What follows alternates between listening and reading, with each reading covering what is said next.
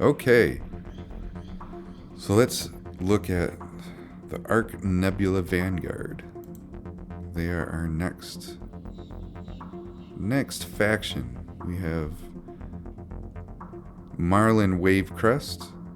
I actually created a fleet for them. Let's move to them. Yes, you heard that. I have Windows 98 sounds. That is a real thing. Alright, we gotta go to here. I just created this image the other day. This is Mr. Marlin Wavecrest here.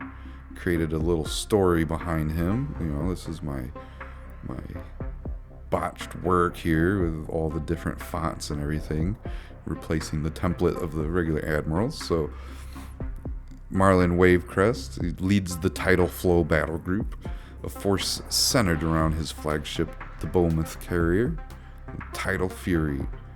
His calm demeanor and unparalleled strategic insight allow him to wield the battle group like a tidal wave, surging forward with devastating strikecraft and overwhelming counterattacks.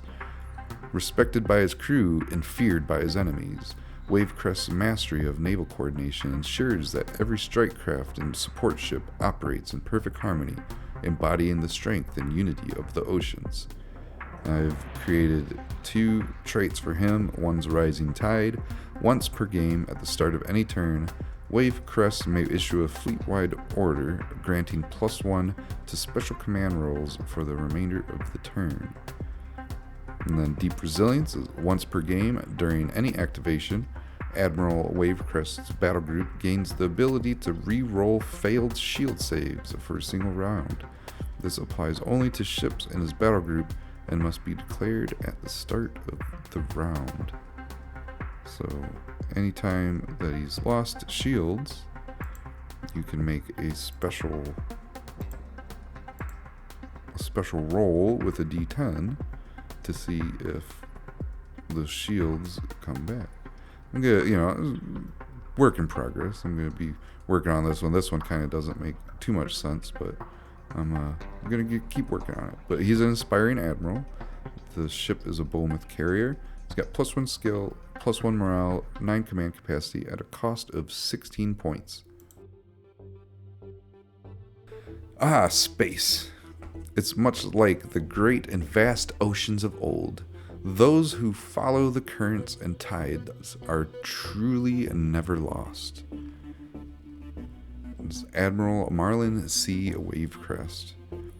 Originally comprised of several groups of nomads from various locations on Earth, tired of all the increasing restrictions and bans being placed on them, decided to band together and leave Earth to make their own way in the galaxy. The Nebula Vanguard came into being when the nomadic groups, by a combination of fate, luck, and a series of miscalculations, stumbled across a group of oceanic planets hidden deep within the crescent of the Torrent Arc Nebula. These planets, being far enough away, guarded and hidden within the nebula from outside eyes, especially the eyes of the newly formed powers such as the Hemina Empire and the Pact, allowed the nomads of the Arc Nebula to avoid the start of the inevitable coming conflicts. An in-depth scan of their newly discovered paradise revealed several necessary minerals and valuable resources at the bottom of these oceanic worlds. Knowing they were running out of time, resources, and the need to stay hidden from the coming conflicts to survive, the nomads reformed their way of life and settled within bubble-like cities under the vast oceans of their newly discovered worlds. With the arrival of the node drive also arrived the need for militarization to protect their homeworlds from the growing threats of several major factions now pushing to expand and engulf worlds under their influence. Thus, the fleet of the Arc Nebula Vanguard was born.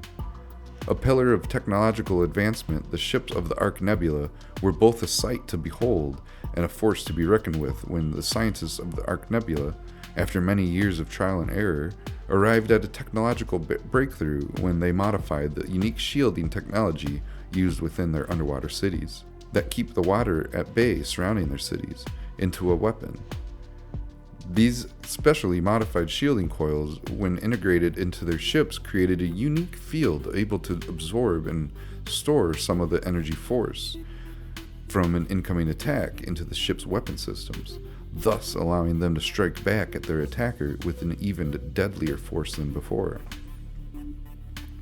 Politically, the power within the Ark Nebula is held by 3 leaders and their advisors, all of whom are elected by the people to represent the oceanic worlds that they lead.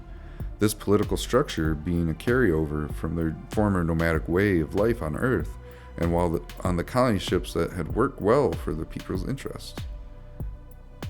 When genetic manipulation of the human genome became possible, the people saw this as a way to better adapt their bodies to endure living within the oceanic bodies of their home worlds, and thus owes to their appearance today.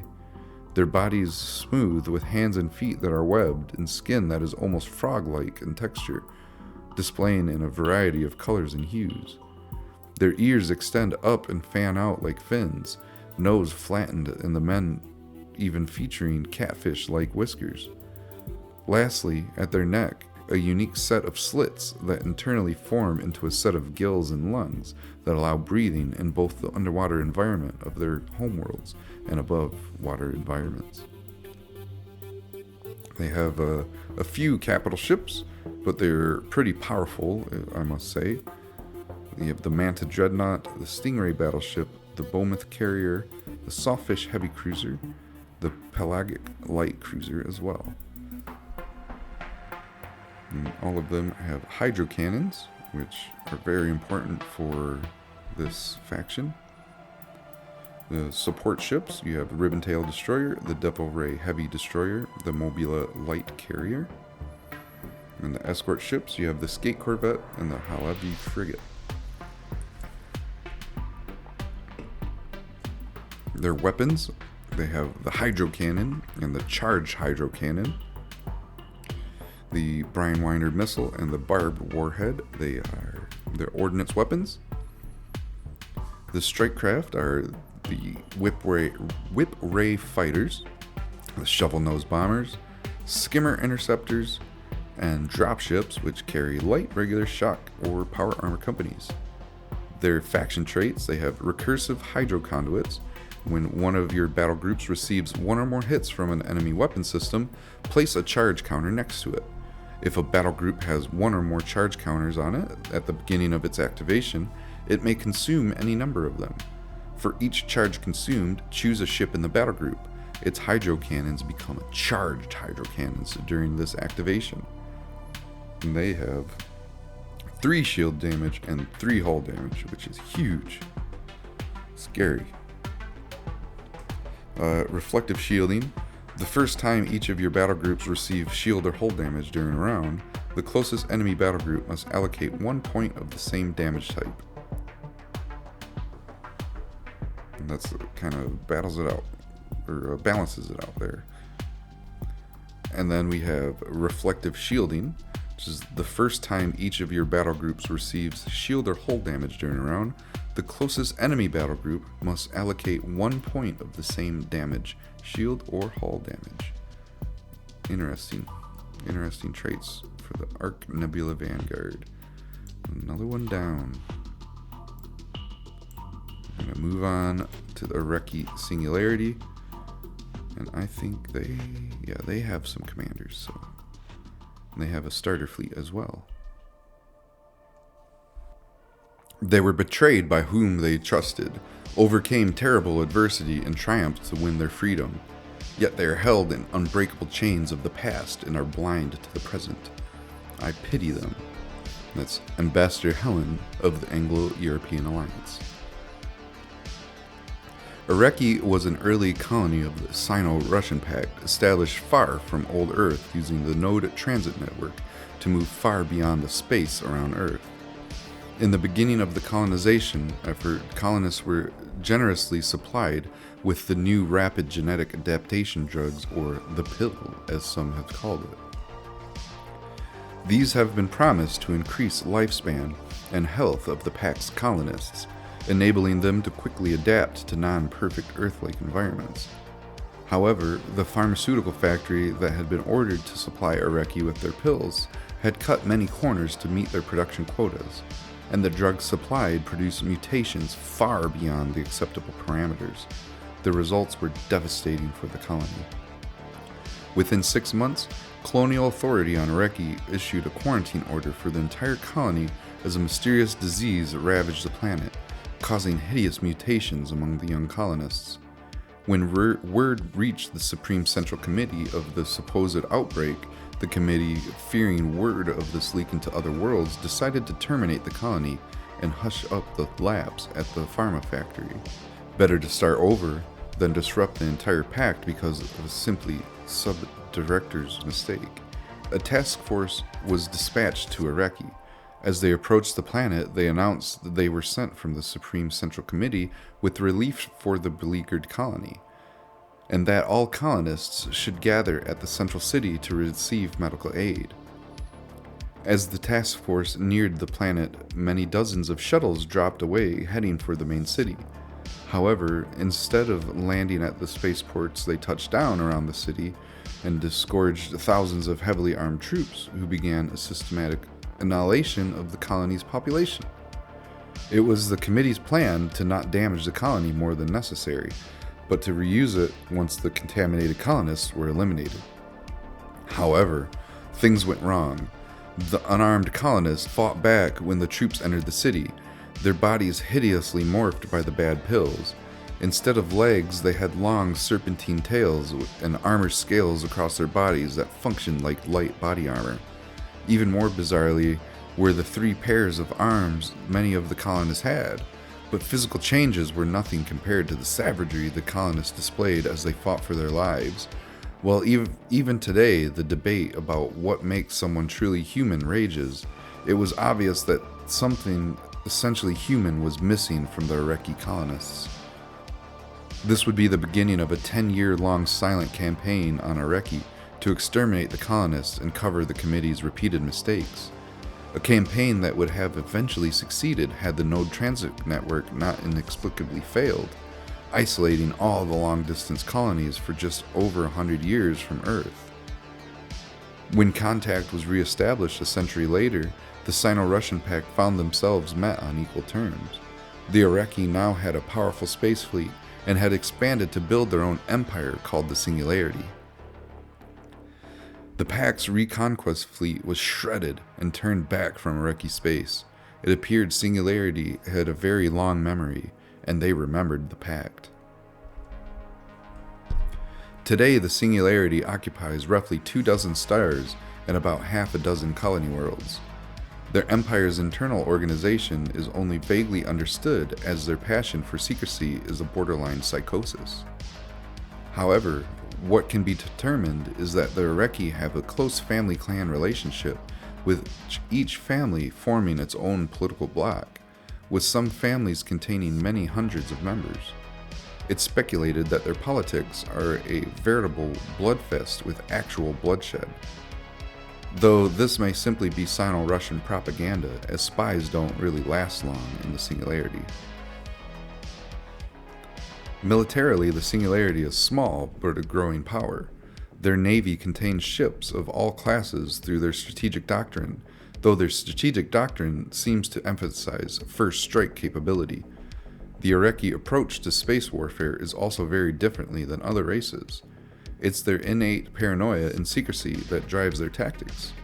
Their ships are made of advanced stealthy polymers, and they use only minimum shielding on their ships to keep their power curves well below detectable levels.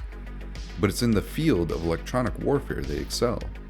They have developed something they call sensor cloaking, which allows their battle group to get right on top of their enemy before unleashing a brutal first strike. While the general area their ships are operating in can be discerned at short range, one never knows if they're chasing a sensor ghost, a single ship, or a full battleship squadron, and lack of knowledge in a battle can kill. Psychologically, the Arreki are the most interesting. While most colonies who have experienced genetic mutation have embraced it, Even in some cases, it made the core of their identity as independent worlds the Arreki hold from their form as a deep shame. It's a curse inflicted upon an innocent people by others, and they a people made to pay blood for the unconfessed evils of the Pact leadership. Perhaps this is the cause of their secrecy, or perhaps it was born out of years of struggle to simply survive without fear of orbital bombardment. Whatever the reason, the Arreki hide everything. Their paranoia of the world around them has pushed away many possible allies, though they are not totally friendless. The Arreki have a deep sympathy for underdogs and have even come to the rescue of a number of worlds who have faced pirates and Pact conquest fleets. Whatever the future holds, one thing can be counted upon. The Sino-Russian Pact has created an enemy, one made up of superior predators whose self-hatred is only surpassed by the hatred of the Pact. It is only the Pact's massive military that prevents the Arreki from fulfilling their bloodlust against Earth. Hardly a month goes by that a perimeter alarm does not sound as an Arreki probe tests the outer defensive of Pact space, and all attempts to recon their empire have been met with violent opposition. They only await the opportunity, and as tensions rise around known space, that opportunity may indeed be growing nearby. So you have the brood mother Zaxxas. Zaxxas is the leader of the White Fangs, who take up around 25% of the Arreki population and are known for their devastating weaponry in combat.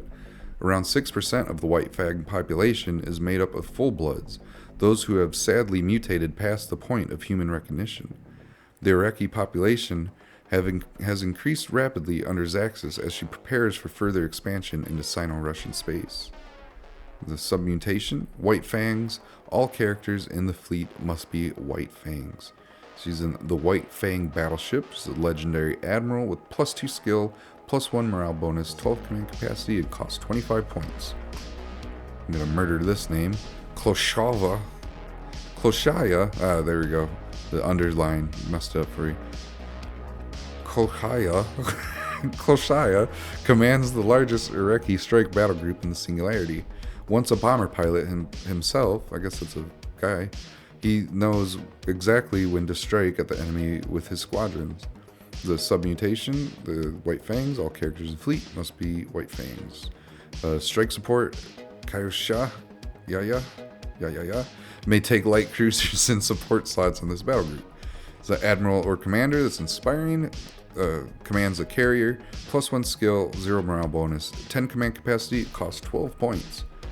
We have Asiska.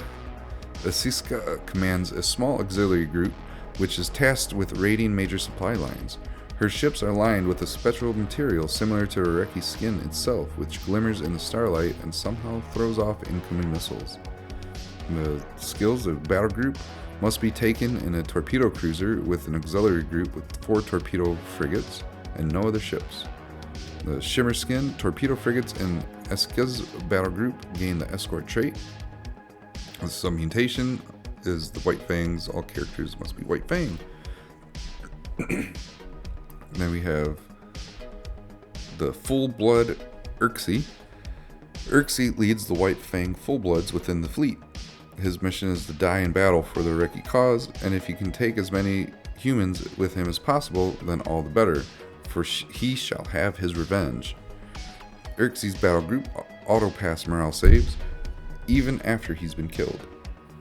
And then we have Suicidal Lure. If Arreki's battle group is within 8 inches of an enemy battle group, then they must target his group where possible instead of any other. The Confident Commander commands any ship, +1 skill, no morale bonus, 8 command capacity, 20 points cost. And then we have Tezkiva. Character story is yet to be revealed. Some mutations, White Fang. Saurian Cunning. When you activate this battle group, if its sensor cloaking is active, you may swap its position with another friendly battle group within 12 inches that also has sensor cloaking active.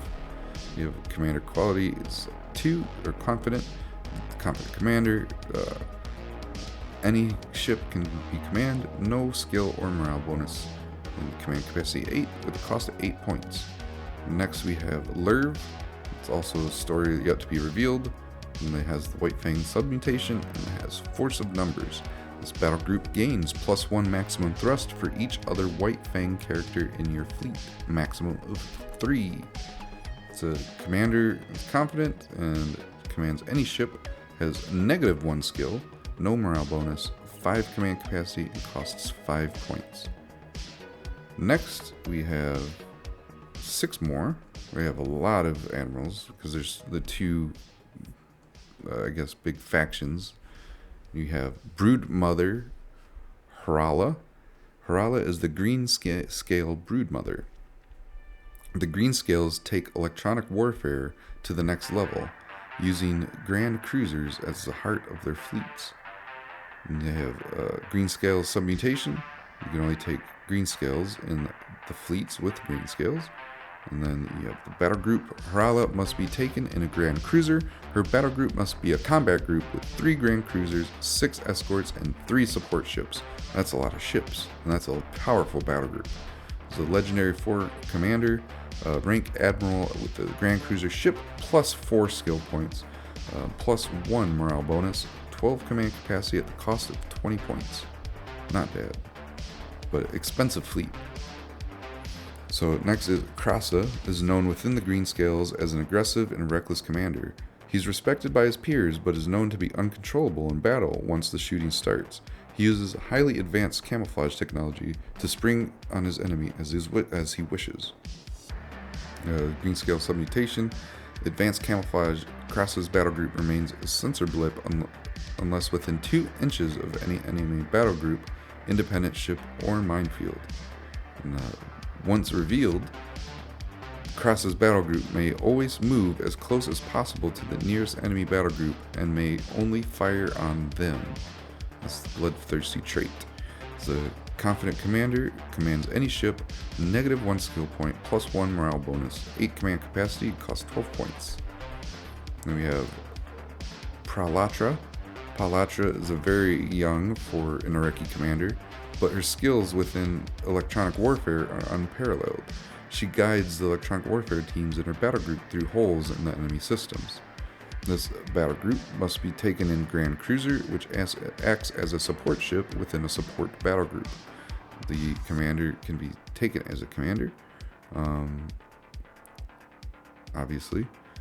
And it's an electronic expert. The electronic warfare frigates within Pralatra's battle group become level 4 electronic warfare ships. So you have an inspiring commander with the Grand Cruiser, +2 to skill, no morale bonus, 5 command capacity, costing 20 points. Next we have Full Blood Kaspatas. Kaspatas leads the green scale Full Blood battle group. While there are not many green scale Full Bloods, they are known as experts of camouflage and ambush. Full Bloods, Kaspatas' battle group auto-pass morale saves even after he's been killed. It's hidden in plain sight. Kaspatas' battle group could be anywhere in the battle space. Deploy Kaspatas' battle group in the start of the 3rd combat section turn as if it has been shrouded. And also has the green scale submutation. Confident commander, commands any ship, -1 skill, no morale bonus, 6 command capacity, costs 25 points. And we have Aurelia, stories yet to be revealed, and it has the Alpha Strike Doctrine. You may include torpedo cruisers as support ships for this battle group when list building. And then you have the Confident 2, Admiral or Commander, commanding torpedo cruiser, no skill bonus or morale bonus, 10 command capacity, costing 10 points. And last is Tarak. Story is yet to be revealed once again. Submutations, green scale with the tactical agility trait. This character ship gains +1 max shields for each other green scale character in your fleet. So we have that.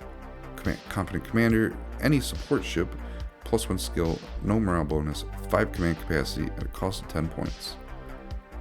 We go with the Arreki capital ships, your White Fang flagship, the character ship, and then you have your Grand Cruisers with your Electronic Warfare 4, your carrier, your battleships, battle cruisers, torpedo cruisers, and light cruisers. Next, with your support ships, you have the Electronic Warfare Frigate with Electronic Warfare 3. You have torpedo frigates, heavy destroyers, and destroyers. And your escort ships, you have the attack boat squadrons, attack corvettes, line frigates, and the frigates with +1 to ADS, so that's the ship that you can get +2 ADS, it's the frigates. Next, we have their weapons. They have Decimator Cannon at 4 inches, they're very close range, in your face faction. 4 inches of, in the front for the Decimator Cannon, the Plasma Beam, 8-inch range, and Slicer Beam, 6-inch range, while you have Corrosive Torpedoes and Corrosive Warheads as your ordnance weapons. They field the Asp Fighters, the Mamba Bombers, the Sidewinder Interceptors, and Dropships. They have light, regular, and full-blood companies. Look at that attack, 4+. It only cost them 7. Not bad. So their traits, there's a long one here. They have a sensor cloaking. Arreki ships are not deployed to the table like normal ships. Instead, a sensor blip is placed in the deployment zone representing the exact location of the command ship in the battle group. Place the battle group to the side with a number matching the one on the sensor blip, hidden to the opposing player. No enemy battle group may attack a sensor blip in any way, but static terrain pieces like mines and asteroids still affect them normally. When moving, it is assumed that all ships represented by the sensor blip have the same speed and heading as the blip, and the blip may not spend more thrust than the slowest ship in the battle group. If an enemy battle group, including Strikecraft, independent ship, or if an enemy battle group, including Strikecraft, an independent ship, ends its move within 8 inches of a sensor blip, the Arreki battle group is detected. Immediately deploy the battle group to the table, with the command ship replacing the exact location of the blip. The rest of the battle group may be deployed around it, but must follow the cohesion rules for battle groups. All ships must have the same heading. The battle group may now be attacked normally. During the end turn phase, for any Arreki battle group that is over 8 inches away for any enemy battle group, including Strikecraft, independent ship, or minefield, the Arreki player may remove the battle group from the table and place a sensor blip where the command blip was. If the Arreki shoot any weapon system, use electronic warfare abilities, or move within 8 inches of any enemy battle group, independent ship, or minefield, they will be revealed and immediately placed on the table. However, they may launch fighters or deploy mines, I think that's a typo, or deploy mines while under sensor cloak. And they also have independent fighters. Due to the structure of their society, Arreki fighters never benefit from any kind of carrier support. However, an Arreki carrier may launch all of its fighters at once. So now we have their 1,000 point starter fleet right here. And this is that Aurelia. That's hers right there. It's 431 points. That's, whew. Look at the little baby battle groups. 52 points. That's cool. That's their print list. And that's it. That's it for the Arreki. Very nice. Next, we're going to move on to the Bentusar. It's not going to be as thorough with them. I haven't made a fleet. There's no starter fleet yet. This is a faction that I will be moving to make a fleet sometime in the near future. But we'll see. It's going to take... I've been doing so much. I wish I had 30 hours in a day compared to 24. I'd get a lot more done for sure. So the Bentusar. They are enigmatic traders. The Bentusar are nomadic tech traders whose motives are shrouded in fragments of their past. Their history is a closely guarded secret. one that the Earth powers keep for their own inscrutable ends. Like all human scions, the Bentusar trace their roots to old Earth, in this case to the undercity ruins of the California megalopolis. Born as a freenet hacker enclave, the early precursors of the Bentusar grew tired of their lot. Caught between megacorp overlords and undercity mutants, they chose a third path. Rerouting the flight path of a prototype colony ship, they fled to the stars. They landed on Bentusar, their namesake, a planet too perfect for their needs. Cocooned within a sheath of gravitational anomalies, the world was hauntedly reminiscent of Earth, as if the planet had been expecting its colonial guests. Bolstered by the easy conditions and the plentiful rare metals, Bentusar grew rapidly. The gravity shell kept the colony safe, but it also kept them isolated, and so the colonists turned inward to their technology, to the pursuit of perfection, and to a key to their prison. It would be many years before Bentusar would be rediscovered. The colony weathered the collapse of the nodes in ignorance, and when the nodes reawakened, they slumbered still beneath their cloak. Or so it seemed to the outside world, a world full of new predators. One called Empire came knocking. With the aid of their Vespa allies, Hemina pierced the veil surrounding Bentusar.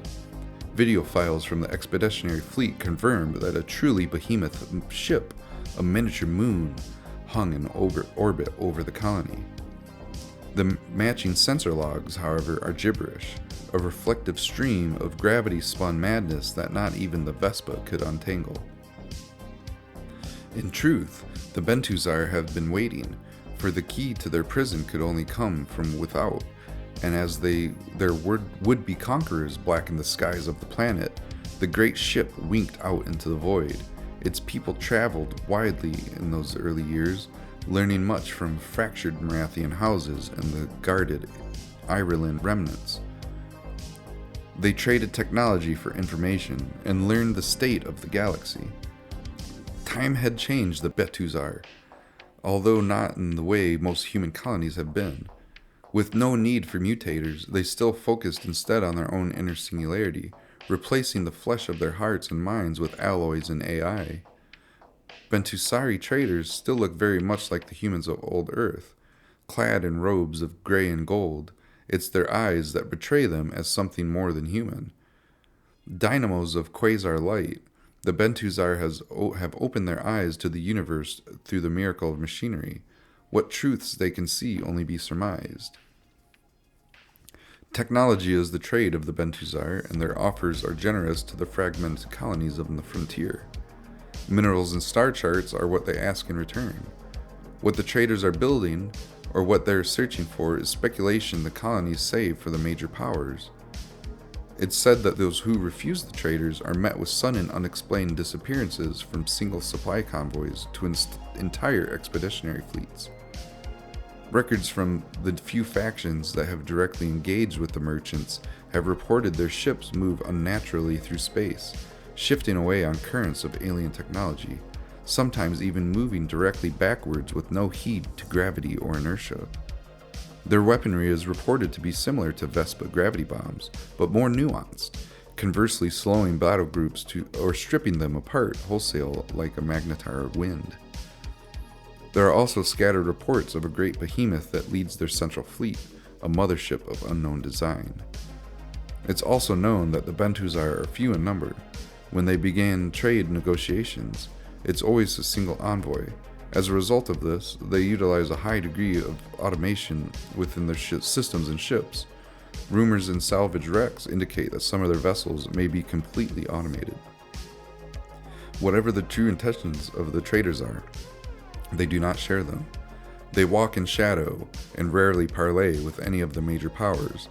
Time will tell if they are allied to humanity or the harbingers of an alien foe. They have 3 commanders. They have Kavaro Sobek, story yet to be revealed.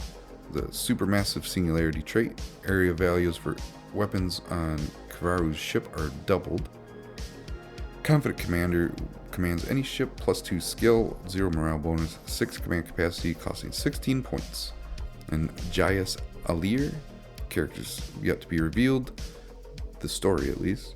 The waveform distortion trait. Enemy battle groups receive -1 to hit when shooting at your battle groups if the target has moved this turn. Your capital ships have -1 maximum shield hit points. It's a legendary commander or legendary admiral. Commands any ship with +3 skill, no morale bonus, 12 command capacity, with a cost of 35 points. We have Taitali Mirajex. There's another story yet to be revealed. And proto-luminal inverters is what I believe it's a she has. Ships in your fleet have +1 maximum thrust each activation if they use reverse gravitics to move.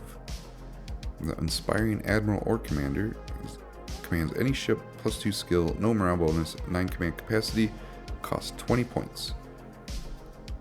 They have 5 different capital ships. The Melik Mothership at a whopping 220 points.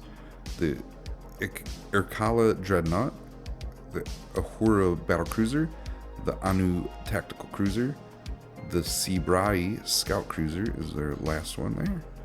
And they have decent strike bait capability with their mothership, but not really so much other stuff. And a couple of salt bays, not too much. Their support ships.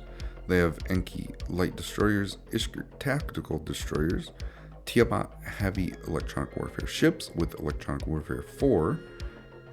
So they have a pretty good punch there, and they also carry strikecraft and have the Magnetar pulse weapon.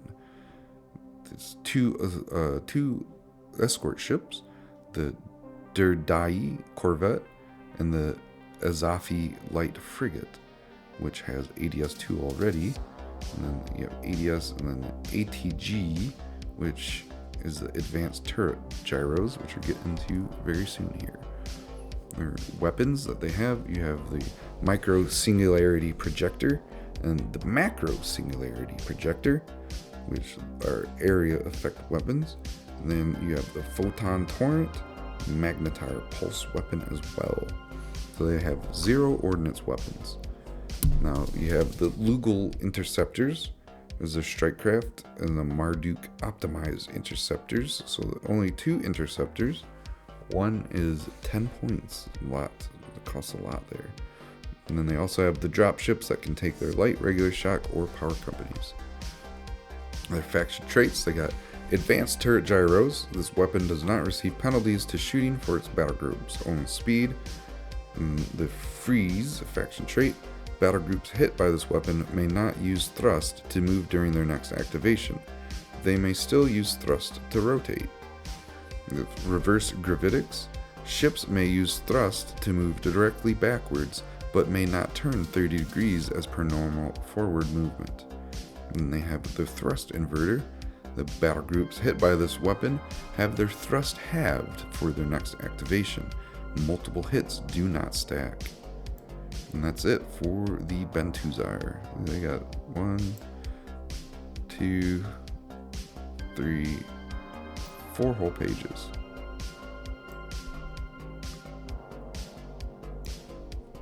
So mark another one off the list. So if I can do it right. Boom. Bentusar is finished. Next we move on to Broken Aurelia and get it from there. The Broken Aurelia emerged from the remnants of a Sino-Russian colony, founded on a distant world after humanity's first wave of expansion. Like many colonies established on fringe planets, Aurelia was meant to be a proof of concept to human adaptability and technological prowess. However, the Pact's early rapid mutator programs, designed to alter human genetics for planetary survival, met catastrophic failure here, like many others. Aurelia's homeworld was a rocky alien planet, with harsh conditions requiring extensive genetic alterations to survive. The mutator programs were supposed to integrate the colonists into the ecosystem by encouraging adaptations that mirrored the planet's reptilian wildlife. The first signs of success were promising: enhanced strength, reptilian skin resistant to radiation and harsh weather, and a boosted immune system. But the mutator did not stop as expected. Over generations, the colonists' transformation continued at an uncontrollable rate. They became something beyond human, prehistoric, towering reptilian beings with hardened scales, elongated limbs, and ferocious claws. As their physical forms changed, so too did their minds, becoming more primal, aggressive, and territorial. Civilized society crumbled, and the once proud Sino-Russian colonists devolved into warring tribes, driven by their new instincts and divided by their mutations.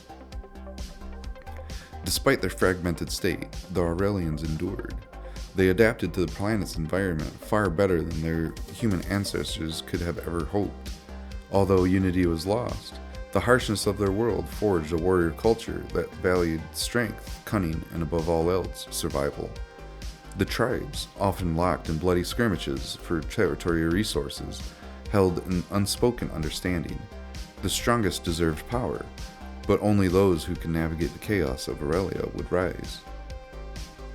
When the node network came back online after centuries of inactivity, the Aurelians found a new opportunity.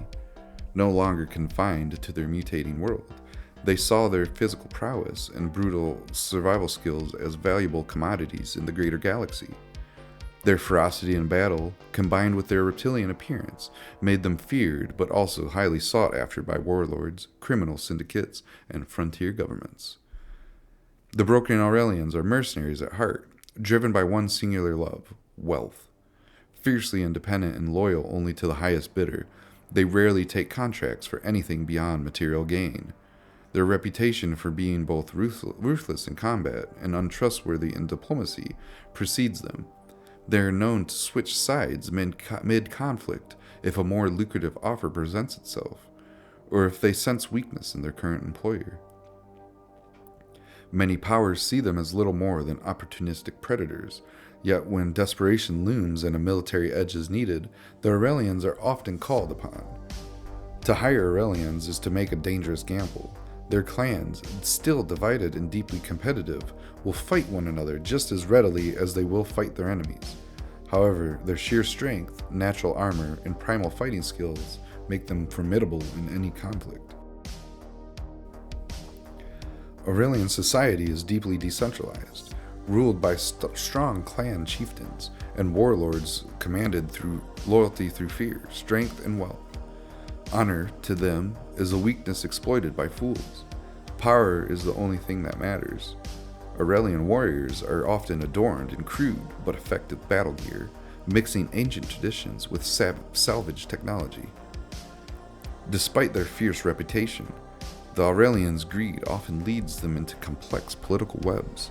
While they may start as hired muscle, they've been known to manipulate their employers, positioning themselves as key players in galactic conflicts, or even seizing territory for themselves when the opportunity arises. Some clans have amassed considerable wealth, transforming their territories into well-fortified strongholds filled with gold, weapons, and the spoils of their conquests. The galaxy views them with a mixture of fear and disdain. To the major powers, the broken Aurelians are a wild card, dangerous but useful. The fearsome appearance of their reptilian bodies and their unpredictable loyalty makes them difficult to trust, but their effectiveness in war cannot be denied. As the broken Aurelia move further into the galaxy, their legacy as mutated outcasts and relentless mercenaries continues to grow. For the Aurelians, war is survival, and survival means profit. To stand against them is to face not only brutal force, but a hunger that can never be satisfied. You have Hathor. He's a character who's yet to be revealed. He is lucky, starts the game with 4 coins if Hathor is your Admiral. And he's Commander Quality Legendary 4. His rank Admiral. Commands any ship. Skill +2, morale bonus 1, command capacity 12, and cost 25 points. So we have Skizor next. This character's story is yet to be revealed. It's a Daredevil, Interceptor, and Skizzer's battle group. Has +1 damage against ships.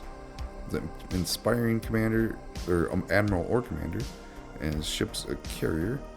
+1 skill, no morale bonus, 10 command capacity, costs 12 points. And we have Saba.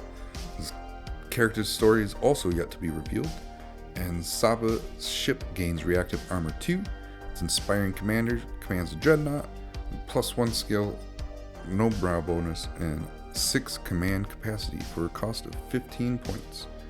And him, we will leave Mr. Marlin and move back to the starter fleets and show you the Drake Shadow Conclave carrier battle group. We have Saba right here. He has his own battle group. There you go. Old Saba. We got a bunch of young bloods in there. I gotta fix this up a little bit, but he's a good fleet. There's a couple of these fleets I'm gonna fix up a bit, but it's nice. Works out pretty good. Alright, next 3 we have Venom Claw. Is a Maelstrom Inverter trait. Lightning Cannons in Venom Claw's battle group are +3 to hit against enemy battle groups with 2 or less ships. It's a legendary Admiral, commands any ship, +2 skill, +1 morale bonus, 12 command capacity, costs 25 points. We have the Orkin Man. Story is yet to be revealed. The Reckless Offense is his trait. Orkin's battle group does not need to have escorts when list building. The Inspiring Admiral or Commander. The ship is a carrier he commands, and this +1 skill, no morale bonus, and 10 command capacity, costs 12 points. And finally, we have Deathlash. His trait is hypervelocity torpedoes. The set guns for long-range bombardment command action applies to this battle group's anchor torpedoes. It's an Inspiring Commander. It's a torpedo cruiser's ship.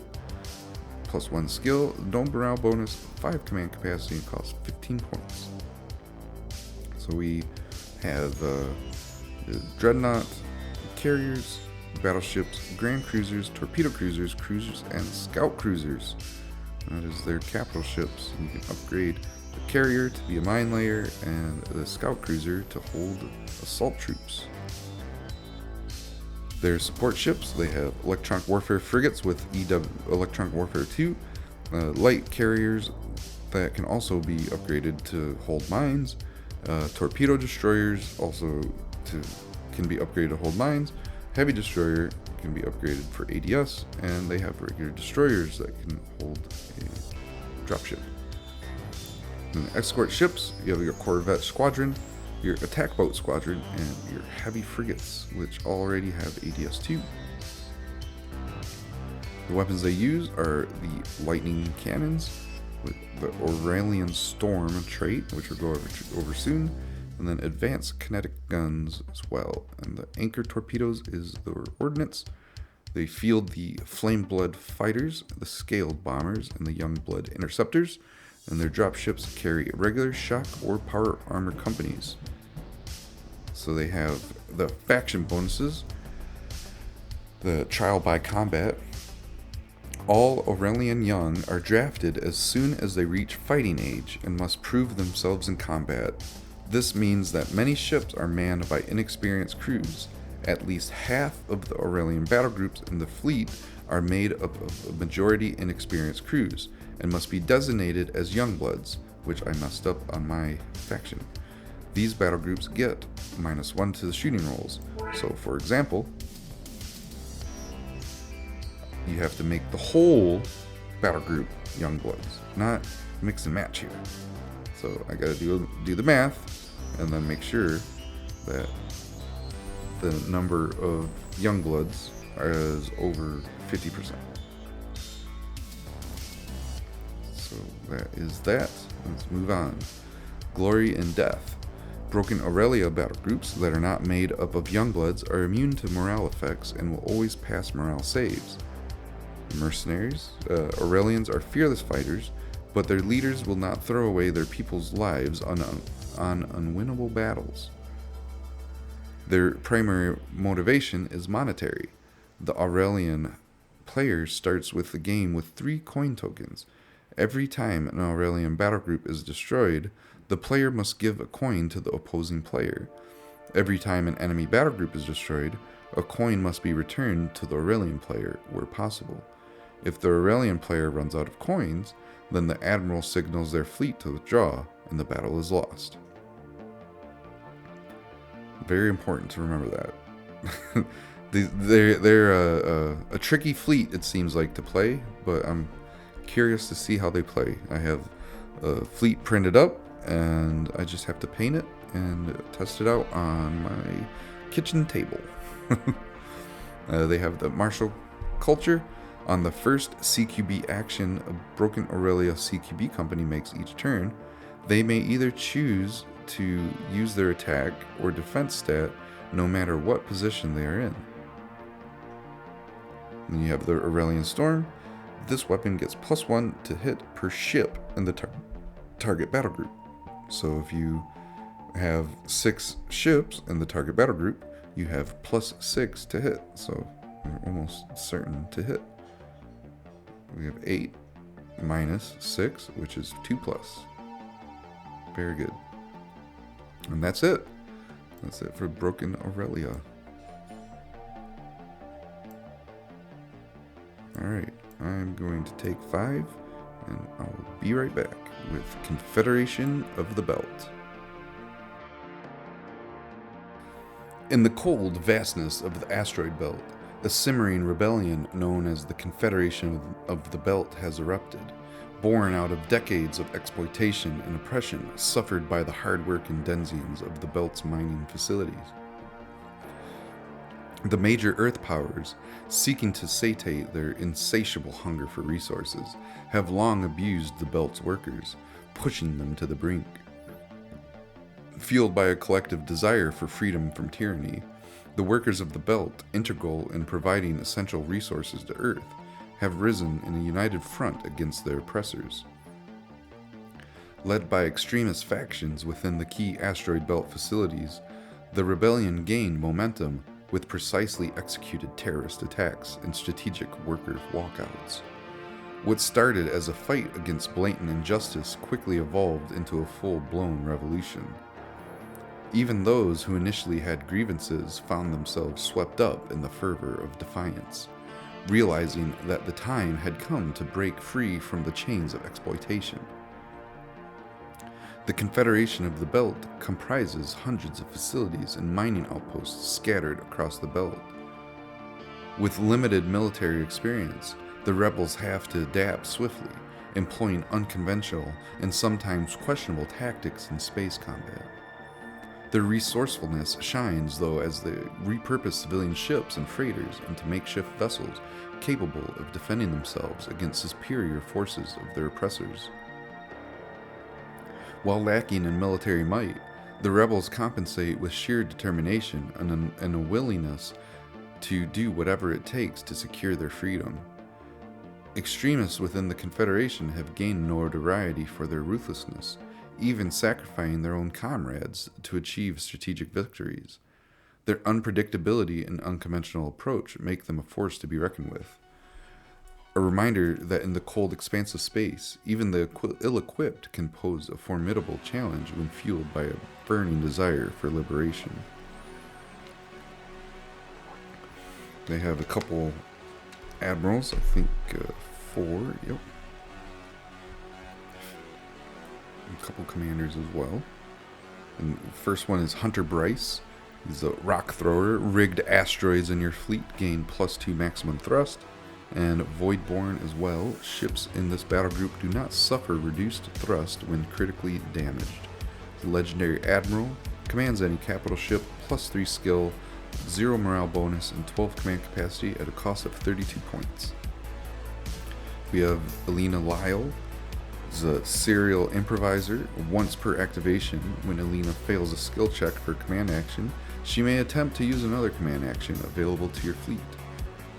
It's also Voidborn as well. expiring 3 commander.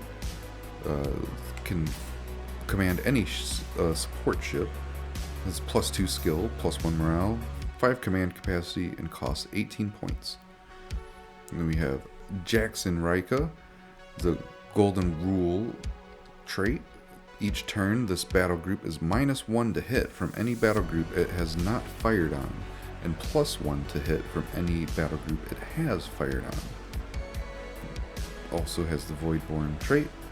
The Confident Admiral or Commander commands a battle cruiser, +1 skill, +1 morale bonus, 7 command capacity at a cost of 20 points. Next we have Ikir Kokai. Before the uprising, Ikir was a respected foreman, drilling asteroids with heavy machinery in the void, searching for metals and minerals. During the Belt Uprising, he captured a group of Anglo engineers, forcing them to tinker an old wreck that is now his personal ship. The excavator is loaded with assault bays and boarding pods obtained from space drills. And his traits are the excavator. Ikir's ship gains 2 assault bays and the assault pods and medical bay traits, but loses all strike bays. Also, the former co-workers. The assault bays on Ikir's ship can only be used for power loader companies, and you must take at least 1. There's also Voidborn, is inspiring commander. His ship is a dreadnought. It's got no skill, but a +2 morale bonus, and an 8 command capacity at the cost of 12 points. And their dreadnought here, 68 points. 16 jury-rigged missiles. They're very missile heavy. And you have your battleship, battle cruiser, heavy cruiser, cruiser, and light cruiser. Your support ships, you have the rigged asteroid, which is a very formidable weapon. It has 3 collision course attacks on that. We'll go over that in a second.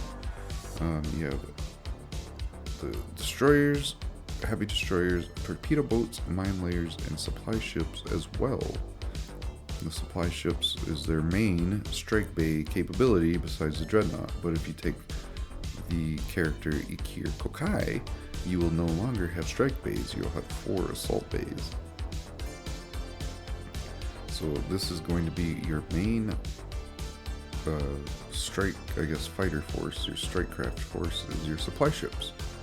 And if you have enough, you have plenty of ships. In your escort ships, you have the frigates and corvettes. And once again, the frigates give you +2 ADS if you upgrade them.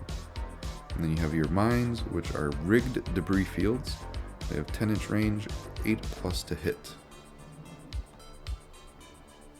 The weapons that the Confederation of the Belt have are kinetic guns, and jury-rigged missiles, and crude torpedoes, which are ordnance. And they also have collision course, which is pretty much bad news. If you're gonna get hit by an asteroid, you're in for some bad times. And they have the sacrifice trait as well. So once that attack is done, let's go look at that trait. Ooh.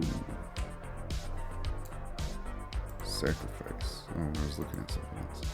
Sacrifice. Right here. Weapon traits.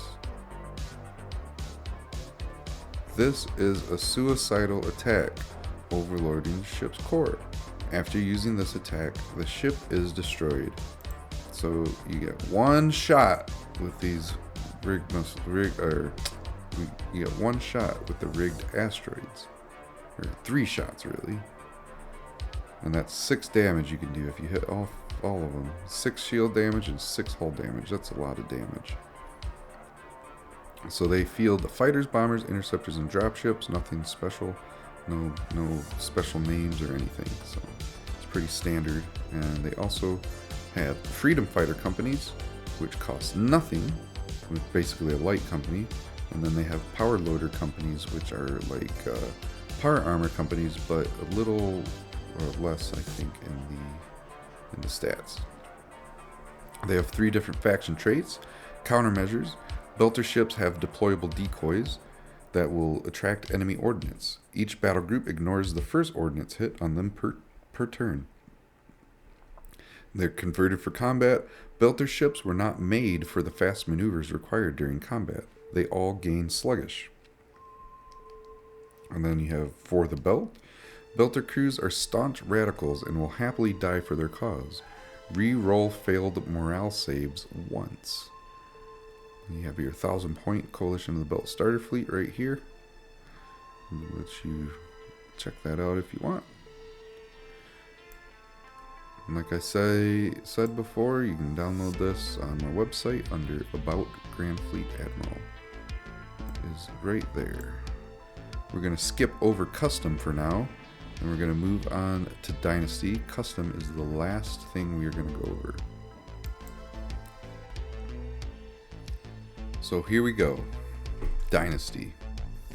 It's the colonial faction known as Dynasty, was born of an utopian ideal, a new Egypt amongst the stars. The reality is a twisted echo from the annuals of old Earth, a gold-masked aristocracy playing God atop an empire of slaves. Those who encounter the abiding dynasty of Thutmose of the Eternal will either be greeted by smiling golden masks, customary of his diplomats, or the flare of Ustavi beamglaives. Although still a small colonial state, Thutmose has made a name for his burgeoning dynasty on the galactic stage for his aggressive expansion and equally aggressive use of genetic alteration. There's little historical record of colonial development after its settlement in 2126. No incidents or communications were intercepted by Imperial intelligence prior to the first contact in 2363. Archives obtained from recent advances into Sino-Russian territory, however, shed light on how the current internal dynamics of the dynasty have come to be. In particular, there have been novel and reprehensible use of mutators to make the wider population biologically subservient to a chosen elite known as the High Dynasty. In fact, there's a semi-overmind-like relationship between the two populations. Captured Sino-Russian intelligence reports that High Dynasty individuals exhibit evidence of telepathic communication, which they use to dominate and command the wider population. We must be extremely cautious when engaging with their ambassadors, as it is unknown how developed these or other powers may be. In terms of military engagement, the stated master-slave dynamic may prove to be a weakness we can exploit. Without their masters, the lesser population will have vastly diminished functionality. Cutting the head from the snake may not be so easy though. Probe scans of the Dynasty warships show sign of advanced shielding technology, not wholly unlike our own multi-spectrum defenses. Their command ships also utilize a form of propulsion ring, which allows them to bypass normal space. Imperial Command has mandated this as a priority technology to investigate and acquire. So far, this dynasty has seen fit to expand only over unaligned colonies, but they will soon rise to the status of a galactic state. Their position on our flank makes them a key piece in the emerging galactic conflict. Turn them to our side or find a way they can be subjugated. We have 3 admirals here, and 2 admirals and 1 commander. We have Satya, the consort of the Eternal. Satya has been besides the Pharaoh since before he ascended his throne and became Thutmose the Eternal. Ever a pivotal member of the dynasty, it is her judgment that determines who is worthy to receive further blessings or be cast down to the rabble. And her faction trait is Ma'at. Once per turn, during this battle group's activation, target any battle group within weapon range and make a skill check during that battle using that battle group's ship count.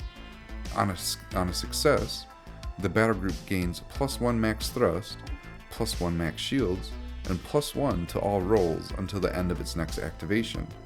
On a failure, the battle group gains -1 maximum thrust, -1 maximum shields, and -1 to all rolls until the end of its next activation. The legendary Admiral, the Ra Prime ship, is the command vessel. The skills +3, morale bonus is +1, command capacity 10, costing 42 points for that Admiral. Bennu, the Golden Flame, one of the chief architects of the Dynasty fleets and their unique propulsion systems. Bennu is said to be a merciful intellect, or mercurial intellect, always testing the boundaries of science and society. Thus far, he has remained in good graces of the Pharaoh and his consort, though for how much longer is anyone's guess. And his faction trait is Aurate Conflagration.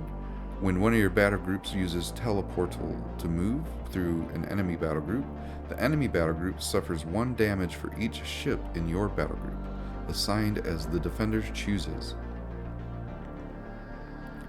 Any teleportal ship is the command vessel of this Admiral or Commander that's inspiring. The +2 skill, +1 morale bonus, 6 command capacity for a cost of 25 points. Then we have Mephinet, the Midnight Sand. Mephinet is one of the oldest and most loyal of the Dynasty fleet retainers.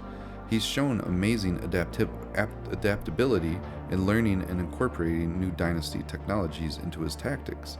He enjoys ambushing his enemies above all else, and he has nearly perfected the art of using teleportal technology to devastate unsuspecting battle groups. The trait for this commander is Desert Reaper. When using Go Dark, this battle group may still use thrust equal to its highest teleportal value, +1. And we have 4 capital ships, all very powerful ships. The Ra Prime ship, the Enos Carrier, the Osiris Heavy Cruiser, and the Set Light Cruiser. All of which can be upgraded with various things.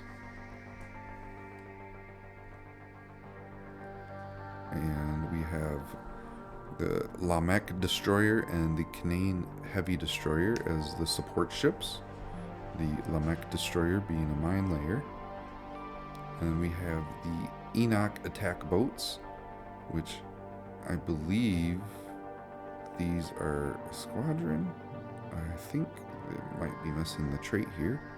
And it's +1 Assault Bay for upgrade, and then the Seth Heavy Escort is ADS Aegis, and you can upgrade it to +2 ADS instead of its 1.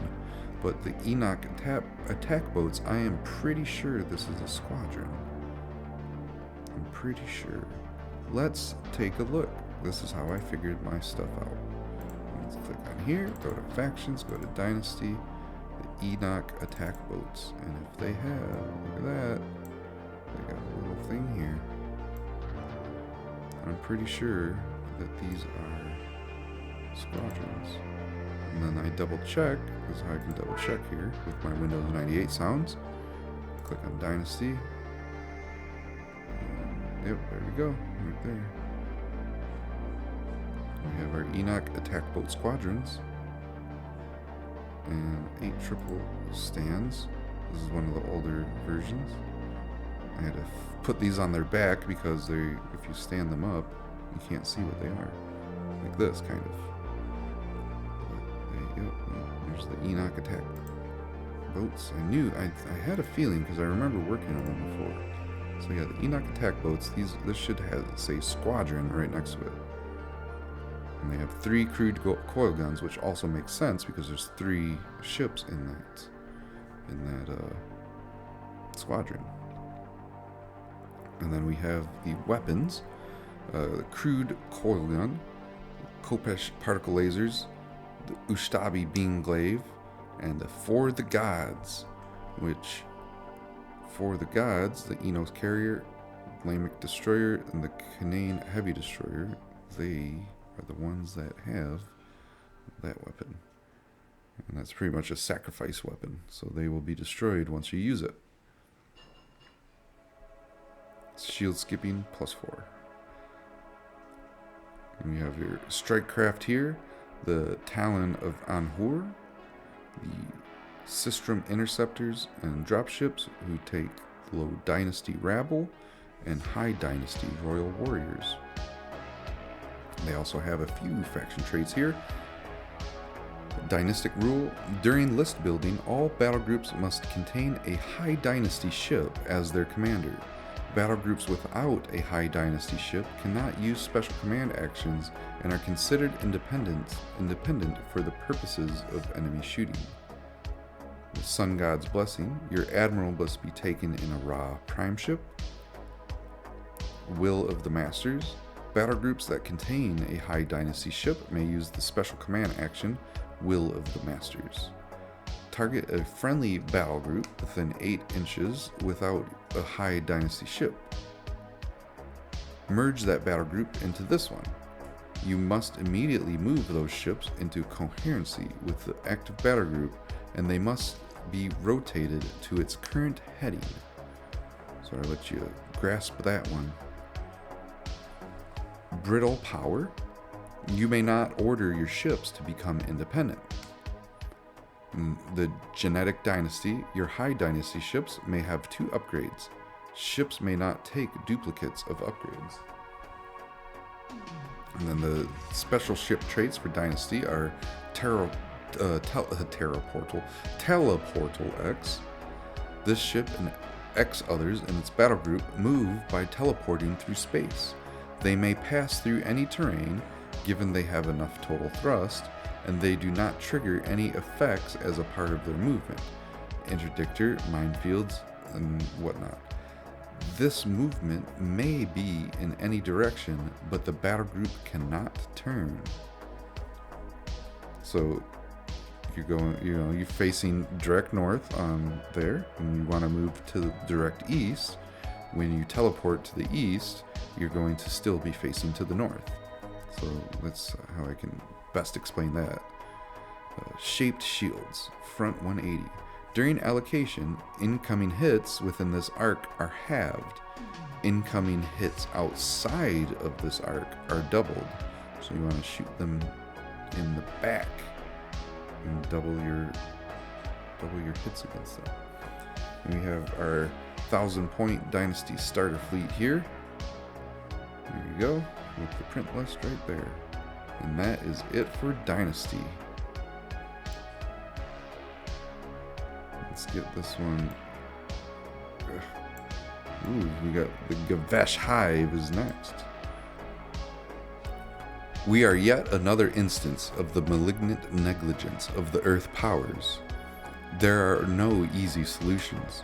Only the blood of innocence can slake the misdeeds of the past and the hunger of the growing swarm. Broodmother Zaxxas.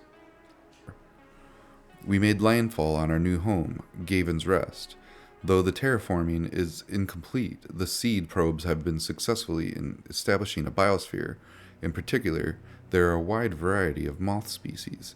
It's a rocky world of ravines and valleys, but it has an untamed beauty that is welcome reprieve from the degradation of Earth. Day 10.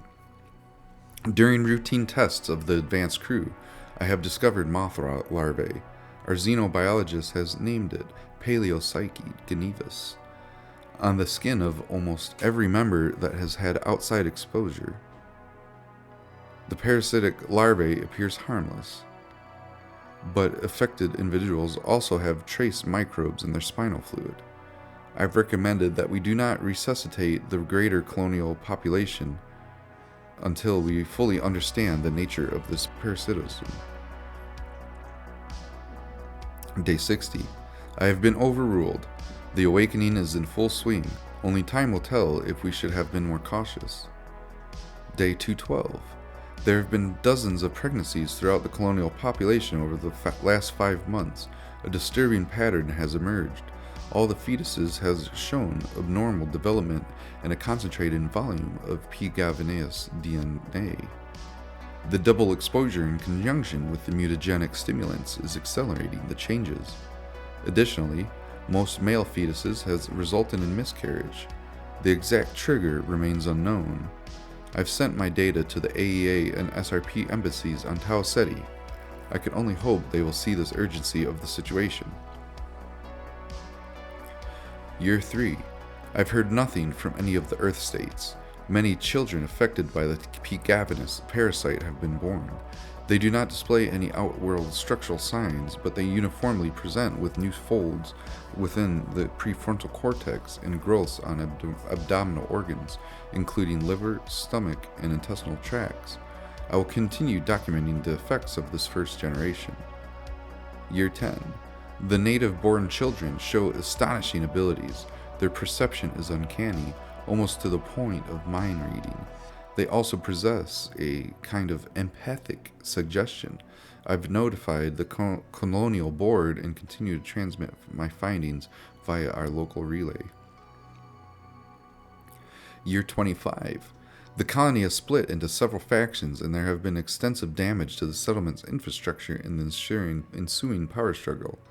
I and my staff has retreated to the observation post overlooking the basin. We continue to monitor the evolving population. The second generation children have vastly different metabolisms, ingesting wild plants and minerals, solid rock in some cases, over any farmed or processed foods. They also display unnerving levels of empathy. The parents seem unaware of these abnormalities. It's been over 3 years since the last ship transited the local node. The native population is somehow expanding despite almost no recorded male births and building many regolith structures.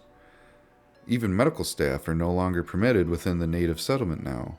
I have remotely observed pygmy creatures that are an obvious hybrid of human and P. gavinatus genetics. Horrifyingly, I can only imagine these are third generation offspring. 50th year. The entirety of the valley has been terraformed with massive organoregolith structures. A literal swarm of hybrids live in the basin. They will soon expand to the rim. If time does not kill me, these creatures surely will. As always, I will continue to monitor and transmit. Year 51. There was an eruption in the valley today. A huge organic structure rocketed into the atmosphere. I fear the hybrids have developed spacecraft. It has been decades since I have any contact with the node relay. If there's a God out there, I pray that something has not befallen Earth and the other colonies. These mutants cannot be our legacy. We have a threat analysis, codename Gavesh. 4 unique pods of colossal biomorph vessels have been identified in systems surrounding the pre-shutdown of Gaven's Rest. These biomorphs are extremely hostile and demonstrate swarm behavior centered around the largest vessels, which has been classified as hive ships. Recovered telemetry suggests that the Gavesh use a drone sensor net of unknown technology or origin to detect their fleets. Radio and radar signals were also detected from the hive ships, but ostensibly for the purpose of electronic warfare. Unmanned reconnaissance has also captured footage of the biomorphs harvesting asteroids en masse. This is presumably for the purpose of reproduction, but the specific mechanisms for this remains unknown. Attempts to transit the Gaven's Rest node or to approach the biomorph pods have been met with swift and complete destruction. Sino-Russian colonial interests are not in the immediate vicinity of the biomorph pods, nor have the Gavesh demonstrated an interest in seeking out targets beyond those of opportunity. We have 4 admirals. We have the Devourer. The Gavesh Hive Queen, known as the Devourer, commands the largest of the hives and has become a menace to the colonies which surround it.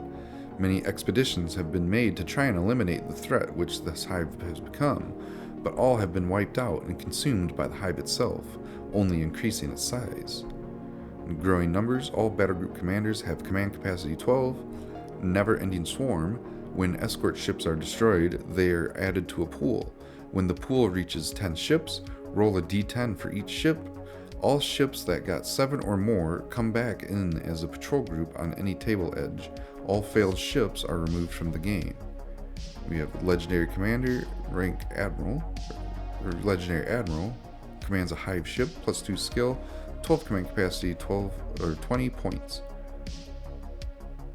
All of them command hive ships. We have the Hive Toxica. Hive Toxica is feared by many crews.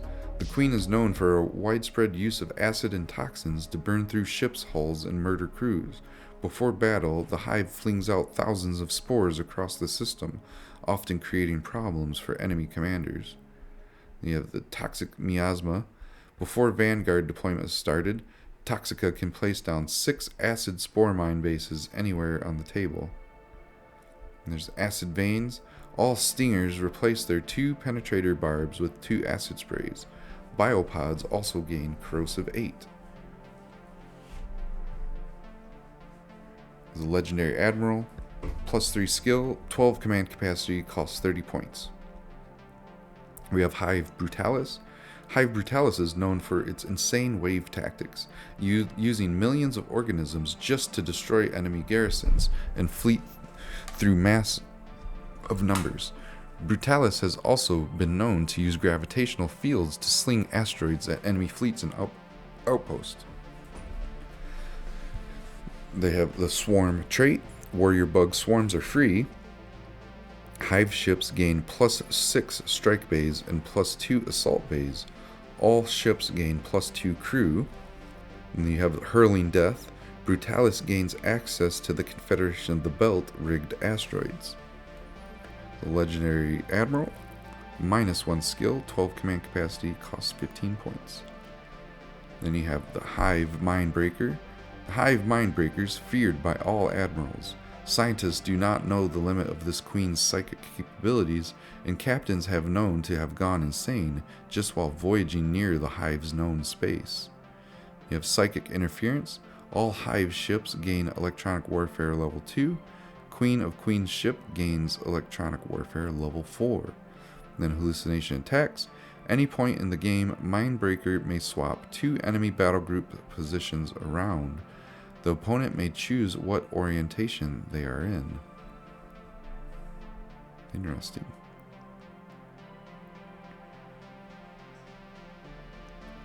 We have 4 capital ships. The Queen of Queen with 24 strike bays and 6 assault bays. The Hive ships have 18 strike bays and 4 assault bays. Hive cruisers have 8 strike bays, 2 assault bays, and the Stalkers have 6 strike bays and 2 assault bays.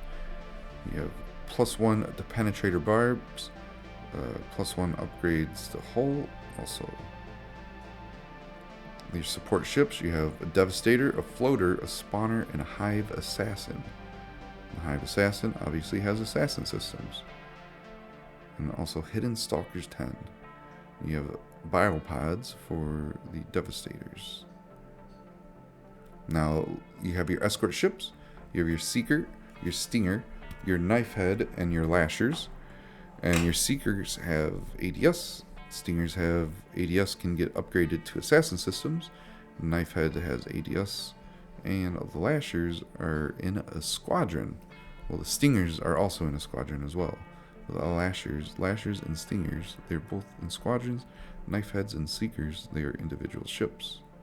And Seekers can hold 2 Stratecraft. The weapons that the Gavesh have are the biopods, which are ordnance. And it's pretty much like a torpedo, I would say, but it doesn't have a minimum range. The penetrator barbs and acid spray are non-ordnance weapons. They field the drones, hive fighters, detonator pods, hunters, and the leech pods, which are their dropships. Their dropships have light bug swarms, warrior bugs, and shock bugs. In their mines, they have special mines that are acid spore mines. They cost 4 points, have 5 inches of range, and the 3+ to hit. And now you have your starter fleet. And that's it. Whoop, you got your faction traits below it. It's in a different spot. There's a lot of faction traits. We got Hive Queens. You must pick one of the named queens as Admiral. The Hive Mine. Morale saves are auto-passed if your Admiral's ship is still alive. Skill checks are made using your Queen's skill modifier. Your non-Queen commanders are otherwise considered confident and cost no points during list building. Bioships have no shields. Instead, strike craft within 2 inches can act as a shield. Every strike craft equals 1 shield point. When damage is taken, the strike craft squadron is eliminated. Shield skipping doesn't work against them. Attacks that deal multiple shield damage require multiple strike craft to block. The Hive directives. Gavesh do not use special command orders and instead have their own list of Hive directives they can use. You have the Psychic Queens, the Gavesh combat fleet, say that 5 times fast, always deploys turn 3, while opponent uses dice roll systems as normal. The Queen Reliance, the Gavesh lose if all Hive ships are destroyed, regardless of other scenario objectives. The Hive Vanguard, if all ships in a battle group have this trait, then they will get a free activation after deployment, but before the first game turn. And then Regeneration, if a ship with this trait is operating within the fleet, every time a friendly drone strikecraft is destroyed, set it aside off the table in your regeneration pool. Every time a ship with this trait activates, it launches up to 2 drones from the pool. And these are their directives. You have Unleash the Hive, Consume them, Protect the Queen, Soft Movement, and Hive Recycling. I will let you pause this and read this all so I don't bore you with all of this text. As you can tell, I'm starting to hit a wall. But yeah, those are our next things here. And that is the Gavesh. We are finished with them. And the next 2, this one is not really fleshed out too much yet. New Terran Federation is, there's 3D models on a different website I'll go over. And we have these ones left. And then we will get into the custom factions at the end. Let's move on to the Kivati. First off, I think it's the first Admiral of the Kivati. I created him yesterday, the 7th of January, 2025. So, knowing that we have an actual starter fleet, let's dive in and get into whatever the Kivati have. So the Kivati originated from an ambitious megacorporation colony established during humanity's initial wave of expansion beyond Earth. The planet, officially named Zealous Prime, was a dark, perpetually wet, and grimy world, chosen for its abundant natural resources despite its inhospitable environment. Much of the planet's gloom and wealth come from a persistent hail of mineral-rich crystals that are produced by the system's embryonic protostar. The corporation's promise of a new beginning quickly turned into a nightmare for the colonists, who were subjected to relentless labor under appalling conditions. With minimal oversight and driven by profit, the corporation exploited its workforce ruthlessly, pushing them to their physical and mental limits. The situation worsened exponentially when Zealous Prime became isolated from Earth due to catastrophic failure of the communication nodes.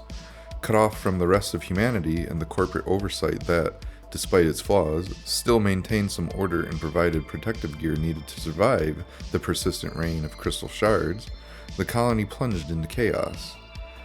Desperate to adapt to the harsh conditions and the backbreaking labor, the colonists resorted to using the cheapest and earliest forms of rapid mutators available, sourced from obsolete Sino-Russian surplus.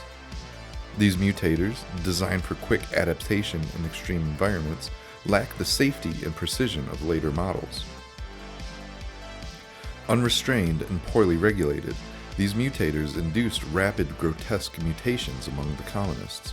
Over generations, these transformations turned the humans of Zealous Prime into abhorrent, lobster-like beings, their forms grotesquely adapted to the toxic industrial landscape they toiled in.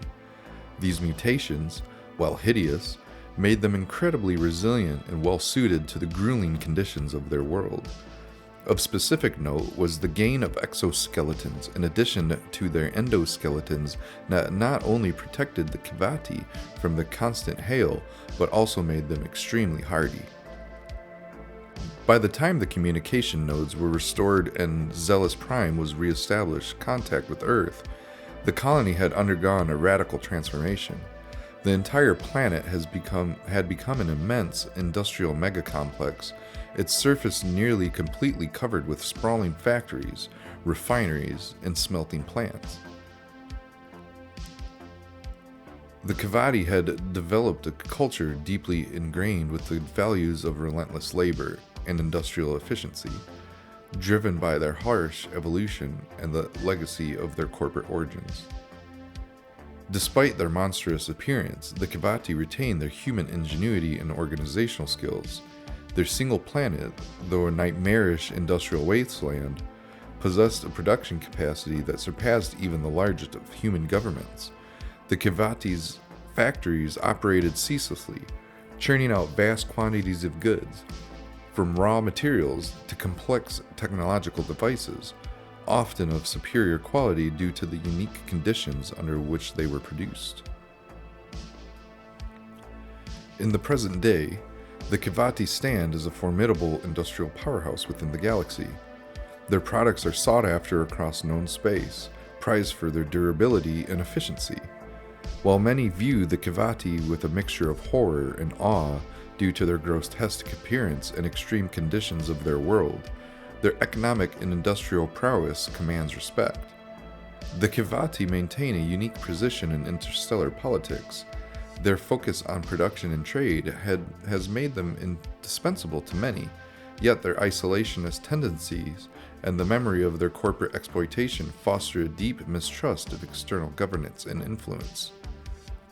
They engage with other factions primarily through trade, leveraging their industrial output to maintain their autonomy and influence. Kivati society is a rigid, hierarchical structure driven by efficiency and productivity. Each member has a designated role within the vast industrial complex, and social status is directly linked to one's contributions to the collective output. The harsh environment and the legacy of their mutations has instilled a communal ethos where individual needs are subordinated to the greater good. Cultural expressions among the Kivati are deeply tied to their industrial heritage. Their art, music, and literature often reflect themes of endurance, transformation, and the stark beauty of machinery and industry. Despite their grim existence, the Kivati have a profound sense of identity and pride in their resilience and achievements. The Kivati, born from corporate greed and transformed by isolation and mutation, have emerged as a unique and powerful faction in the galaxy. Their singular planet, an industrial titan, stands as a testament to the extremes of human adaptability and the relentless drive for survival and productivity. While they may inspire fear and revulsion, the Kivati's contribution to interstellar industry and their unyielding spirit ensure they remain a vital, if enigmatic, presence in the cosmic order. So they have a few capital ships. You got the Grand Recycler, the Battleship, the Carrier, Battlecruiser, Heavy Cruiser, and the Light Cruiser. Carrier, Battlecruiser, Heavy Cruiser, and the Light Cruiser can be upgraded to different traits. And then the Grand Recycler has a special skill that the ship is able to consume ship debris and use it to create new ships at an ungodly speed. When a ship with this trait is in the game, every time a ship from either side is destroyed, place down a token in that spot. A recycler can consume these tokens in the shooting phase by being within a battle group where any ship is within 2 inches of them. Keep collected tokens in a pool off the board. You may spend collected tokens at the end of your turn to deploy new ships to this battle group, ignoring the slot type with the following scale. You may not deploy super heavy ships in this manner. You have 2 tokens, which equals escort ship, 3 tokens equals a support ship, and 5 tokens you can bring back a capital ship. The Kivati support ships, they have heavy destroyers, and line destroyers. With the heavy destroyer also dual rolling as a mine layer. The destroyer is unique as you can add ADS plus 2, or you can add 2 assault bays. So it's either or. You know, with all upgrades, you can only choose one.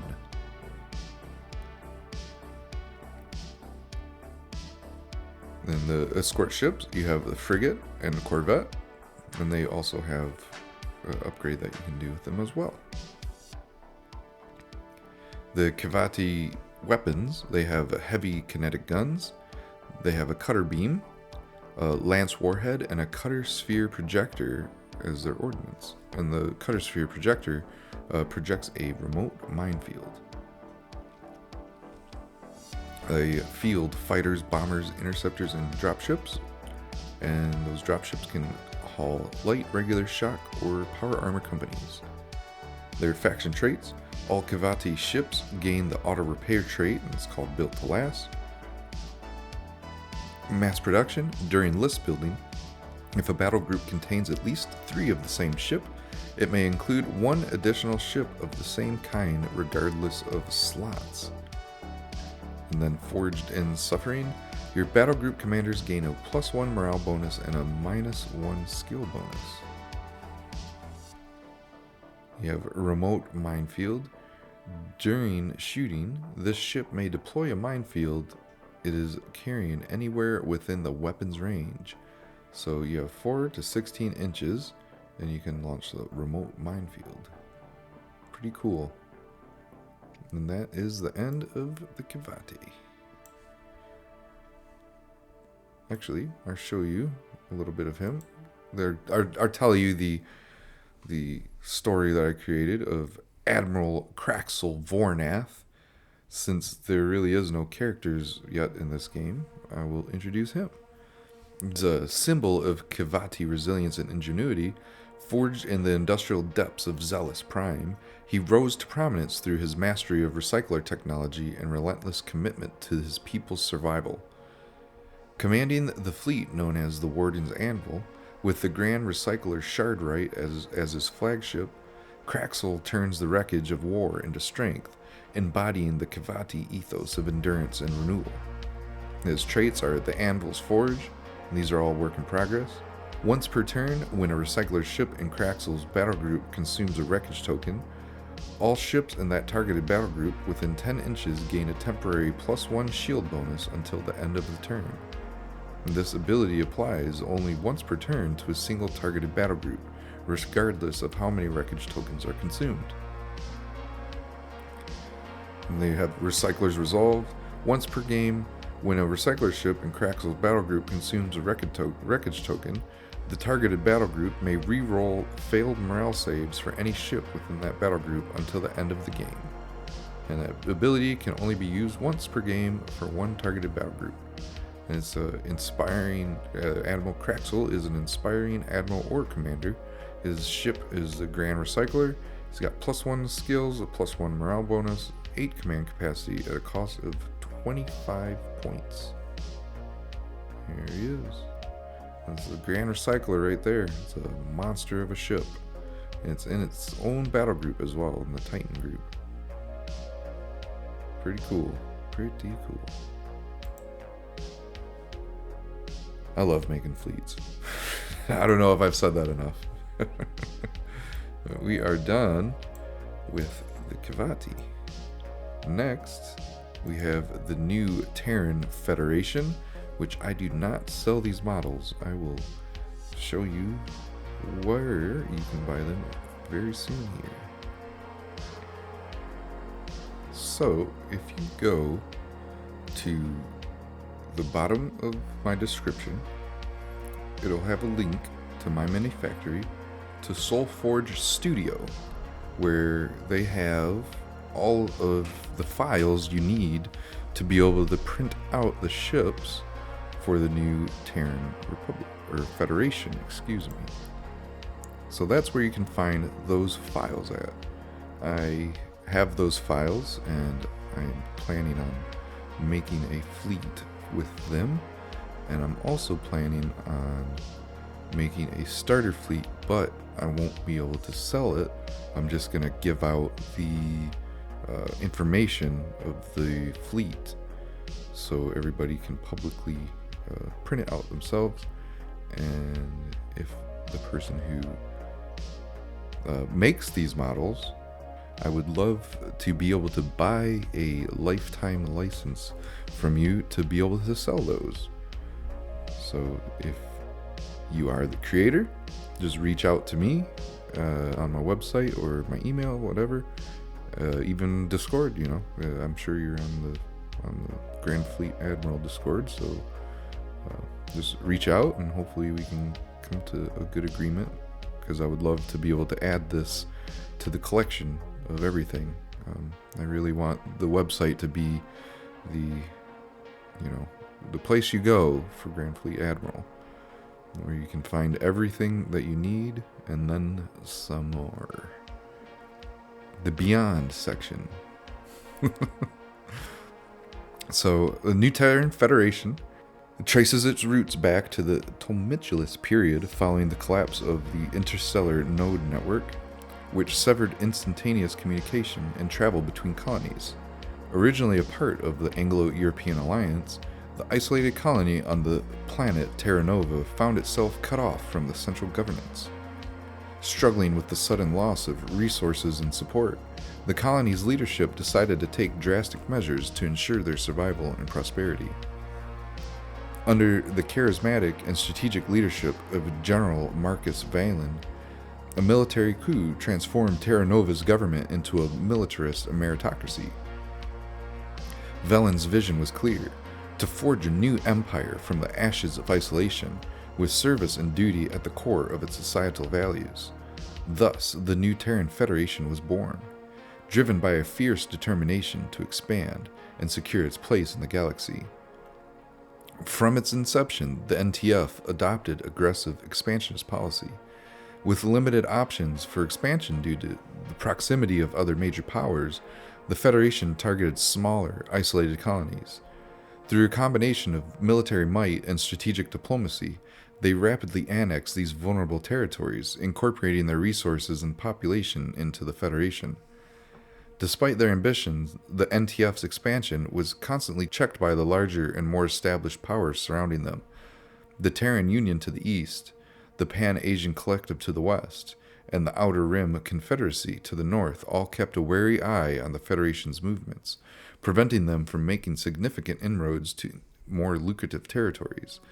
This led the Federation adopting a strategy of consolidation, fortifying their existing holdings and focusing on internal development. The society of the new Terran Federation is built around the principles of militarism and meritocracy. Service to the state is the highest honor, and every citizen is expected to contribute in some capacity. Military service is not just a duty, but a rite of passage, with those who serve with distinction rising through the ranks to positions of power and influence. Education and training in the Federation are heavily focused on preparing citizens for service. From a young age, children are taught the values of duty, honor, and sacrifice. Military academies are prestigious institutions, and graduation from one is a guaranteed path to success.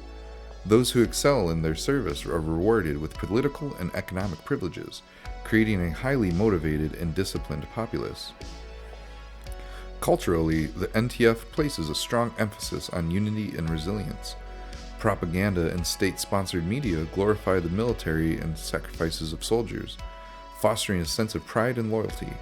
Festivals and public ceremonies often commemorate military victories and honor fallen heroes, reinforcing the centrality of service in everyday life. The government of the new Terran Federation is a tightly controlled meritocracy, with power concentrated in the hands of a council of generals and admirals known as the High Command.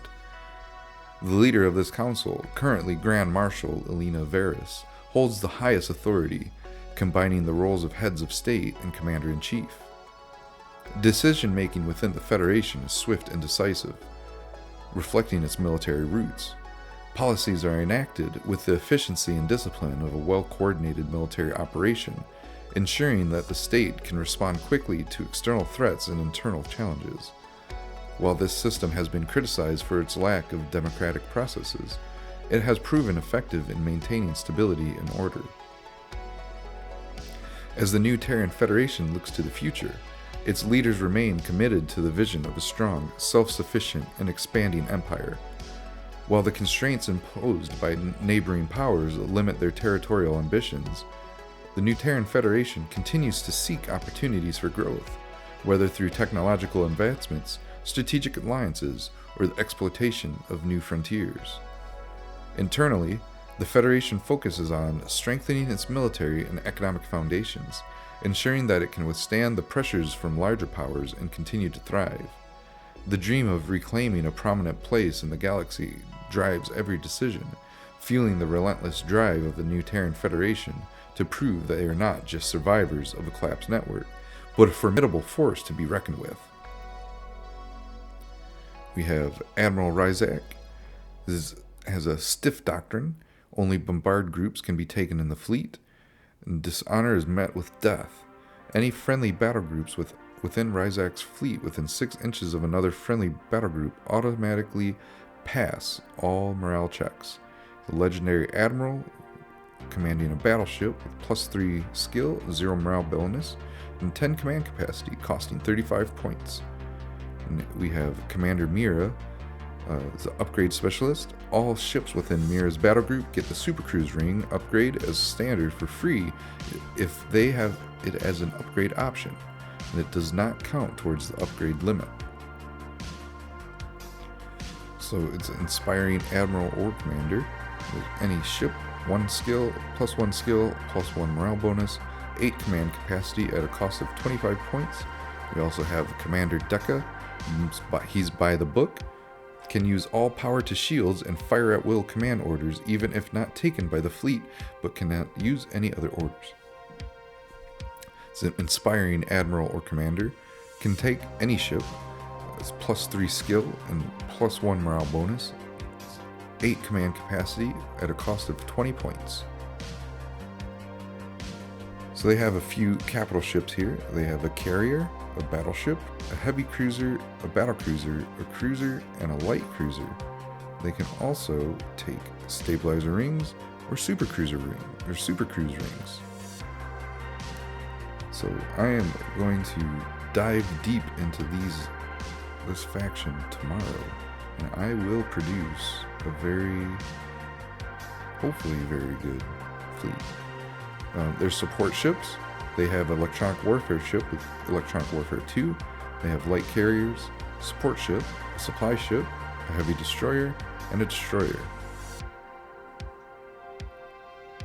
And also, you can upgrade some of these ships with stabilizer rings and supercruise rings, which are all part of the modular pieces within the files.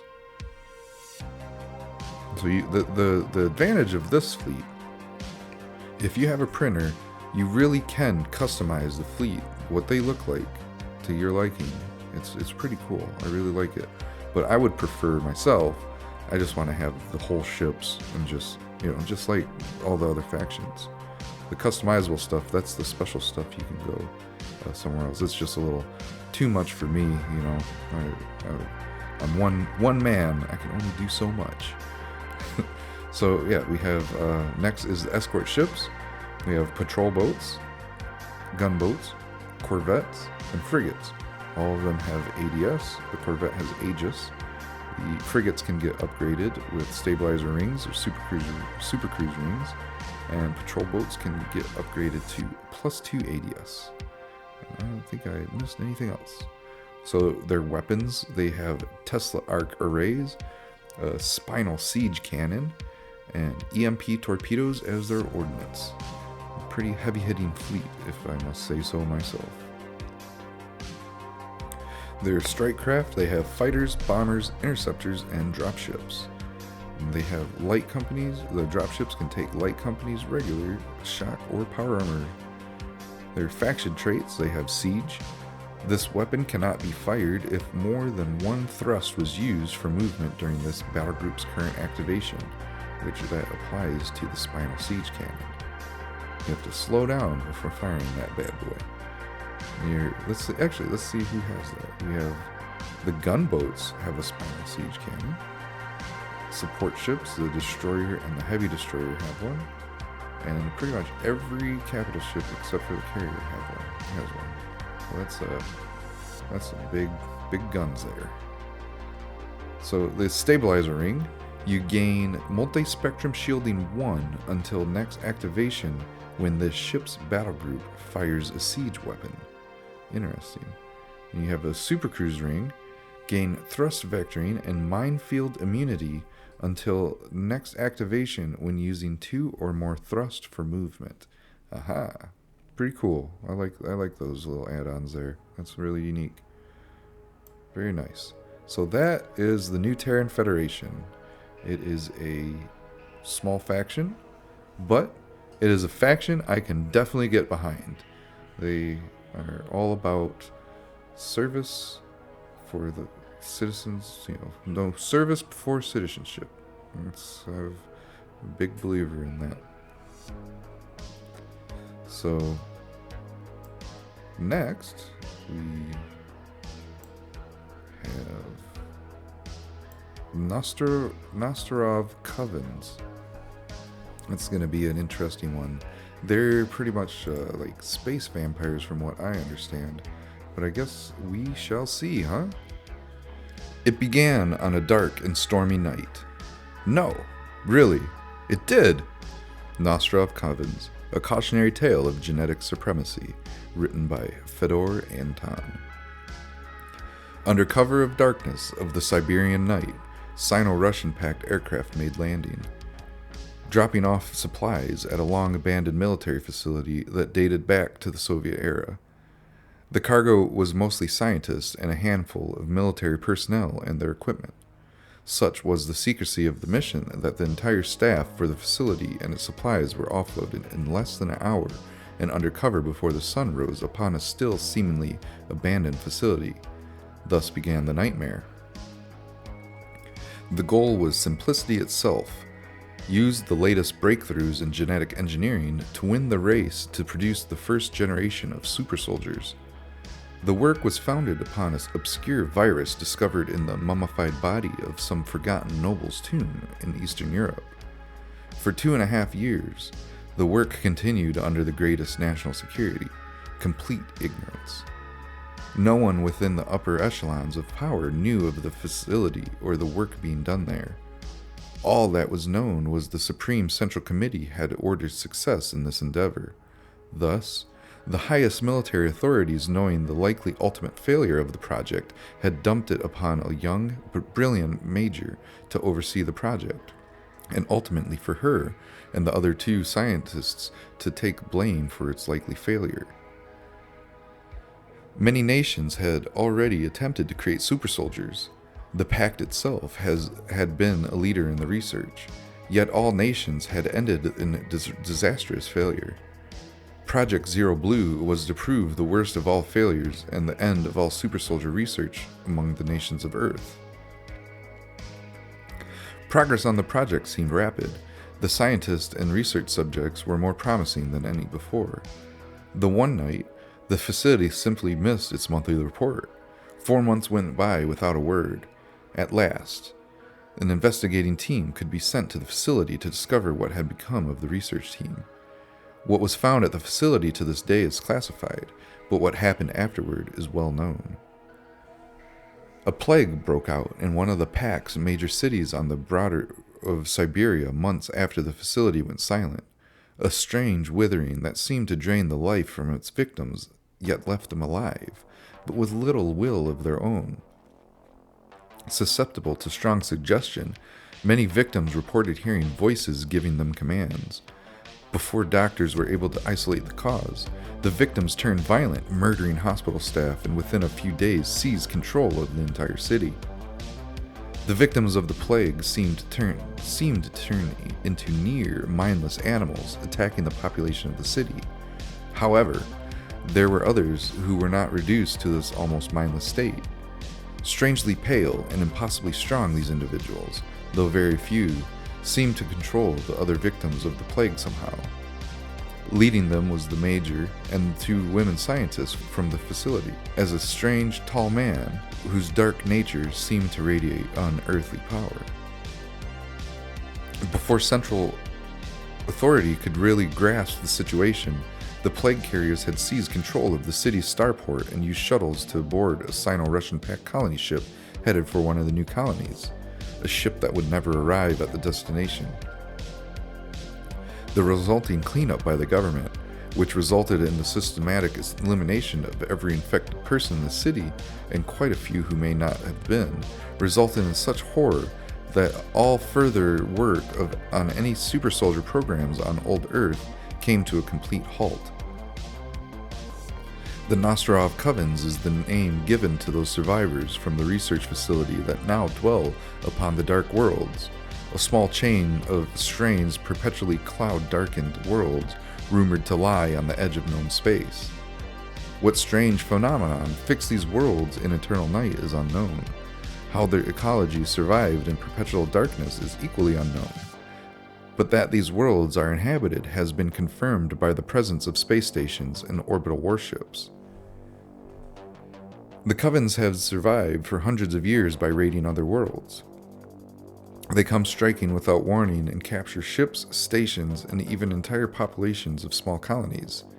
They would then disappear off to one of these night worlds, each of which is a fortress of layered minefields, orbital defenses, and swarms of escort vessels crewed by raving madmen willing to die at the barest nod from their masters. While overall the military strength of the Covens is comparatively weak to other star nations, they make up for it with a ruthlessness and indifference to casualties other powers find shocking. They think nothing of throwing away dozens of escort ships on suicide attacks to achieve their objectives. It seems to only be their largest capital ships that hold any value to them, especially their heavy battleships. It is speculated that only the top-ranking Nosterovs occupy those ships, the lesser vessels being made up of mindless thralls utterly willing to die at their master's command. The Covens do not practice trade with any of the surrounding nations.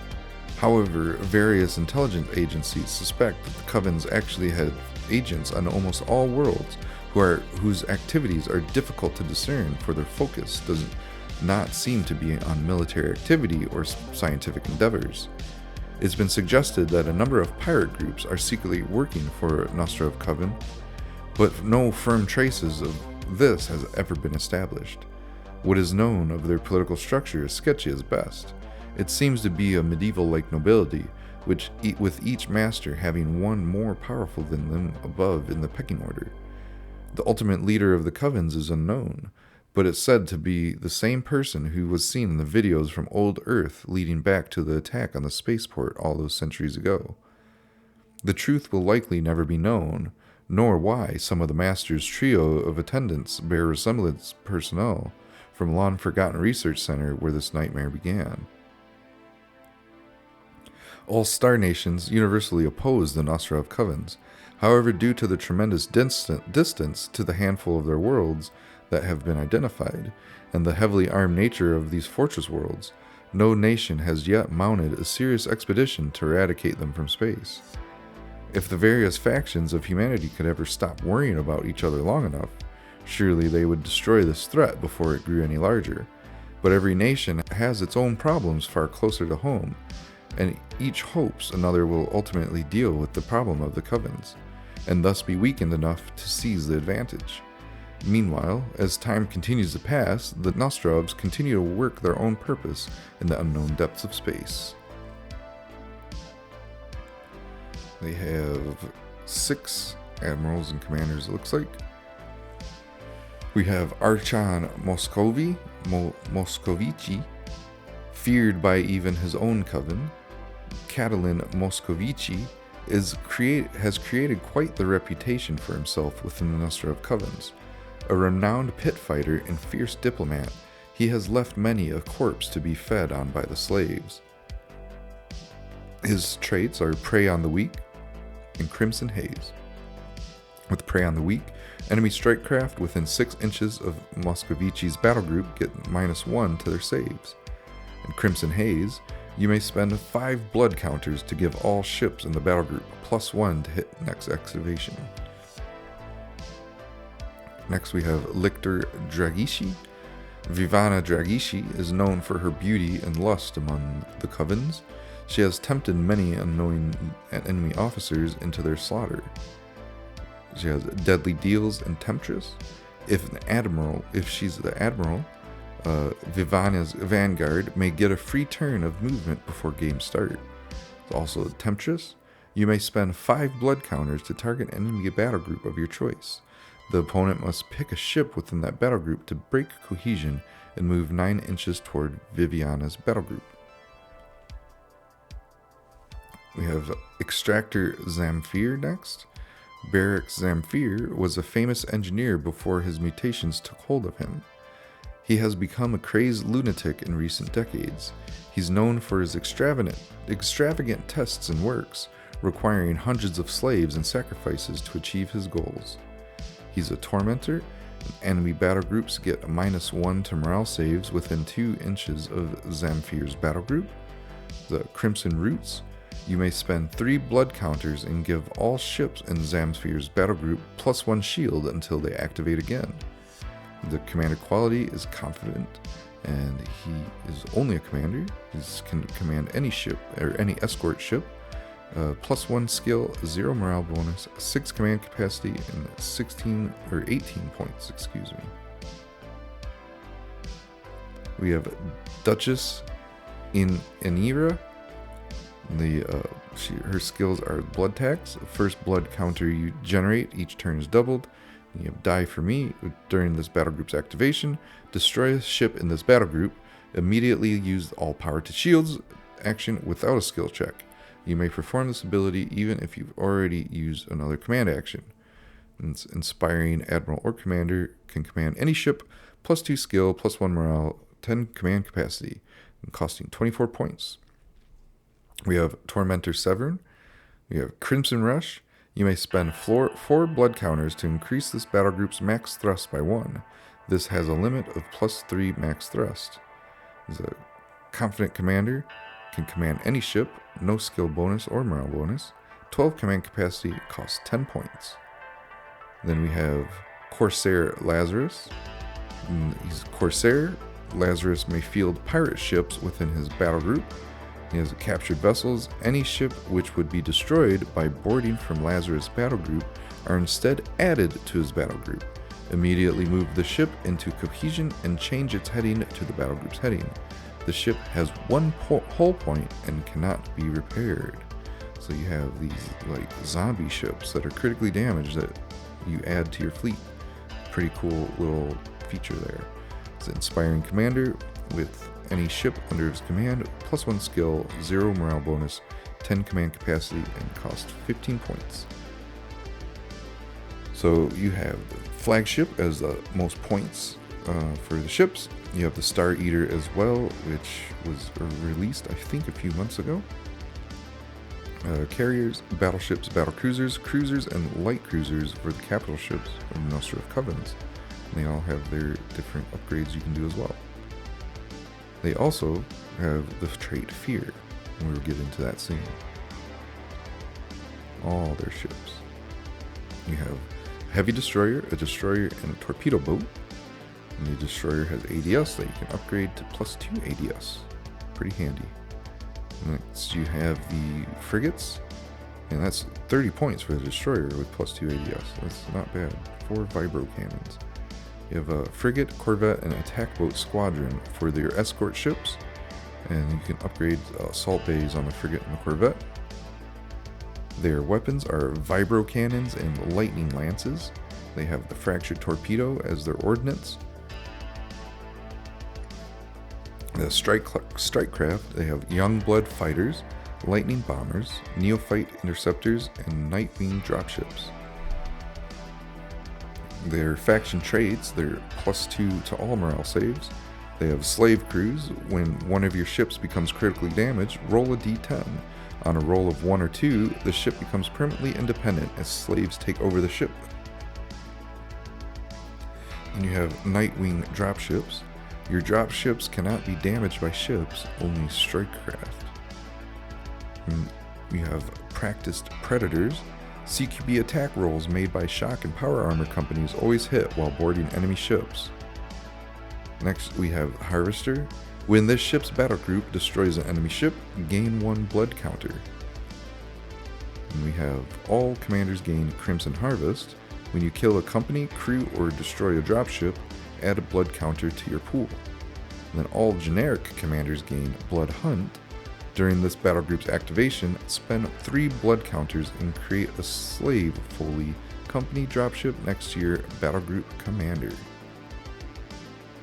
And you have your 1,000-point fleet here. 6 battle groups in this one. A lot of ships in there, a lot of assault bays. Lots of boarding, lots of mines, stealth mines at that. And there's your print list right here. So there we go. This is Nosterov Covens. One of these next ones. Oops, let's go back. The next one is going to be Nova Horizon. They have a couple characters, but here we go. In a far corner of the galaxy, on a planet far from the paradise of Earth, the people of Nova Horizon forge a new path for human history. Originally a fleet headed by a new state-of-the-art colony founding ship to attempt colonization of a distant resource world. At the time, a hope for new opportunities to improve the industry of the home sectors near Earth. If not for untimely misfortunes, it could have allowed a new economic boom to occur. Upon exiting FTL in the new system as planned, the Nova Horizon and its station founding assisting vessels split from its escort. Preparations were already underway for the initial landfall. System scans and surface analysis showed no surprises from the extreme world they would now be calling home. The first alerts came from the escorts that should have been prepping for FTL back to Earth space. The node system had gone silent, and all the ships had found themselves cut off in a far distant corner of the Milky Way. Their plans drastically changed. From the chaos of organizing a new supply production and land housing far ahead of schedule, with the escort fleet having to be housed as well, and hope for contact from Earth dwindling, a decision was made and a new leadership hierarchy was set up. The people were split to work on the colony, space fleet, and space stations. Human desperation and ingenuity worked hand in hand to support their survival. The Death World, now their home, sent many challenges their way, but was found abundant in gifts and opportunities for improvement. With the planet's radiation being deadly, rapid evolution could not keep up, but abundant resources allowed for cybernetics to cover for the flaws of mutation.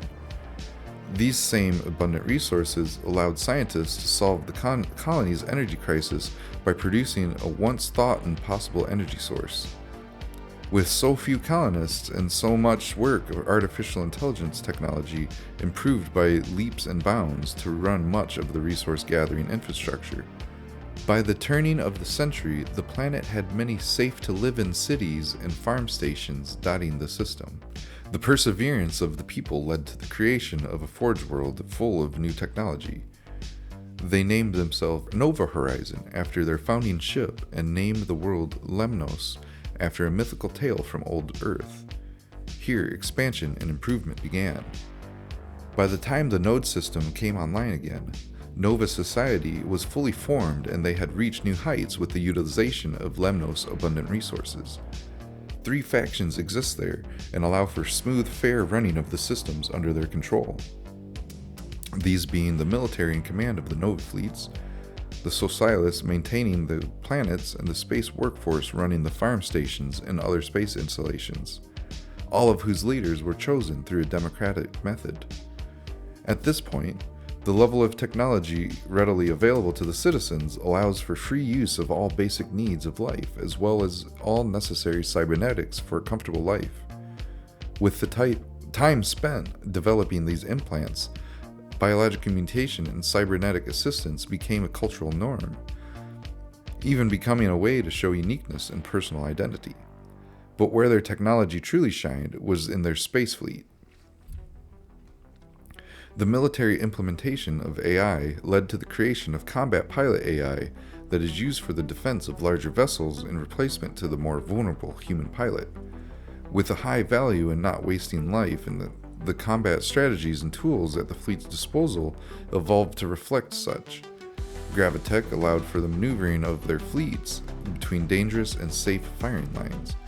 Advanced railguns powered by their newfound energy tech were more than capable of launching projectiles at a non-insignificant percentage of the speed of light at enemies from a safe distance to devastating effect.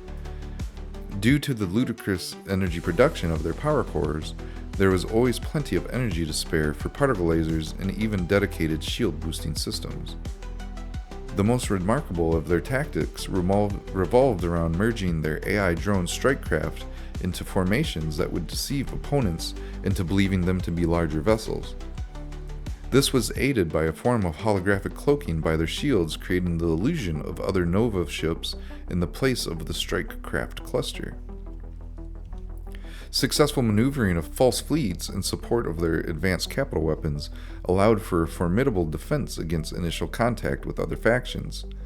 Now, with the node system back online and contact made with the rest of active space, the Nova Horizon try to keep their independence and assist others open to amicable alliance in the same.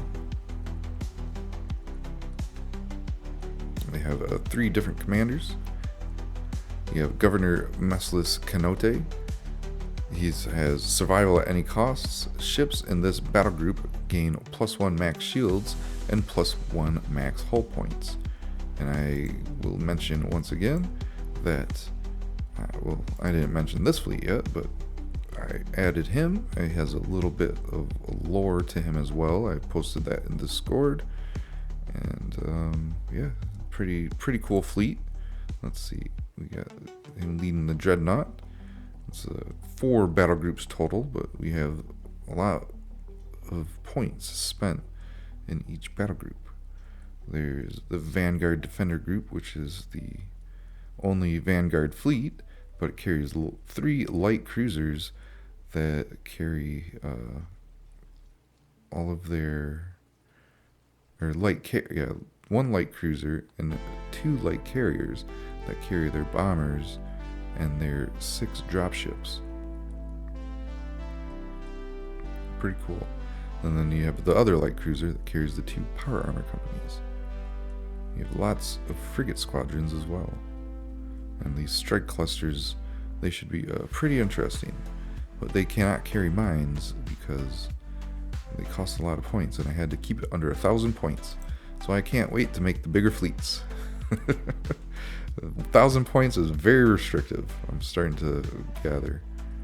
But let's continue here. Let me turn this Discord off so I don't get any of the noises. There we go. Alright, let's move on. So the next is the Fleet Director Cylindra Reeve. The Linebreaker Defense Nets is her faction trait, or Admiral trait. Instead of firing linebreaker cannons, ships in this battle group may target a friendly strike cluster within weapon range. Destroy the strike cluster and deploy a standard minefield centered at the destroyed ship's position. Then we have Specialist Ayadra Meme. It's the extended energy transfer. Any friendly ship within 16 inches is a valid target for this battle group's energy coordinators. We have a few capital ships here. We have the Dreadnought, the Carrier, the Battleship, the Lance Cruiser, a Battle Cruiser, a Heavy Cruiser, a Regular Cruiser, and a Light Cruiser. And they have some upgrades, not much, but some. The Carrier can get upgraded to have 2 minefields, and the Light Cruiser has 1 as standard. Our support ships are energy coordinators, armored destroyers, heavy destroyers, and light carriers. And the energy coordinators have the Horizon energy transfer, which we'll go over at the end. The frigate squadron and a strike cluster are your escort ships, and they also have the gravity launch station, which is also another faction trait, which is pretty interesting mechanic here. I wish I could have fit it into this fleet, but I just ran out of points. I was trying to, but it's just really hard to get good ADS and get some good firepower and try to knock off 23 points that I need somewhere else in a 1,000-point fleet. It's just really frustrating at times. So you have mines, which are the gyro lock mines. They cost 6 points. They have 3-inch range and 5+ to hit. The weapons that Nova Horizon field are the heavy line breaker cannon, the line breaker cannon, particle lasers, and zip wire rocket salvos as their ordnance. They have Horizon fighters, bombers, a drone cluster squadron, and dropships that hold light, regular, or power armor companies. Their faction traits, they have the Horizon Shell Ghost, which is an interesting trait. I read this out for you. Nova Horizon has developed a technology that allows clusters of strike-crafted drones to interlock into single hull forms. With this ability, they've been able to form different ships and create similar energy signatures to those that they are attempting to appear like. Each strike cluster ship base can turn into 3 drone cluster strike-craft squadron at the start of the battlegroup's activation.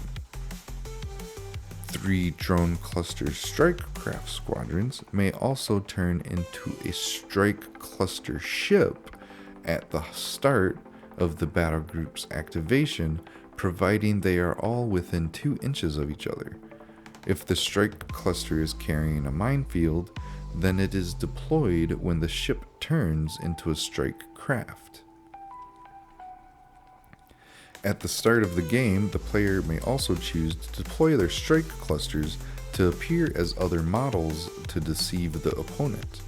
However, those bases must act as a strike cluster in all ways. Next, we have the Gravity Launch Station. 1 non-station battlegroup per turn may use this station if they're within 4 inches of it to launch themselves up to 24 inches in the direction the station is facing, as if it had launched them with the front facing. Battlegroups facing does not change as a result of the movement. So, launch themselves 24 direction in the direction the station is facing, as if it had launched them with the front facing. So the battle group's facing does not change as a result of this movement. So, like I said before, from what I understand, if you're heading north, but your battle group is facing to the east, and you activate the gravity launch station, it will move you 24 inches in the forward direction of the gravity launch station. But your battle group will still be facing to the east, which, as an Eve player, I gotta say, I know what the gravity launch station looks like. It reminds me an awful lot like Acceleration Gate, and you have to face forward, you have to face towards where that Acceleration Gate is heading to actually warp through it. So this is a different mechanic, but the Eve part of me kind of died a little in the inside when I read that. This part right here, and died a little inside. So next is the Horizon energy transfer. Nova Horizon use energy coordinator ships which allocate extra energy cells to nearby ships. Each activation, the energy coordinator ship can replenish 3 shields to a chosen battle group, or a chosen ship in its battle group. It cannot exceed the starting shield value. We have a gyro lock. Battle groups hit by this weapon gain the lumbering trait for the rest of the game. And we have large hulls as well. Enemy CQB attacks after boarding Nova Horizon ships get a -1 to their attack rolls. And that's Nova Horizon. Ooh, next is, I think, probably my favorite. They're definitely, to me it's Space America, but it's like Dutch Space America, the way that their names are.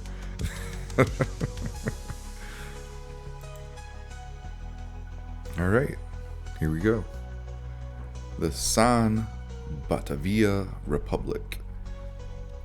The people of San Batavia Republic are, in appearance, similar to the humans of the old Earth, not requiring to use rapid mutators and instead choosing to perfect their baseline DNA to prolong human lifespan and eliminate diseases. San Batavia have instead shown a preference for implants, which allows Batavians to process information much faster and providing them a link to an information network, leading to what others often perceive as supernatural reflexes. Politically, the San Batavia Republic is a true democracy with a stadtholder from the military serving as the head of state, holding powers framed within the Constitution, and the civil commissioner serving as the head of the civilian government. On the world of San Batavia, the imposing walls of Liberty Hall serve as the hallowed seat of the Staten General, the governing body of the San Batavia Republic.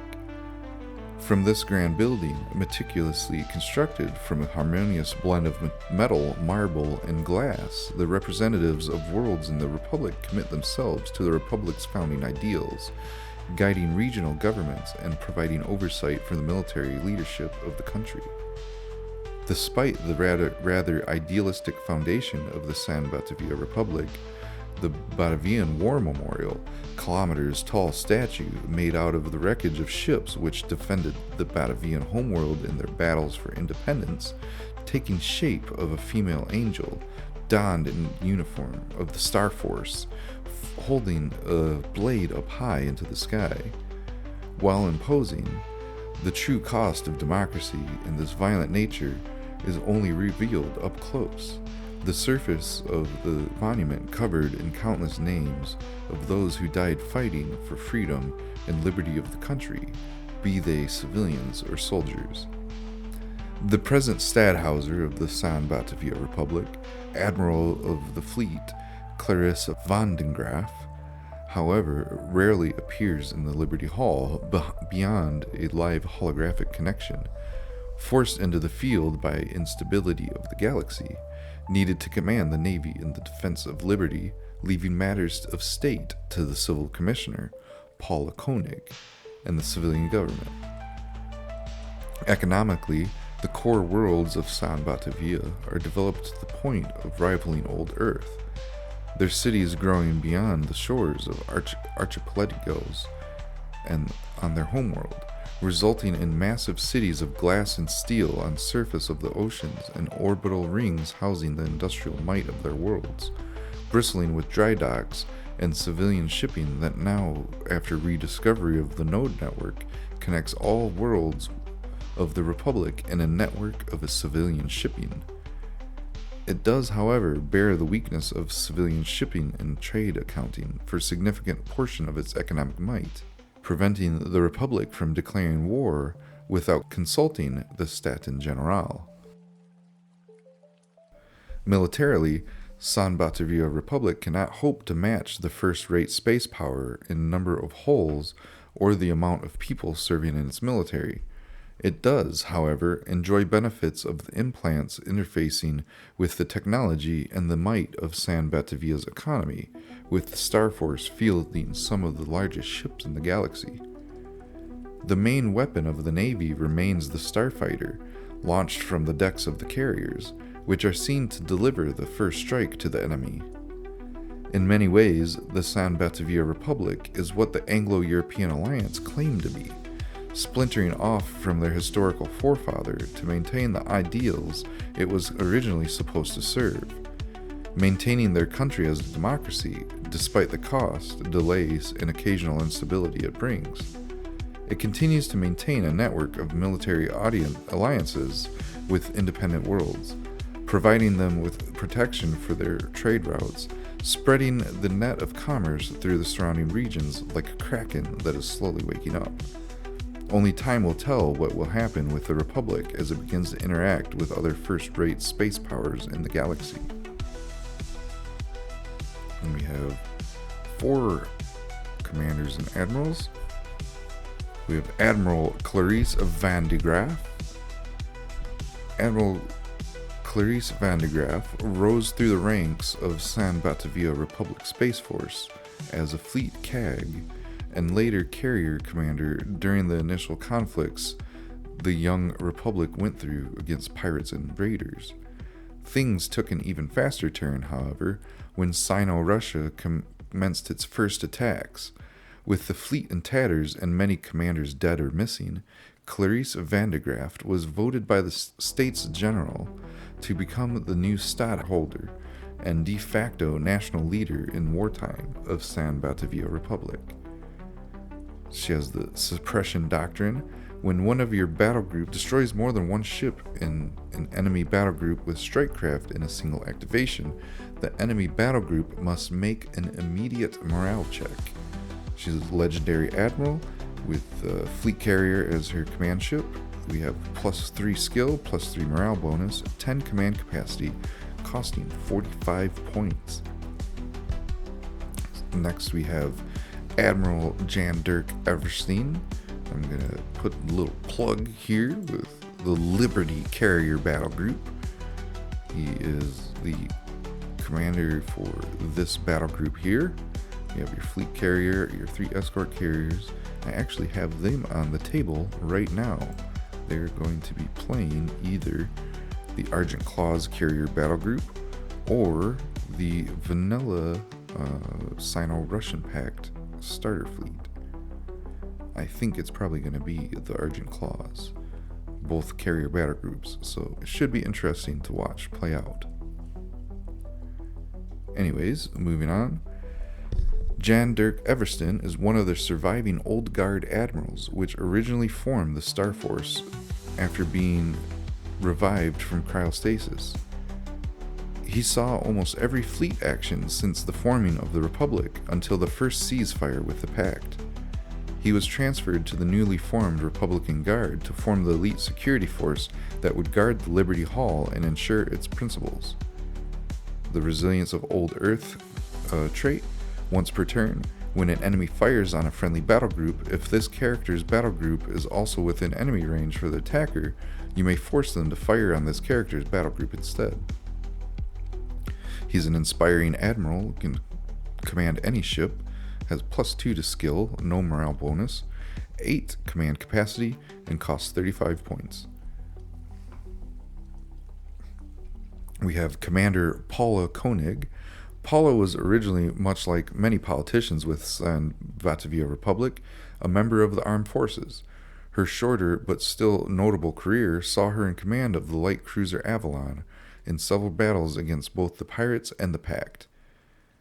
Her trait is Blitz Formations. This character's battle group has a max thrust of 5 while it has 3 or more light cruisers. She's a confident commander, and the ship is a Caliburn light cruiser. She has +1 skill and +1 morale bonus, +6 command capacity, and costs 17 points. Next, we have Commander Jamie Dawson. Dawson's a commander from the world of New Avalon, a core planet within the SBR. Originally serving in the thick of the war against pirates in the Pact, he later took command of the light cruiser Princess Albernita in the Outer Systems. He's known as a particularly good ship captain and even sparked a few legends about his ship. He sees pirates as the main threat to the Republic. He's a light defense group is his trait. Dawson must be taken in a defender battle group, but the group also gains the auxiliary group benefit of +1 to hit when shooting. He's an inspiring commander in the Caliburn light cruiser, has +3 skill and 7 command capacity, cost of 20 points. So they have a few capital ships here. Their fleet carrier, which is pretty cool. It's like a U.S. aircraft carrier, but in space. I really like that model. You have the battle carrier, the battle cruiser, strike cruiser, missile cruiser, and the Caliburn light cruiser. Your support ships, you have a heavy destroyer and the destroyer. Then you have your frigates, your escort carrier, and your escort destroyer. The strike craft that you can yield is plentiful for this faction. They have the Fokker Tempest fighters. They have the Fokker Tempest strike fighters. They have the Coolhoven Tenbris attack craft. The Spiker Crest Skip bomber, which that can only be fielded. It is a large strike craft, so they can only fit in the fleet carrier. So you have your Spiker Crest Skip bomber, and it has the standoff trait. And you have your Coolhoven Albedo torpedo bombers, which also have the standoff trait. Your Fokker Gale interceptors, and then you also have the Fokker Sylph VSF elites, which have the intercept and the standoffs trait, but they are at a whopping 9 points apiece. The Workspore Valwyn dropships, they will carry your troops into battle, while the Workspore Boreas AWACS has the trait of AWACS, and they give your strike craft a bonus to some traits, which we'll go over very shortly here. The weapons that the SBR carry are the Lance Battery, kinetic guns, and kinetic cannons. They have ballistic warheads and torpedoes as ordnance weapons as well. Their CQB contains light, regular, shock, or power armor companies. And their faction traits, they have the standoff trait, and this strike craft fires their munitions from extended range, so they can't be shot down by point defense in the process. Strike craft with this trait can target ships up to 3 inches away. ADS rolls have a -2 modifier against this strike craft's attacks. Successful ADS rolls only block hits and do not force a save for the attacking strike craft. There you go. When the defender has the Aegis trait, standoff doesn't take effect, as the battle group will outrange the standoff weapons. So remember that. Do not approach an Aegis corvette. And then you have the AWACS. Strike craft with the AWACS trait give friendly strike craft within 8 inches a +1 to all of their saving throws. And this trait does not stack with itself, so you can't have multiple AWACS to increase the saving throws. Unfortunately, it's alright though. So that ends with the San Batavia Republic. We have 2 more minor colonies to go, and then we have 6 non-human powers and the custom factions, and that's it. And we are done with episode 8.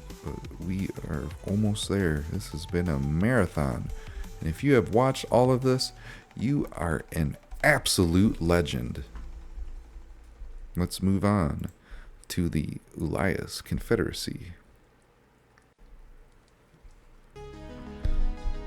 The Ulias Confederacy is one of the rare instances of a fully aquatic colony. Like so many instances, filling the gaps between the colony's inception and the return of the node network is a patchwork at best. Old Earth documents indicate the Ulias Confederacy began as a survey expedition commissioned by the then nascent Anglo-European Union. Ostensibly, the expedition was established to chart the rare Earth deposits in the node systems, but recent evidence suggests that the AEA may have been using that as a cover to test prototype node drive technology. Whatever transpired during the years of the node shutdown, The Ulias were successful in colonizing and adapting to their home world of Meridian, whose surface is 90% ocean. Biologically, they are a short, muscular people, a result of the extreme tides caused by Meridian's 2 large moons. They have also developed dual lung organs capable of breathing in both water and air. When the nodes came back online, the Ulias were quick to realize their extensive pre-shutdown star charts and their aquatic affinity, establishing outposts on several oceanic planets and moons. They have leveraged this network to become one of the leading players in the galactic water supply, giving them an outsized economy for the relatively smaller population. Technologically, the Ulias have developed a novel type of slipstream drive that allows them to tap into node lanes within gravity wells. Fortunately for the rest of the galaxy, they have only deployed this capability as a defensive measure thus far. If they ever decide they are tired of exploring and trading, this technology will make them a formidable hit-and-run foe, especially coupled with the predilection for ordnance weapons. Militarily, the Ulias favor strong defenses and avoid direct conflict with other factions. They favor long-range missile systems and reinforced ship chassis, as well as extensive electronic warfare suites to protect their fleets and bases. When they are attacked, the Ulias escalate rapidly on their attackers, pulling in supporting fleets via slipstream and barraging their opponents into submission with signature blooming trident warheads. As the political state within the galaxy continues to polarize around the re-emergent Earth empires, the Ulias Confederacy will be a key faction to watch. With their slipstream technology and logistics network, they will be a potent addition to any coalition. And that's an excerpt from a comparative report of colonial states. We have 3 admirals and commanders here. We have Admiral Ogmore. He's light in the dark. Ogmore's battle group may use its full thrust to move while under the effects of the Go Dark command action. It's a legendary admiral or commander, commands any ship, +3 skill, +1 morale bonus, and 10 command capacity at a cost of 30 points. Captain Ogdoon, he's a knife in the dark. Ogdoon's battle group may still fire weapons while under the effects of the Go Dark command action. It's a confident commander, commands any destroyer, +2 to skill, no morale bonus, 10 command capacity at a cost of 20 points. And then Commander Og'Ush.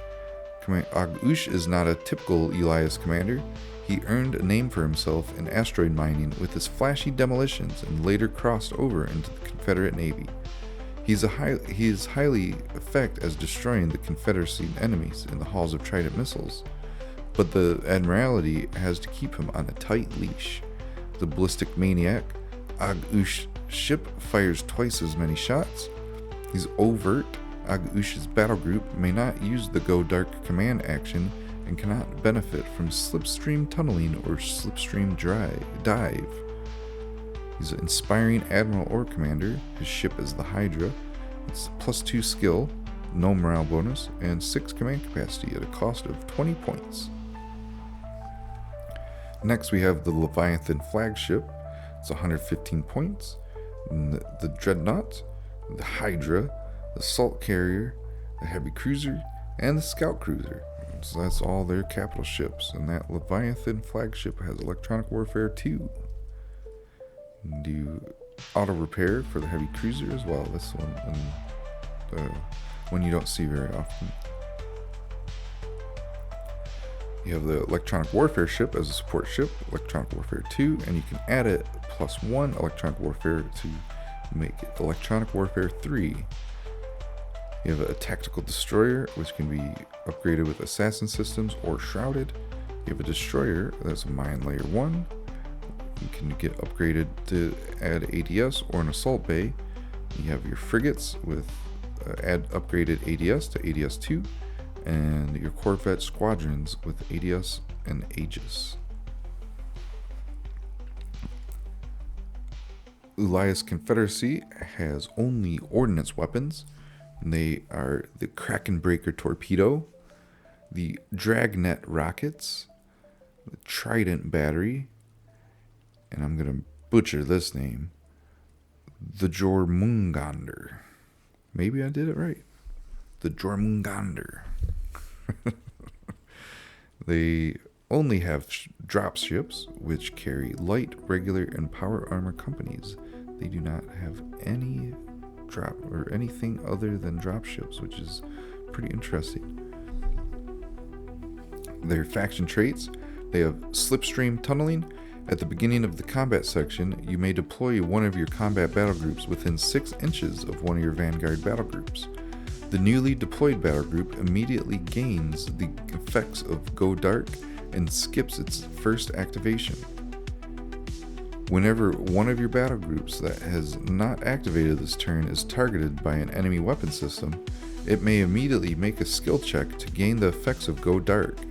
If the skill check is successful, your battle group skips its activation this turn. Aquatic hulls. These ships are filled with a liquid similar to water but different in makeup. This makes boarding their ships extremely difficult.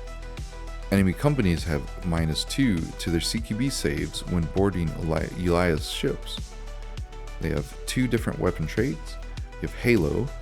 To hit rolls with this weapon system, gain +X, where X is the number of Halo tokens on the enemy battle group. After this weapon system scores one or more hits, place a Halo token on the enemy battle group. Halo tokens are removed from a battle group if it successfully uses the Go Dark special command action. And they have Tractor X. When a ship takes a hit from this weapon, the attacker may move it up to X inches in any direction. The facing remains the same. This movement may not cause the target to enter impassable terrain. A target may only be moved in this way once per complete turn. And that is the Ulias Confederacy.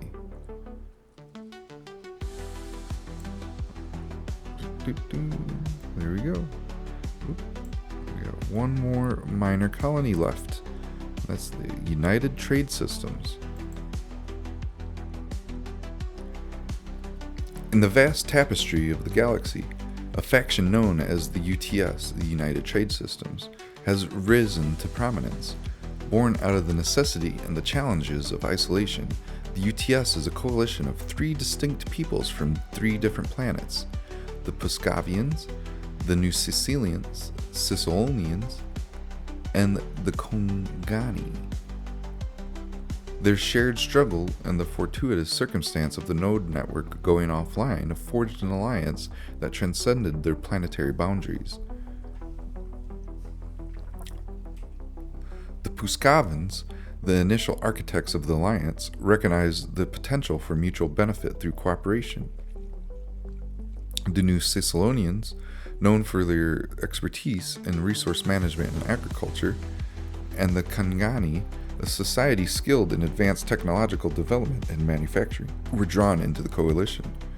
Together, they formed the United Trade Systems, leveraging their strengths to face the challenges presented by the sudden isolation from Earth's influence. The catalyst for the formation of the UTS was the collapse of the node network, a critical infrastructure connecting the far-flung colonies. This left the Puscavans, the New Sicilians, and the Kongani stranded, separated from Earth's control and influence. In response to this isolation, the 3 colonies came together under the banner of trade and mutual prosperity, realizing that their collective strength would be the key to survival in the vast expanse of the galaxy. The United Trade Systems quickly became known for their mastery of ordnance weapons, utilizing a wide array of warheads designed for various tasks. The development of these advanced and versatile munitions allowed the UTS to adapt to a multitude of scenarios, be it defense, offense, or strategic maneuvering. Their innovative technologies enabled them to track and penetrate enemy active defense systems with unparalleled precision. The UTS is not merely a military force. It's a sophisticated economy and political entity. The faction operates on the principles of cooperation and mutual benefit, facilitated by their ability to manage resources effectively and distribute goods and technologies across their territories. In times of war, the UTS has proven itself as a formidable adversary, with their advanced weaponry and strategic prowess making them a force to be reckoned with. Their unity, born from the challenges of isolation, has allowed them to thrive independently in the galaxy, creating a powerful and dynamic faction that is respected for both its economic acumen and military might. We have 6 different UTS admirals and commanders, starting off with the Puskavan Sky Marshal Sikla. Sikla is the commander of all Puskavan forces. The Puskavans are one of the original Russian colonies that have since claimed independence and have led a united trade group made of 3 wealthy colonies. The Puskavans are known for their brute efficiency and militarism within the UTS. His trait is relative ballistics. Hide-in warheads within Sikla's battle group gain hypervelocity, and converted hull latches. Strike craft cannot be taken in this battle group. He's a legendary admiral with a dreadnought as his command ship, plus 3 skill, 1 morale, plus 1 morale bonus, 12 command capacity, and costs 30 points. And then we have the Puskavan Castellan Ervik. Ervik leads the main trade stations of the Puskava. He oversees the main exports of Puskavan minerals and gases across the galaxy and within the UTS. His stations have been outfitted with EMP shields, which force ships to stay clear of them. And there you have the EMP shield trait. A fleet with Ervik in it must take 2 trade stations in list building. While your stations still have hull points, enemy ships may not move within 7 inches of them. So, he's an inspiring admiral commander. The trade station is his ship, plus 2 skill, plus 1 morale bonus, 8 command capacity, and 25 points is his cost. And yes, they have a station as a unit. Next is the new Silesian Commander Antony. Commander Antony leads a new I said it right the last time. Silesian battle group. New Silesia was an Anglo-European, largely Polish colony, which was cut off during the node shutdowns and began trading solely to their Puskavan neighbors. Silesian water and grain exports kept the Puskavan colony growing, and the 2 colonies formed a close relationship. Wow, this is word soup. The Silesian commander Antony's trait is strike leader, and his battle group specializes in rapid troop deployments. Regular companies can be taken for 1 point within Antony's battle group. He's a confident commander. Ship is a heavy cruiser. He's got no skill, no morale bonus, 6 command capacity, costs 10 points. And we have a Kongani, Commander Ugan. Commander Ugan leads a Kogani battle group squadron. Kogani is the 3rd UTS colony. Known for its large manufacturing districts, the Kongani design and produce the ships which the UTS field. Kongan was the only African colony before the node shutdown and was welcomed within the UTS with open arms. And the battle group is his trait. Ugan must be taken in a battleship within a bombard battle group with 3 other battleships. Each battleship gains ADS-1. It's pretty good right there. Confident 2 commander, rank is a commander. His ship is a battleship, plus 1 skill, plus 1 morale bonus, 4 command capacity at a cost of 20 points. We have the new Silesian commander, Brekov. The richness of the UTS colonies have put them under the crosshairs of many larger factions. Time and time again, minefields have been a force multiplier for UTS defense fleets, and no commander is more skilled with deploying mines than Anton Brekov. He has the skills Danger Close. Minefields this battle group deploys trigger immediately if deployed onto an enemy battle group. Pretty cool there. And then we have Shatterfield Specialist. This battle group may only deploy Shatterfield mines. These minefields have an 8-inch range. We have the Confident Commander, the Mine Layer ship, +1 skill, no morale bonus, 8 command capacity, costing 8 points. And we have the Puskavan Commander Akisi. Akisi is the counterpoint to Sky Marshal Sikla's missile doctrines. It was her initial designs in conjunction with Kumgani engineering that had enabled the rapid deployment capability of the UTS fleet. And her trait is Black Sun. Strikecraft in this battle group gain ADS Attack 2 and lose all other traits.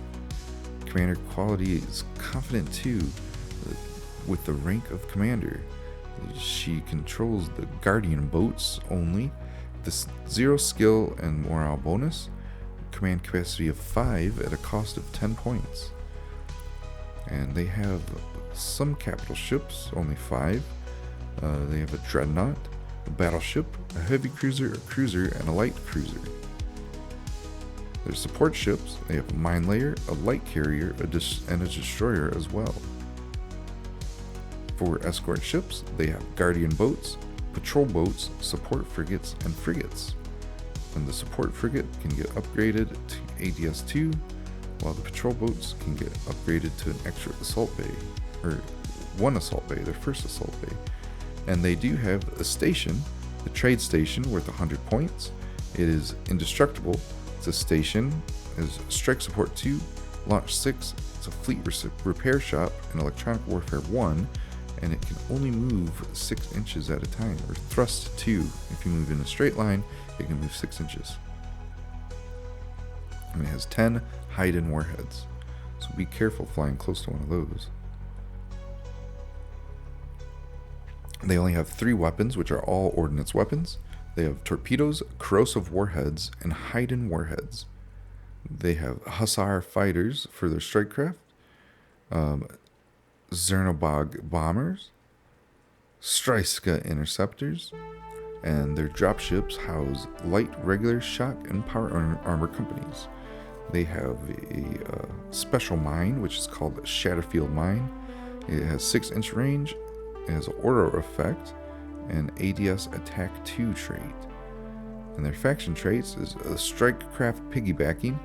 UTS Strikecraft attach themselves to the exterior of the parent ship via clamps, allowing carrion ships to launch all craft at once. And that's it. That is all the minor colonies. Look at that. We did well. But I was curious, because the Jeserak, I thought when discovered, oh, okay, I guess it was genetically modified cat people, yeah. But I was always curious. I'm not too sure if they're, we're gonna do them first next. We're gonna go Jeserak first, then Iralynn, then Krysa, because this is the other fleet that we're gonna be fielding. This is the faction that they are part of. And I like them, because I have a cat, and she is pretty cool.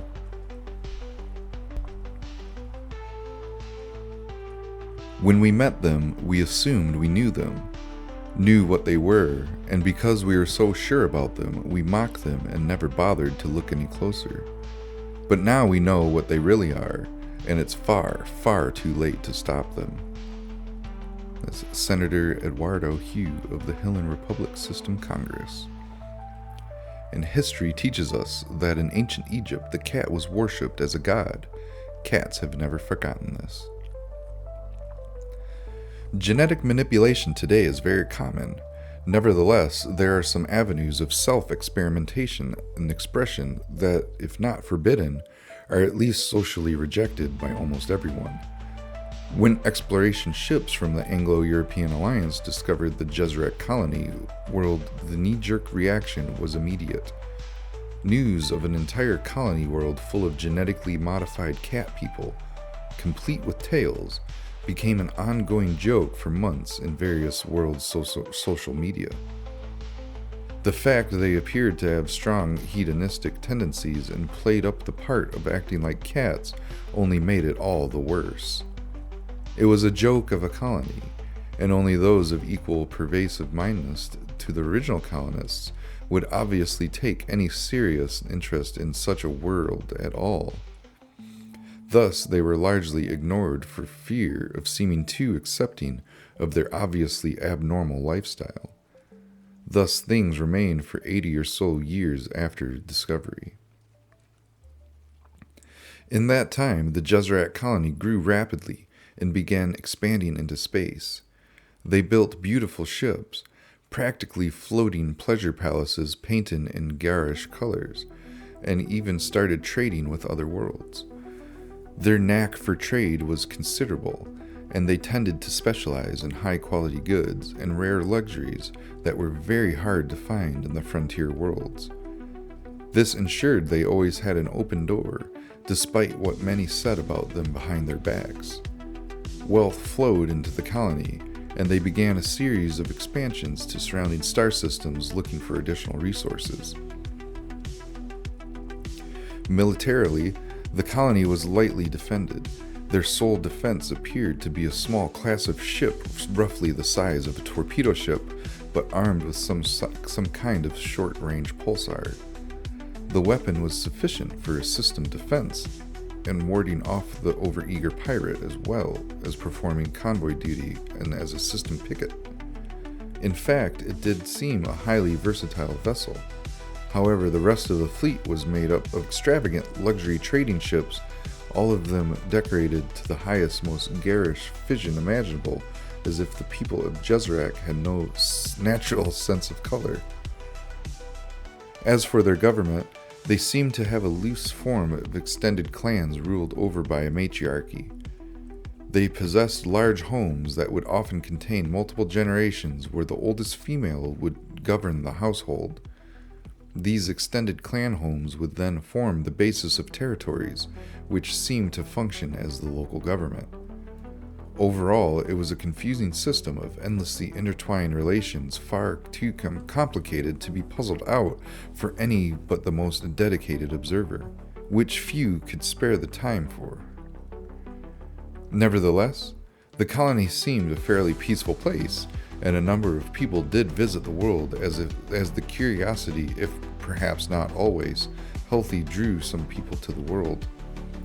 Everything changed when the Anglo-European Alliance Diplomatic Office decided to launch a PSYOP to bring the Jeserak colony firmly under Alliance control before the Sino-Russian Pact might achieve a similar operation. The plan was simple. The Intelligence Office had learned that a massive pirate attack was being planned against the Jeserak. The Alliance could have easily stopped it before it happened, but decided instead to allow the attack to take place.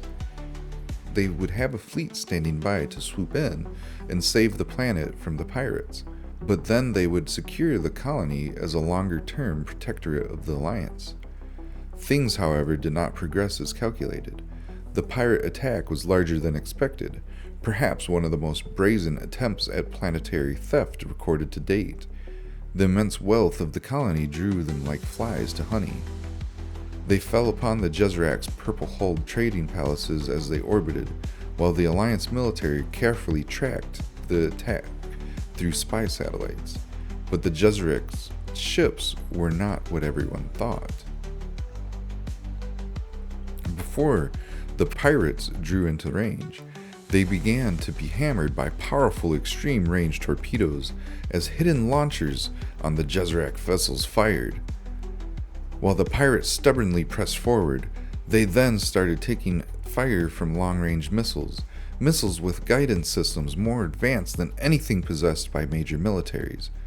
By the time the pirates closed the range, though previously outnumbered, the Jeserak then revealed two fleets of ships apparently hiding at a dead stop in space that until that moment had been undetected by anyone.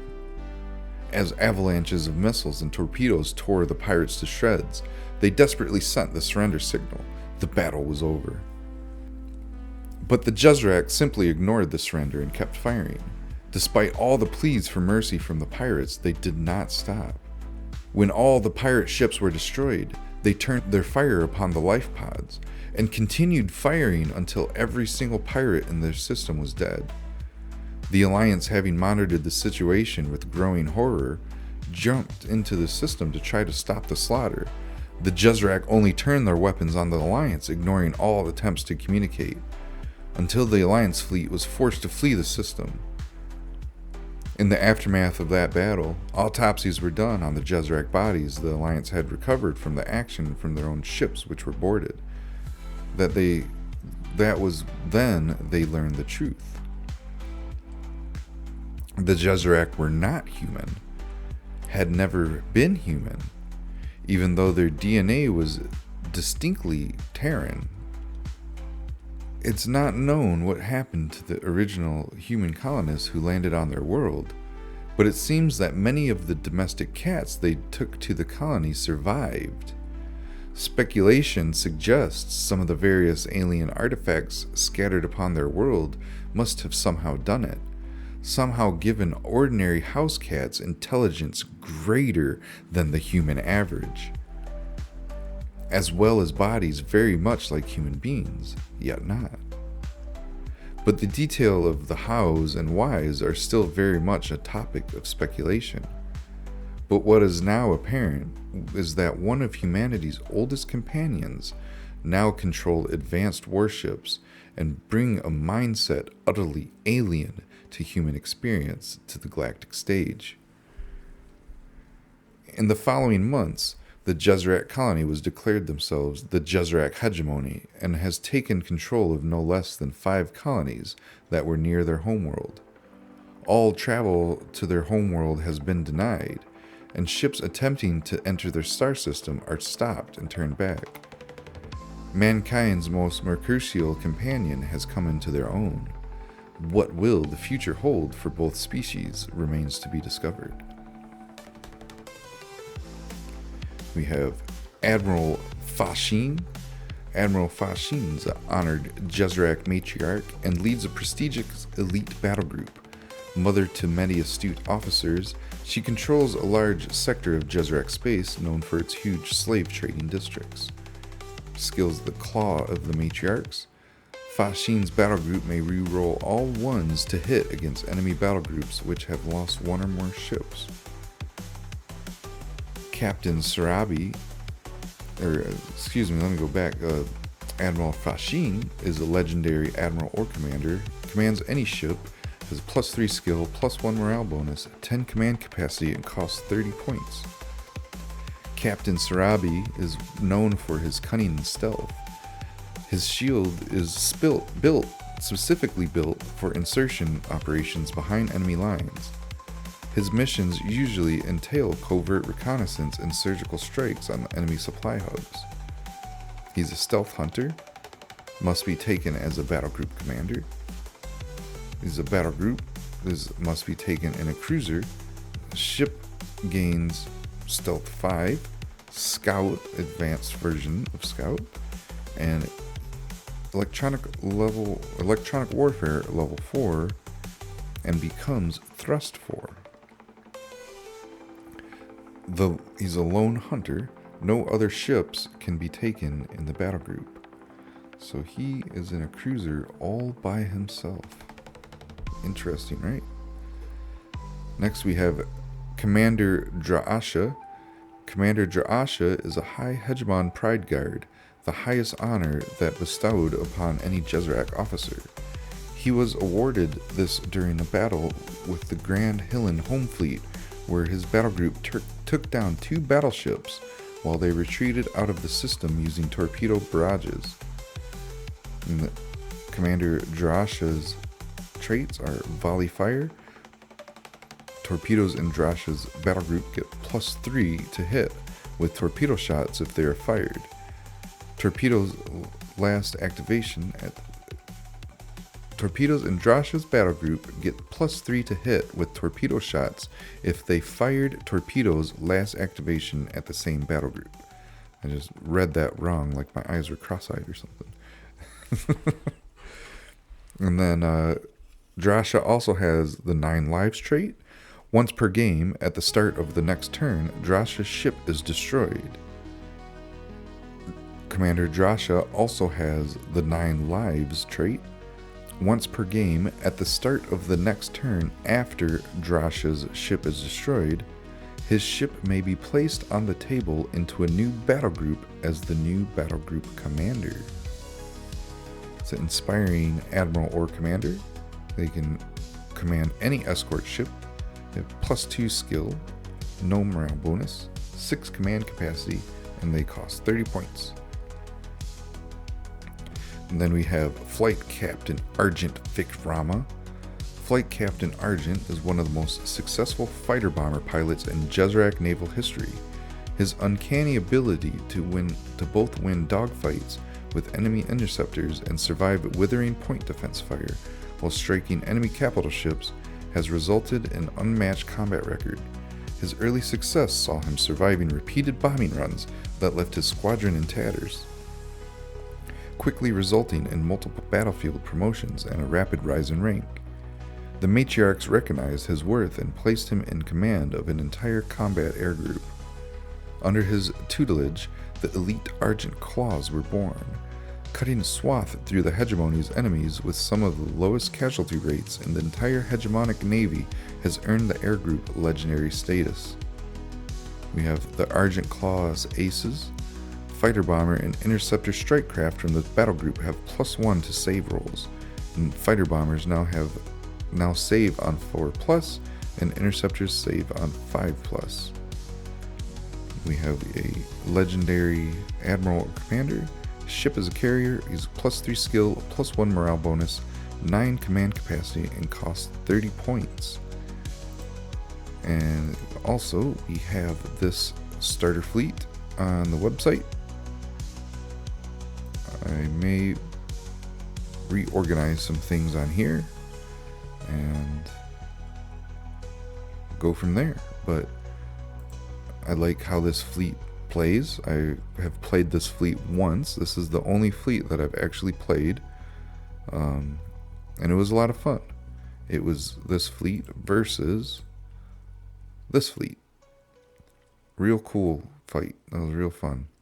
Got to play with a family member of mine. But anyways, last but not least, we have my cat.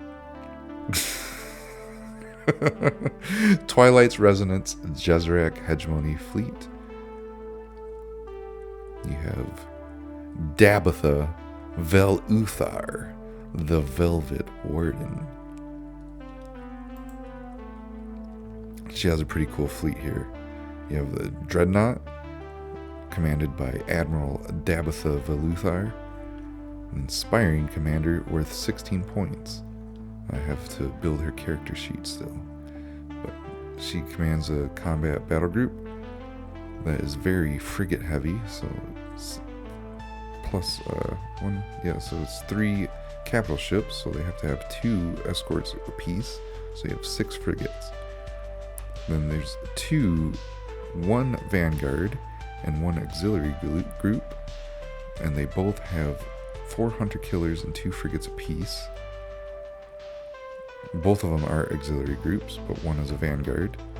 And then you have your final group is the Defender group with 10 chaser interceptors, 2 heavy destroyers, and 2 frigates and 2 corvettes. So this should be an interesting fleet, and I'm going to play against my cat. And you can too, if you put the time and effort to create your own fleet with the Jeserak Hegemony. They have some pretty cool capital ships. Everything on their capital ships have Deflector Shield 7. They have a Dreadnought, a carrier, a battleship, a battle cruiser, a cruiser, and a light cruiser. But be careful with this Dreadnought, because if you are alone, this is what I might. All right, let's go over this since we're talking, getting Windows 98 sounds up in this, and we have a problem. When I was playing this, because this was, I think, the first fleet that I made. When I was playing this, I have 2 frigates here. So 1 dreadnought and 2 frigates. So what's the problem with that? I don't have enough ADS. I'm -2 ADS. So I had to roll really high to be able to actually intercept any torpedoes. So my cousin shoots a bunch of torpedoes at me, and I almost got wiped off the field in one turn.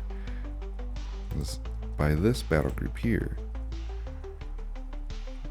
Might not be able to see it very well, but you have the auxiliary group, 4 torpedo boats with 2 each, so there's 8 torpedoes. That was not a good turn. Yikes. But learn from my mistake and always have ADS. You learn by you have terrible consequences if you don't bring ADS.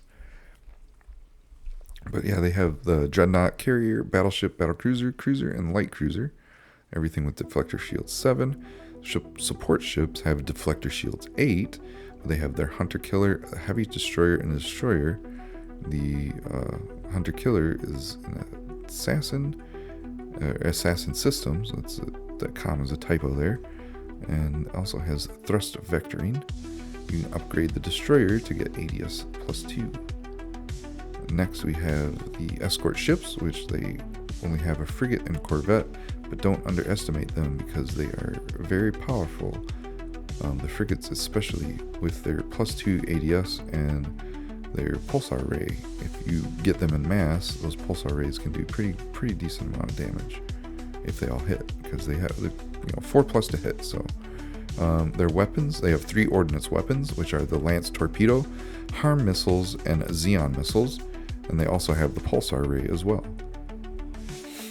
Their strike craft are the feline fighter bombers, the chaser interceptors, and dropships.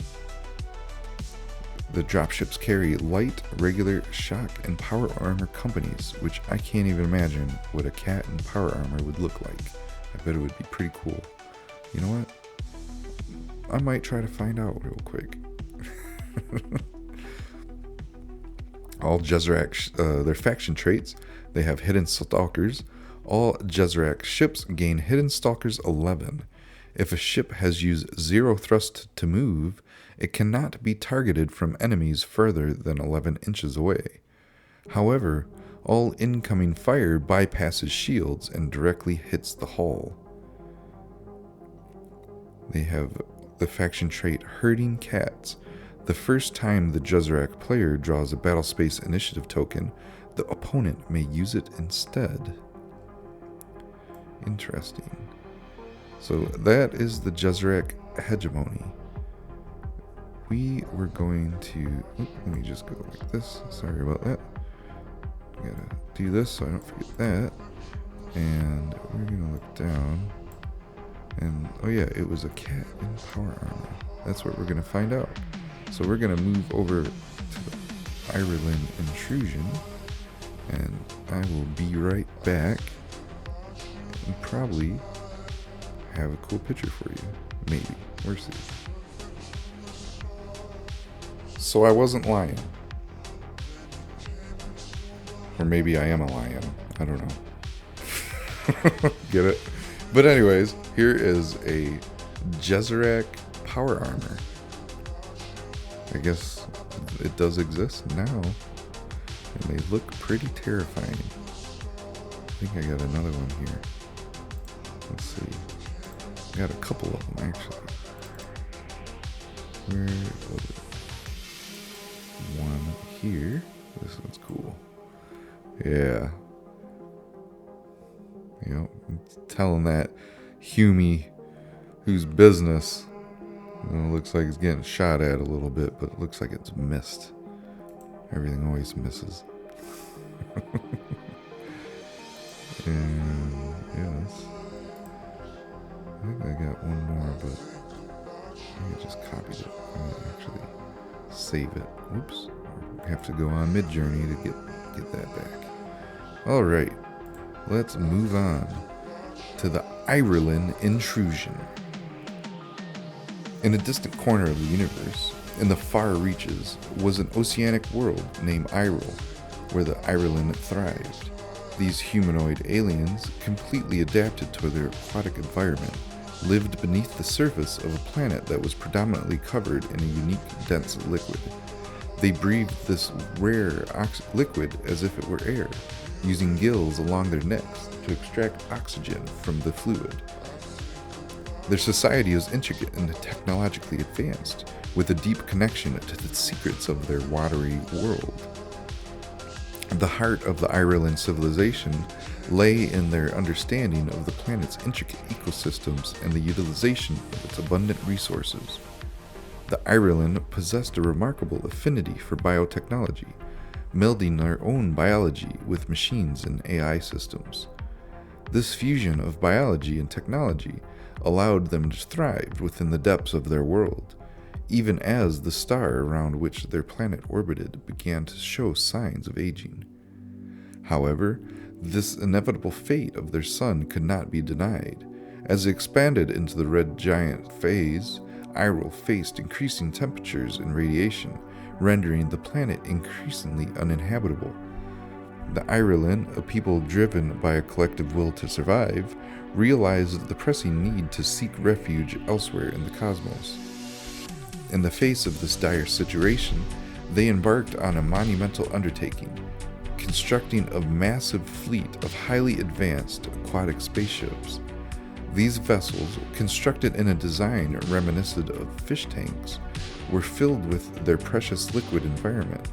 Not only did this preserve their biology during the journey through space, but it was also later found that it made their spaceships exceptionally challenging for outsiders to board. Interesting. The Iralynn had little understanding at first of the Node network, a mysterious and cosmic web of lighthouse-like connectors to different regions of the galaxy. It allowed them to traverse immense distances quickly. This newfound knowledge significantly expedited their travel times once they reached the Milky Way. However, the hardships of the journey were not without cost. Many Iralynn perished in their attempts to find a new home for their civilization, and the journey had a transformative effect on their society. With each passing cycle of the star's expansion, the Iralynn became increasingly ruthless and focused on their mission to ensure their species' survival. The concept of the Iralynn Intrusion emerged as a collective mantra from those they had encountered, reflecting their willingness to do whatever it took to secure survival of their species. As the Iralynn fleet ventured deeper into human space, their advanced technology and unwavering determination made them a force to be reckoned with. Their aquatic ships became both a symbol of hope for their species and a formidable threat to any who stood in their way. Now, in a new galaxy, the Iralynn Intrusion strives to find a suitable home, even if it means they must confront and adapt to the Milky Way's existing inhabitants. Their journey is a testament to the extremes a species will go to preserve itself, and the galaxy watches with cautious intrigue as the aquatic aliens search for their new beginning amidst the stars. We have 4 commanders here. We have High Queen Alua, the ruler of the Iralynn remnants and commander of the full Iralynn Intrusion. Alua will do whatever it takes to find sanctuary for her people. High Queen Alua must be taken as Admiral. In the long voyage, Vanguard groups in Alua's fleet get a free movement activation before the game starts. If no groups are taken in the Vanguard, then every friendly battle group can immediately make a free movement activation after they are deployed in the combat section. Their commander quality is Legendary 4. The rank is Admiral. Their ship as the flagship. +2 to skill, +2 to morale bonus, 12 command capacity, and 35 points cost. We have Vanguard Commander Oira leads the scouting cadre of the Iralynn Intrusion. Her battle groups are in search of a planet which can sustain Iralynn life. Vanguard Commander Oira must deploy in the scout section of the game. If Oira is the Admiral, you may include 40% of your points in Vanguard groups during list building. And then we have the Minefield Expert. All light cruisers in Oira's battle group get Mine Layer 1. If Oira is the Admiral, then all light cruisers in the fleet get Mine Layer 1. The Inspiring Admiral or Commander can take any ship, +2 skill, 0 morale bonus, 9 command capacity, and cost 20 points. We have the Wave Seer Vila. Ancient enemies of the Precursors, the Iralynn used Wave Seers to interfere with the node technology to dislodge enemy fleets in transit. Vila is one of the last of her kind after most of the Iralynn have died out. And Wave Seer Vila has node disruption. When the combat section begins, roll a d10. On a 6+, you may choose an enemy battle group to deploy a turn late. On a fail, the opposing player chooses which battle group will deploy late. The Poor Commander can command any ship, -1 skill, 0 morale bonus, 8 command capacity, and it costs 20 points.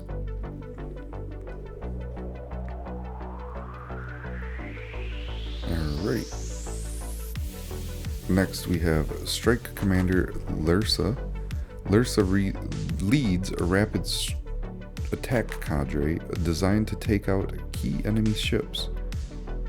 May be taken as a battle group commander. You have Light Riders. All ships in the battle group must be attack boats. And Surgical Strike. Attack boats in Larissa's battle group gain the Assassin Systems trait. You have Confident Commander. Ships attack boats. +2 skill and costs 20 points with a 6 command capacity and no morale bonus. They have a few capital ships here. We have their flagship, which is the most expensive, the Dreadnought at 135 points. And then there's the Carrier, the Lance Battleship, the Battleship, the Battle Cruiser, the Shield, or the Battle Cruiser, the Cruiser, and the Light Cruiser. They have the traits of a Shield Charge, or Shield Charger, which we will get to that at the bottom of this. They all have pretty unique upgrades. Their support ships, we have a light carrier, a torpedo destroyer, a heavy destroyer, and a destroyer. And they have the different upgrades like strike bays, max thrust, and assault bays. They also all have shield chargers. Their escort ships, they have attack boats, patrol boats, heavy frigates, and corvettes. The heavy frigates and the frigates have shield chargers, but none of the other escort ships do. You can upgrade the frigate to +2 ADS as well. They have 4 different weapon systems. The Piranha Torpedo as their ordnance weapons. They have a photon discharger, a light particle lance, and a heavy particle lance. The strike craft that they field are undertow fighters, lance beam bombers, maelstrom interceptors, and dropships, which can carry light, regular, shock, or power armor companies. Their faction traits, they have space sails. The Iralynn ships are capable of using radiation from the nearest star to make quick turns. When they do this, they must always turn away from the star. At the start of the game, both players roll off. Higher roll must pick a table edge where the Iralynn are capable of turning towards. When Iralynn ships are maneuvering, they may choose to use 1 thrust point worth of rotation to rotate to that edge direction regardless of degree. They also gain 2 inches of movement per thrust point when moving directly towards that edge. They also have aquatic hulls. These ships are filled with a liquid similar to water, but different in makeup. This makes boarding their ships extremely difficult. -2 to dropship saves when they initiate a boarding attack against Iralynn ships, so you might as well not even bother unless you got scuba gear. And that's the Iralynn Intrusion. We have 4 factions left. We are almost done here. Let's move on to the Krysa Plague.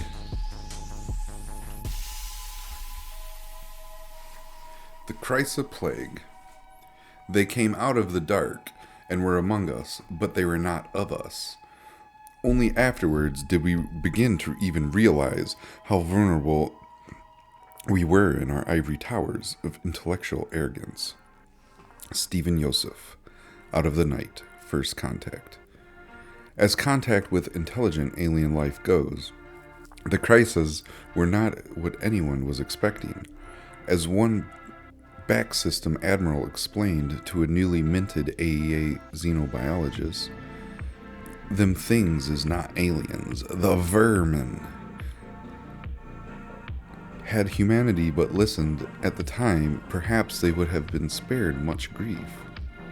This report will attempt to summarize the Krysa threat now facing humanity. If the incompleteness of this record is dissatisfying to the reader, let it be understood that those of us who worked on it share that dissatisfaction completely. Reconstructing the events of first contact with the aliens now known as the Krysa and re-establishing the timeline of the happenings that have shaken human space has been a difficult task. It must first be understood that a firm date for first contact cannot be established. This is because no one knows when the Krysa actually arrived in human space. The earliest records of possible contact come from the northern fringe of human territory, where there was growing piracy throughout the region by unknown combatants. They would appear quite randomly around the space lanes of various minor colony worlds, attacking freighters and fuel haulers. Records obtained from these colonies indicate that losses were at first minimal. A few attacks on inhabited systems themselves were beaten off by local units without much trouble. However, every attempt to trace the raiders back to their homeworld proved a failure. Attacks began occurring with increasing frequency across a wide swath of human space. However, due to the isolated nature of human colonization in the northern regions, and the fact that those attacked were all minor colony worlds without many off-world concerns, prevented anyone from forming a bigger picture of the scope of Krysa activity.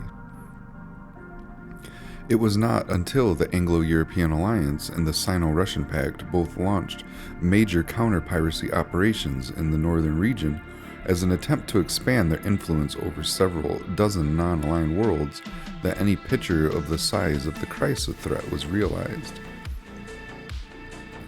Discovering that the same bands of presumably devolved pirates were attacking places 100 light-years apart changed the classification of the Krysa from a local threat of yet unknown origin to the coordinated assault on the northern region of human-occupied space. This called for immediate action to destroy the raiders before they could grow any bolder. Operation Clean Sweep was launched by the AEA. This saw no less than 3 powerful AEA fleets sent into the northern region to ferret out the unknown raiders. It did not take them long to track down to several uninhabited systems not too far from inhabited colony worlds. There, the AEA battle fleets found ramshackle shipyards constructing an entire flotilla of the Krysa's crewed vessels. Battle was joined in earnest, and though the Krysa star nests were completely destroyed, the AEA fleets took heavy losses. It was not until this time that the alien nature of the Krysa became apparent to humanity. Only when DNA tracing was attempted upon them to try to determine which Exodus period colony ship they came from did their lack of Earth origin become known. The AEA quickly raised the alarm that humanity was not alone amongst the stars. A hostile alien presence has already set itself up in our space. At this juncture, several hundred frozen corpses of the Krysa have been obtained. What we know about them is as follows. They appear to be descendant from some sort of rodent-like creature. Genetically, there are a significant number of markers that point to a non-terrestrial origin. They are bipedal, with sensitive hands able to perform intricate manipulations. They possess a long, hairless tail that is used for balance, though some appear to be able to use it to manipulate tools. Their height rarely exceeds 5 feet, though they seem to be able to stretch and contort themselves to a degree impossible for human skeletal structure. The number of crew found aboard their ships is staggering. This had led the xenobiologists to speculate that the Krysa have no sense of personal space as humans do. They exist inside their ships in extremely cramped conditions, a half dozen of them packed into a space that would be normally allocated to a single human crewman. They appear to be able to live on a diet of almost anything organic. Indeed, examinations of their stomachs have revealed that they can survive on the scantiest food and digest many things humans cannot. In short, they're natural survivors. The ships of the Krysa are something of a puzzle. Without question, they are crudely built. Their main form of defense is a series of triangular reactive armor panels along the hulls that explode outwards to counteract any offensive weapon, a crude yet effective method for negating advanced weaponry. Yet despite their vessel's ramshackle state and the crude impact cannons that cover their hulls, some of their vessels possess astoundingly advanced systems beyond even human means of production. They have a device capable of harnessing the hard radiation of a nuclear explosion to produce an X-ray laser capable of ignoring a ship's shields. Though this device requires the detonation of a nuclear warhead inside the ship, this explains why some of their vessels seem to spontaneously explode during battle as the crude magnetic bottles containing these explosions fail. Furthermore, they possess a weapon dubbed the Dimensional Flux Cannon, whose workings seem to ignore known physical laws. To date, no working models from this device have been obtained. Regrettably, this is the bulk of information obtained regarding them. Even their name Krysa comes from information exchanges with the Union, who have been combating this threat long before we encountered them. While the Union has been less than forthcoming regarding the Krysa, there's speculation that they did not obtain spaceflight on their own, that they may in fact have been uplifted from a primitive society to a spacefaring one by an as yet unknown alien race. Whatever their origin, they're ongoing threat to all human colonies.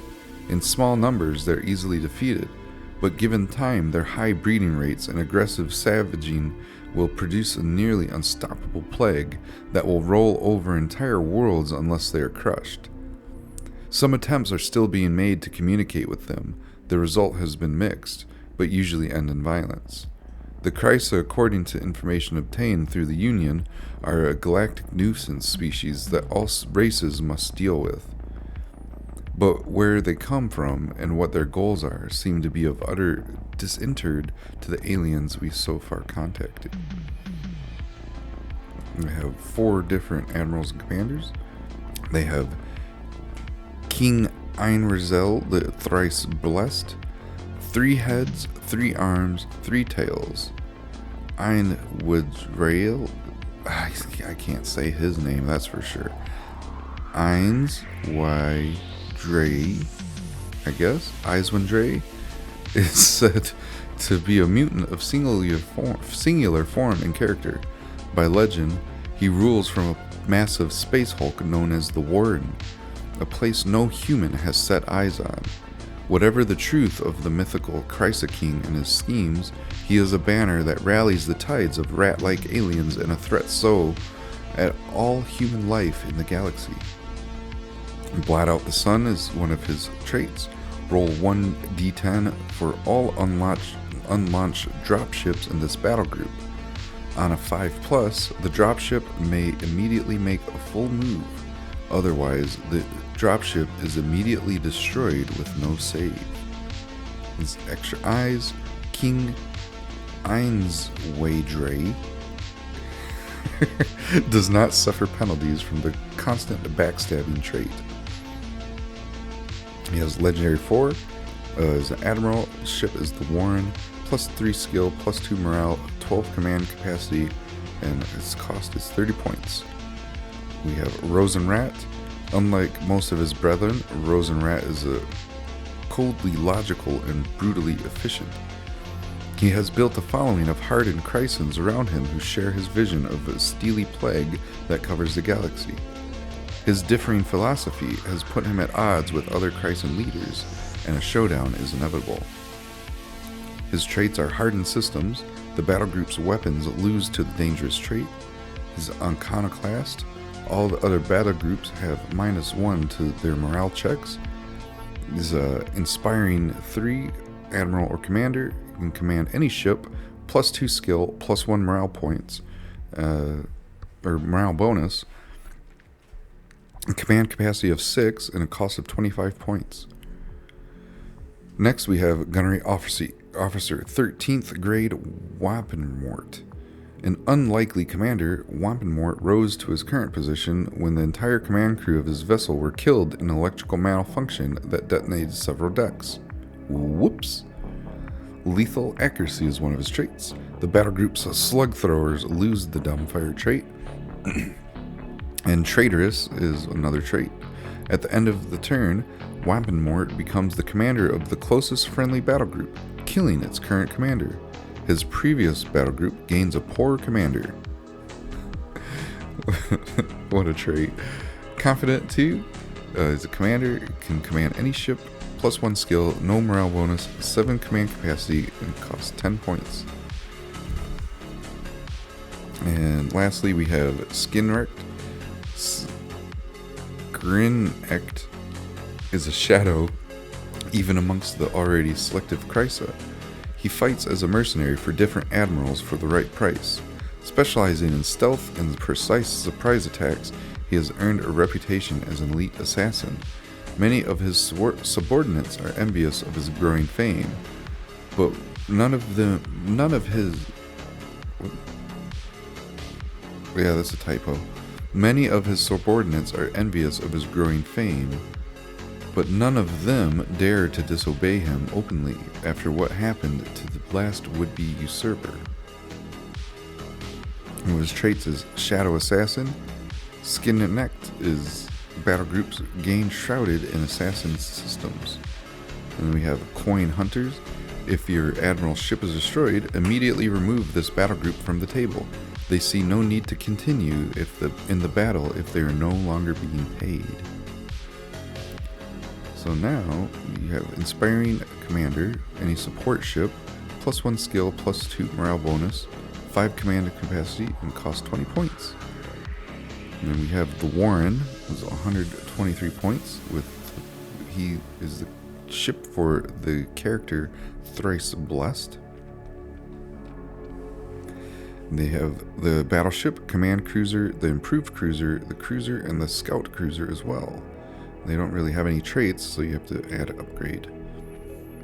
Your support ships, you have your Lancer with assassin systems, your advanced destroyer that you can upgrade with an assault bay, your heavy destroyer, and the destroyer. The advanced destroyer has crude X-ray lasers, just like capital ships do. And then you have your escort ships, your frigate, heavy frigate, attack boats, and assault ship. None of these can be upgraded. The weapons that the Krysa have are slug throwers as their ordnance weapon, a dimensional flux cannon, crude X-ray lasers, and they only have dropships, which have light rat swarms, regular rat warriors, shock rats, and rat hulks. Their faction traits, they're disorganized rabble. The Krysa are highly disorganized and barely follow any plans set out before battle. Before the game starts, every battle group must roll a d10. On a 6+, they become a vanguard group, which must deploy in the scouting section. The rest must deploy in the combat section. They have constant backstabbing. The Krysa face constant mutinies and power struggles within their ranks. At the beginning of every activation, battle groups must roll a d10. At the beginning of every activation, battle groups must roll a d10. Yes, I said that correctly. On a 9+, no special orders can be done this activation by the battle group. Their next trait is Shield Overload. Krysa shields are able to be overloaded with power when they go down to be brought back to life. Once a ship's shields go down, before they allocate any hits to the hull, the player may roll a d10. On a 6+, the shields come back to full strength. On a failure, the ship goes critical and explodes. And they have Rat Hulks, enormous mutated aberrations, twice the size of a human marine. They may only be taken on the Warren. That's the Krysa. The Krysa, which is the galactic crisis. Boom. 3 to go. We have the Quin'Tek. In the vast cosmic tapestry of the galaxy, shrouded in the mystery and ancient secrets, the Quin'Tek stand as enigmatic beings from a time long forgotten.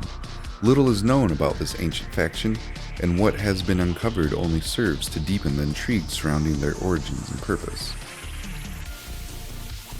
Believed to be extragalactic in origin, the Quin'Tek are thought to have arrived in our galaxy in pursuit of answers regarding the reactivated node network, a phenomenon that has stirred the curiosity of many civilizations across the stars. Some speculate that the Quin'Tek may have encountered and possibly even clashed with the architects of the node network, suggesting a history that spans eons and reaches far beyond the knowledge of current galactic inhabitants. The Quin'Tek's technological prowess has not gone unnoticed. Their ships are constructed from an otherworldly crystalline material that absorbs and disperses kinetic energy upon impact, effectively shattering when struck and minimizing damage to the vessels themselves. This unique defensive capability has confounded and intrigued those who have encountered them, leaving many in awe of the Quin'Tek's mastery over materials unknown to Earth. In terms of weaponry, the Quin'Tek wield formidable armaments that defy conventional understanding. Their arsenal is said to include systems capable of launching attacks on the very fabric of a ship's systems, shutting down vital functions and leaving adversaries defenseless. Additionally, their torpedoes possess a cloaking mechanism that eludes detection by conventional ship shields, allowing them to strike unsuspecting targets with deadly precision. The social structure and culture of the Quin'Tek remains shrouded in mystery. Rumors around that some among them have existed for millions of years, their consciousness reserved within armored shells that house ancient minds. The notion of such longevity and technological prowess only deepens the sense of awe and trepidation surrounding the Quin'Tek. Human encounters with the Quin'Tek have left many in the scientific and diplomatic communities speculating and theorizing about their true nature and purpose. As the galaxy grapples with the mysteries of this ancient faction, the Quin'Tek continue to move in the shadows, leaving behind fragments of their enigmatic presence and challenging the understanding of those who seek to unravel the secrets of the cosmos. We have Speaker Exani. Exani is rumored to be the puppet master of a vast network of spies and informants and touches every faction in the galaxy. The motives of the Quin'Tek speaker are unknowable, but the cloud of chaos and misinformation that surrounds them is as undeniable as it is impenetrable. And Kaidomios, this battle group always has the effect of the comms attack active with a range of 32 inches. The legendary Admiral can command any ship, +3 skill, no morale bonus, and 12 command capacity at a cost of 35 points. We have Marshal Eskikesh. Eskikesh is the commander of the Void Splinters, one of the most aggressive battle groups within the Quin'Tek fleets. He's an obsessive hunter, chasing down every remnant of the node builders, no matter the cost. And then we have Proaxis. Whenever this battle group destroys a ship or loses a ship, it may immediately perform a Thrust 1 move action. And also we have Recursive Engrim. Eskikesh cannot be chosen as a target if there are other viable options in their battle group. There is Inspiring Admiral or Commander. They command any ship.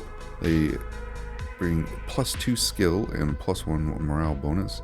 They have 8 command capacity. They cost 20 points, and they look awfully similar to a Predator. Speaker Emenrak. This character. This story is yet to be revealed. You have Void Wrath trait. Ships in the battle group gain Stealth 9, Precision Relays. Emenrak always has the benefit of strike support even if his score is lower. And then Spiteful N. Strikecraft in this battle group explode when they are destroyed, inflicting 1 hit on an enemy within 2 inches. Commander quality is Confident Commander. His ship is a carrier with +1 skill, no morale bonus, 8 command capacity, and costs 15 points. So we have Speaker Evan Shao. The traits are Blackout. The battle group's Cypher Cannons lose single shot and gain dumbfire. And then Enigmatic Defense Nets. This battle group gets +2 to its ADS rolls. It's Confident Commander, commanding a battleship, +1 skill, 0 morale bonus, 4 command capacity, costs 12 points. We have our last, I guess, alien predator hybrid looking marshal, Ezrin Riv. Ezrin Riv is a bloodthirsty warrior who has spilled blood on 1,000 worlds. To the sentient Tigra, she is known as Boyquia, the Queen of Corpses, a mythical figure whose bloody wake spans millennia. She's a Reaver General, and friendly companies within 16 inches of this battle group gain +1 to their CQB rolls. When there's a recursive Engrim, Ezrin Riv cannot be chosen as a target if there are other viable options in their battle group. They have a couple capital ships. They have a battleship, a carrier, a command cruiser, a battle cruiser, a cruiser, and a light cruiser. They have a couple upgrades here, a couple assault bay, max thrust, and armored reactor core. And that battleship has 10 photon cannons. Curious to see what those do. What else do we have? The Cypher Cannon. That's also the only ship that carries the Cypher Cannon. Their support ships, they have a destroyer, heavy raider, and a support carrier. Can only upgrade 1 max thrust. Then we have the escort ships. Their frigate is upgradable with 1 assault bay. The heavy frigate can be upgraded to +2 ADS. The attack dart squadron and the corvette round up the fleet. Their special mines are the flicker web mines. They cost 6 points, 6 inches of range, and are 4+ to hit. Their traits are +2 shield damage. The weapons that the Quin'Tek use on their ships are the Crystal Torpedo as their ordnance, the Photon Cannon, Neutrino Blaster, Proton Beam, and the Cypher Cannon, which has the Shutdown trait. So let's look over here and find Shutdown. Ships hit by this weapon cannot move or shoot during their next activation. This weapon disperses to the next ship. Wow. So this can shut down a ship completely. It's like an EMP cannon once you're 6 inches away. You have fighters, bombers, interceptors, and dropships. Those are the strike craft that are fielded by the Quin'Tek. And the dropships carry light, regular, shock, and power armor companies. Their faction trait is Crystal Hull. The ship takes 1 damage max per hit on its hull. When it repairs, it only recovers the minimum amount of hull points to no longer be critically damaged. And that is the Quin'Tek. So let's mark this off of our list. We have 2 left. Oop. This is a hard one to get here. There we go. Alright. Next is the Sentient Union.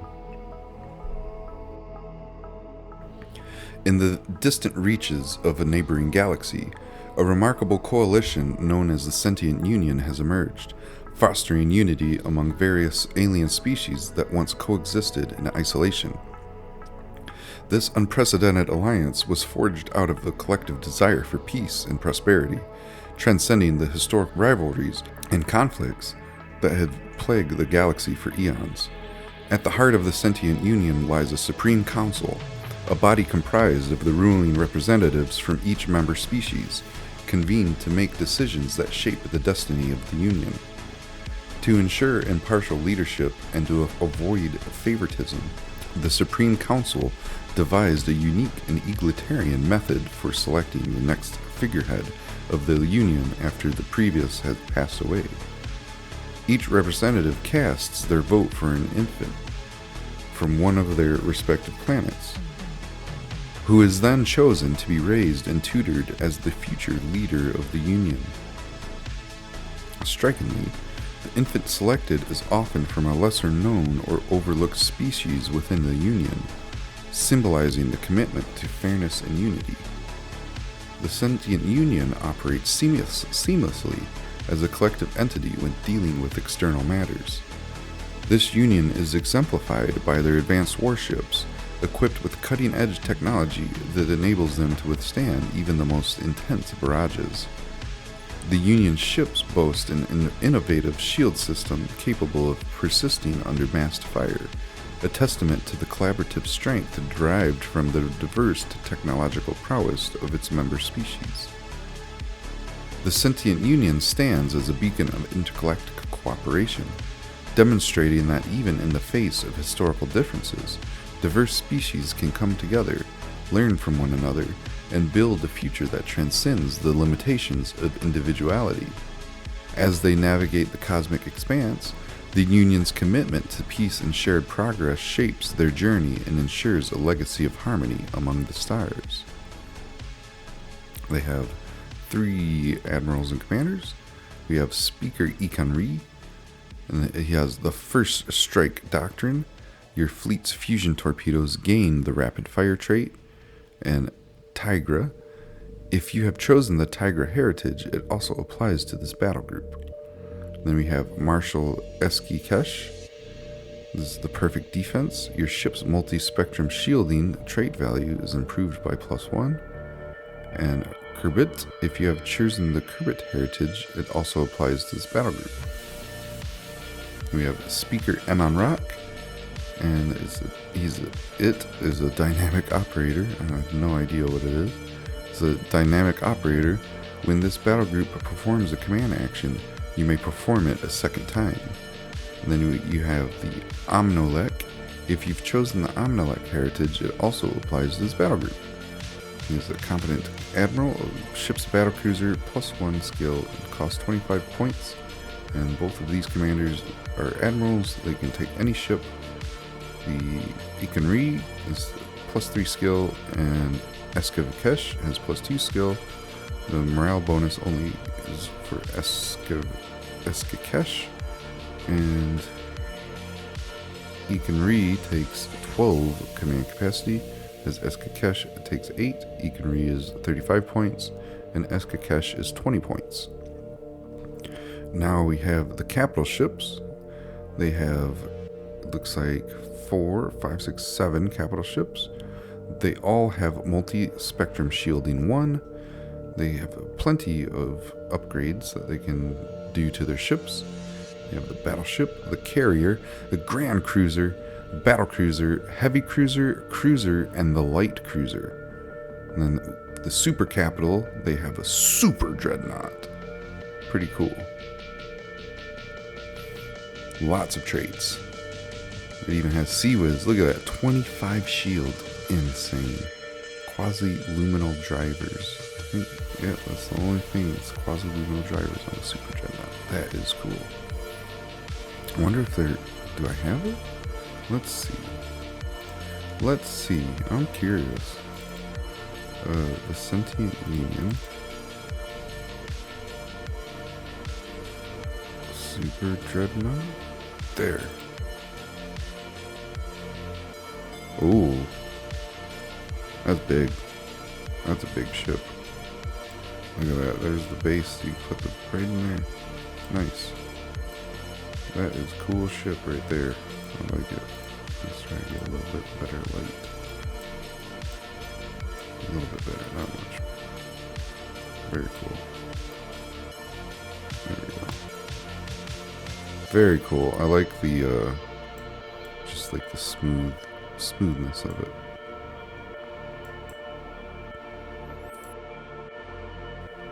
So, they have the Super Dreadnought. Now we're moving on to the support ships. All of them have pretty healthy upgrades. You have your destroyer, heavy destroyer, lance destroyer, and your support frigate. And they all have their multi-spectrum shielding as well. Lance destroyer with their assassin systems and max thrust upgrade, so you can bring them into a Vanguard fleet if you want to. Next we have the escort ships, which you have a frigate and a corvette. And like most frigates, you can upgrade the ADS to +2 ADS, and the corvette also has Aegis, and both of them have multi-spectrum shielding as well. Their special mines are the Union dispersal mines. They have a 12-inch range. They take 8+ to hit, but they have a shield skipping of 9+. They carry 5 different weapons. One being an ordnance weapon, which is the fusion torpedo. They also have mass drivers, the dimensional flux cannon, the crude X-ray laser, and the quasi-luminal driver.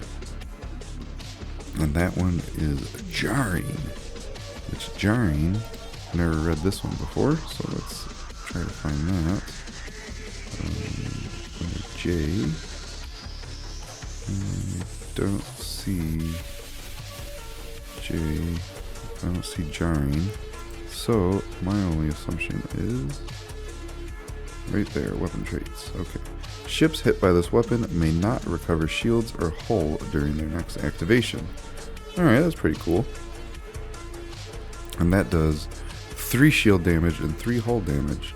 And that ship had 6 of those. Whew. Ouch. Okay. So,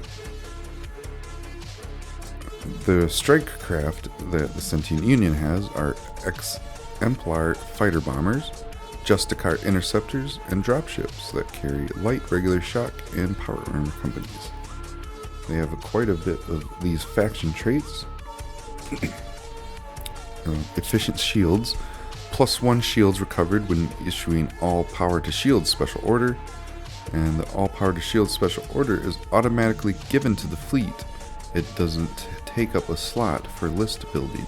So if you have 3 traits, you can have 4, one of them being all power to shields. Next is ancestral influence. During a list building, choose one ancestral heritage. All non-character commanders gain the traits of the chosen heritage. So we have the Tigra heritage, +1 to skill checks for focus all fire, and the hit bonus is increased to +2. The rapid fire trait triggers on a 7 to a 10. Next is the Serbit heritage. Your commanders may use the level 1 electronic warfare abilities as command actions. +1 to skill checks for all power to shields and covering fire. Next we got the Omnilek heritage. +1 to skill checks for all ahead full and hard about.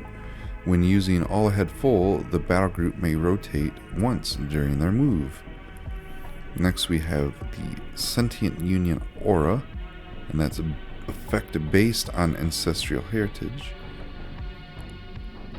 We have the Tigra. Other friendly battle groups within 12 inches may re-roll 1s and 2s when shooting. And then we have the Serbit. Other friendly battle groups within 12 inches are -1 to hit and regain 2 shields at the beginning of their activation. Next we have the Amnelek. Other friendly battle groups within 12 inches are always counted as speed 5 for enemy shooting. While moving within this aura, they may move as if they were strike craft. If they become farther than 12 inches away from the center of this aura at any point during their movement, the effect also stops. And we also went over Jarring, which again is the ships hit by this weapon may not recover shields or hull during their next activation. And we have the 1,000-point Sentient Union fleet with the print list as well.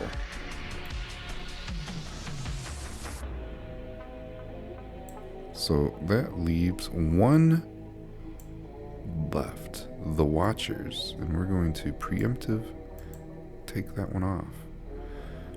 Here we go. The Watchers are enigmatic beings composed of biological amorphous plasma. They interact with the broader galaxy by inhabiting biomechanical mecha that serve as their physical forms. These beings were first encountered by interstellar questing knights of an old Earth Catholic order, and these galactic pilgrims assumed Watchers to be angelic beings that were encountered as the fulfillment of now long forgotten prophecies. The human knights quickly assimilated into the Watcher fleet, and the faith of those converted warriors have colored that perception and lexicon used to describe these aliens ever since. Truebone Watchers are masters in genetic editing and directed evolution that grow their empire by conversion of other life forms to their sect. This conversion is both a physical and spiritual conversion, in which the convert is genetically edited into a primordial bipedal genetic organism whose only function is to serve the expansion of the Watcher's sect.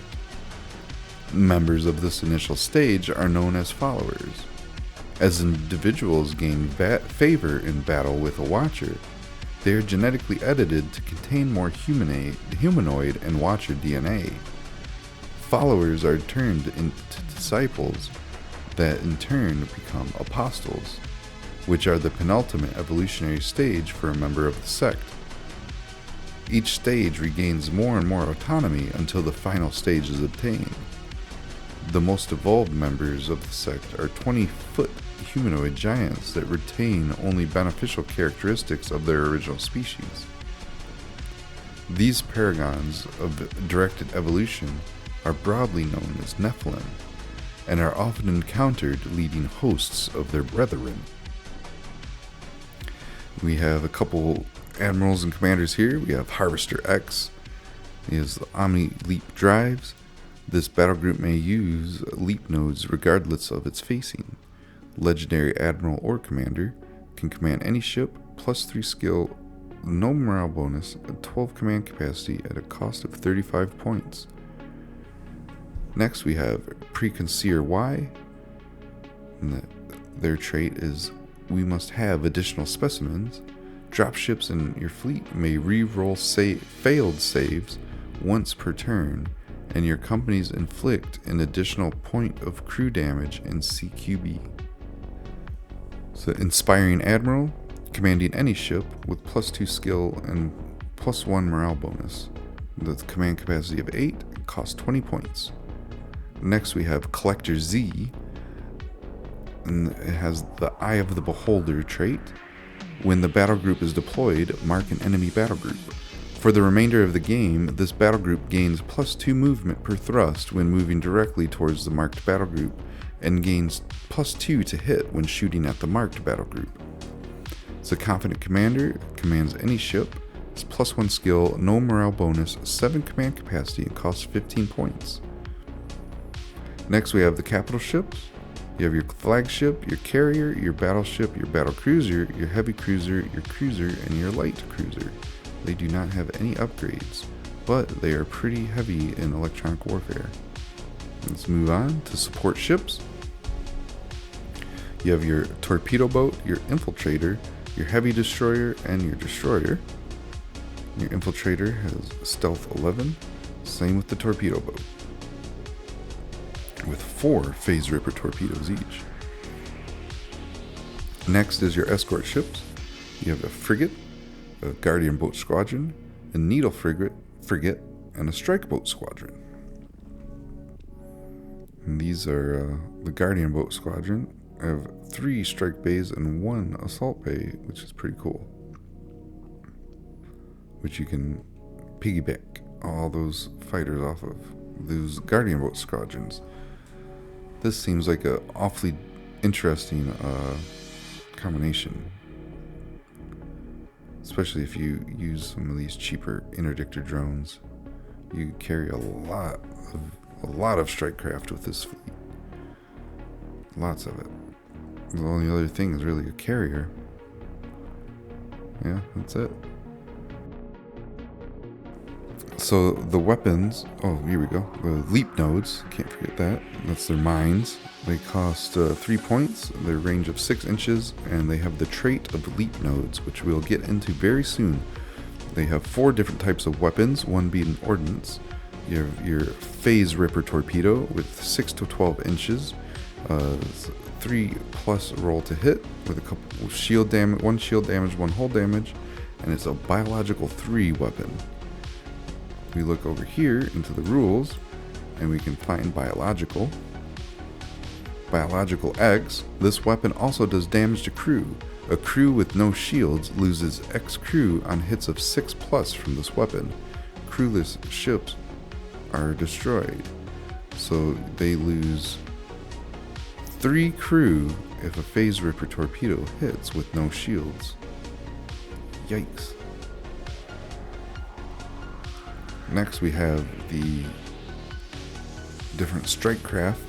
Oh, I think, yeah, I haven't gone over these ones. You have the transphasic repulsor array, your ion stream, and your wave pulse weapon as well. Next you have your transphasic fighters, your ripper bombers, your interdictor drones, the warform abductors, and the dropships. And these all are strike craft for the Watchers. Your dropships have light, regular, shock, and power arm companies. Your faction traits, your leap nodes, count as minefields for the purpose of deploying and removing. The leap drive, if your battle group is facing directly towards a leap node, you may move your battle group to within 6 inches of that node instead of performing a regular move action. Set its speed as normal per distance traveled. Next we have the warform abductors. Before shooting, any 2 strike craft within 2 inches may fuse into a warform abductor. We have the breaching rounds next. Warforms within 4 inches of an enemy ship may fire crew-killing rounds. Each hit deals 2 damage to crew instead of shield or hull. Targeting, ADS, and hit allocation work as per normal strike craft shooting. There's faction-specific electronic warfare abilities. You have a projected EMP. Target a strike craft within 16 inches. Roll 1 d10. On a 6 plus, that strike craft and all enemy strike craft within 3 inches cannot move during their next activation. Next we have the level 4, Transphasic Anomaly. Target an enemy battle group within 16 inches. They receive -2 on their ADS rolls until the end of this turn. And it does not stack. Now we have the 1,000 point Watchers starter fleet. And this is it right here, which you can pick up at CobraFleetworks.com. Or if you have a printer, go buy the models from Leggy and print it out right here. Here's your print list. And that will be the end of all of the factions that are not custom factions. And these custom factions, you can create yourself, which I love this premise. I love it. I love it. I love it. It's so amazing. There's so much customizability to anything in this game. But I'm going to briefly go over this section. It's 1:16 a.m. where I live. I've been doing this today for... I kind of been starting about 10:30 or 11 o'clock, so it's been 14 hours now, and I'm getting kind of tired. If you haven't been able to tell already with me stumbling over my words. But this, I think, is the last page I really need to read other than showing you the corporate ships. So we have custom minor factions. The Grand Fleet Admiral is set in a galaxy populated by hundreds of unique and varied colonies who have mutated to suit their world. Some still resemble their previous human form from old Earth, but many more have adapted and are physically unique. These pages will give you the options to create your own faction story, giving them tailored attributes, which affect how they play on the table. Most minor colonies will have access to the commercial ship market, and without their own widespread shipbuilding infrastructure, heavily rely upon these corporations to produce the ships they order.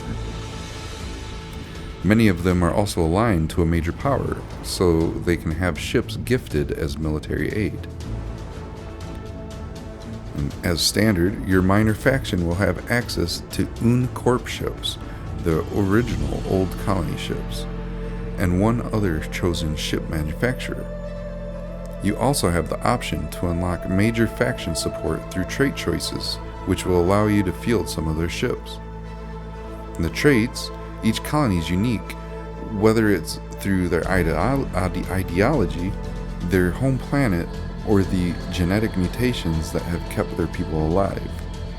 These traits will define your faction and civilization and will help to create a background that inspires you to discover their custom playstyle. Use the trait explanations lightly, and feel free to come up with your own explanation as to why your faction has that trait effect. You have 5 points to spend, and a maximum of 5 traits you can pick. Some traits are negative, but give you more points to spend on the stronger ones. If a trait is listed with a negative, then it costs you that much, and if it's positive, then it gives you that many points if you choose it. So we have plenty of planet and genetic traits here. These apparently are all going to change in the next update, from what I understand. I am not sure if I am correct or not, but from what I have gathered, this is getting reworked, so we can start making even better custom factions. But we have planet and genetic traits, we have extreme climate, fast reflexes, enhanced muscularity, overly aggressive, frail, poor eyesight, low fertility, and fleeting, which these ones in the green, they give you points. You can only choose 5 though, so you don't want to give yourself too many points that you can't use. You want to make it 0 as much as you can. And government and culture traits, there's the Citizen Levy, extensive officer academies, Anglo-European aligned, Sino-Russian puppet, Imperial Hemina auxiliary, rampant corruption, the hated aristocracy, and then the pacifists. And we have extremists, hive mind, control mainframe, and scavengers of wealth. Next we have technology and economy traits. We have advanced tracking system, shield capacitors, extremely wealthy, strike zones, strike drones, and armed primates. Next we move on to the ship manufacturers. The ships that are available on the market are widely available to Earth and other colonies within reason. A single battle group can be made up of corporation ships per fleet for standard factions. Alternatively, you can make a custom faction using 100% corporation ships.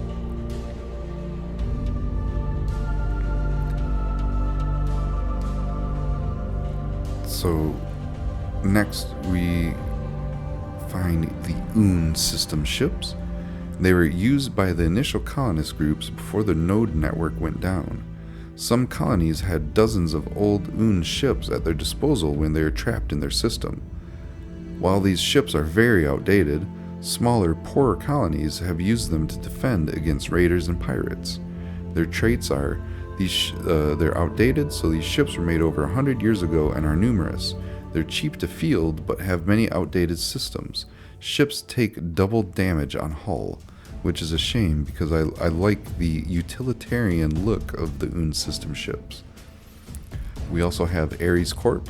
Ares Corp is widely known in the galaxy as high-priced status symbols for wealthier minor colonies and officials. These ships are very reliable, and Ares even sends contractors to teach the crews how to make use of the ship's systems. They have top-of-the-range ADS. These ships are expensive to purchase, but come outfitted with the highest tech available to Earth and its colonies. If a battle group is made entirely of Ares ships, they may re-roll ones on ADS saves. Next we have Marauder Industries. Marauder Industries has quickly become one of the largest defense contractors in the galaxy. Their affordable yet modern hulls have proved effective against even the fleets of major powers. Minor colonies and factions use exclusively Marauder equipment and the hulls to outfit their defense forces and navy, making them a staple in nearly every sector. These ships are built to last. The Marauder ships are known for their tough reliability. Their ships have higher hull points on average. Next, we have a new corporation that I don't think their models are released yet, but we have some information about them, at least now. The Quin'Tek Corporation has become one of the biggest and most recognized household name brand corporations in the galaxy.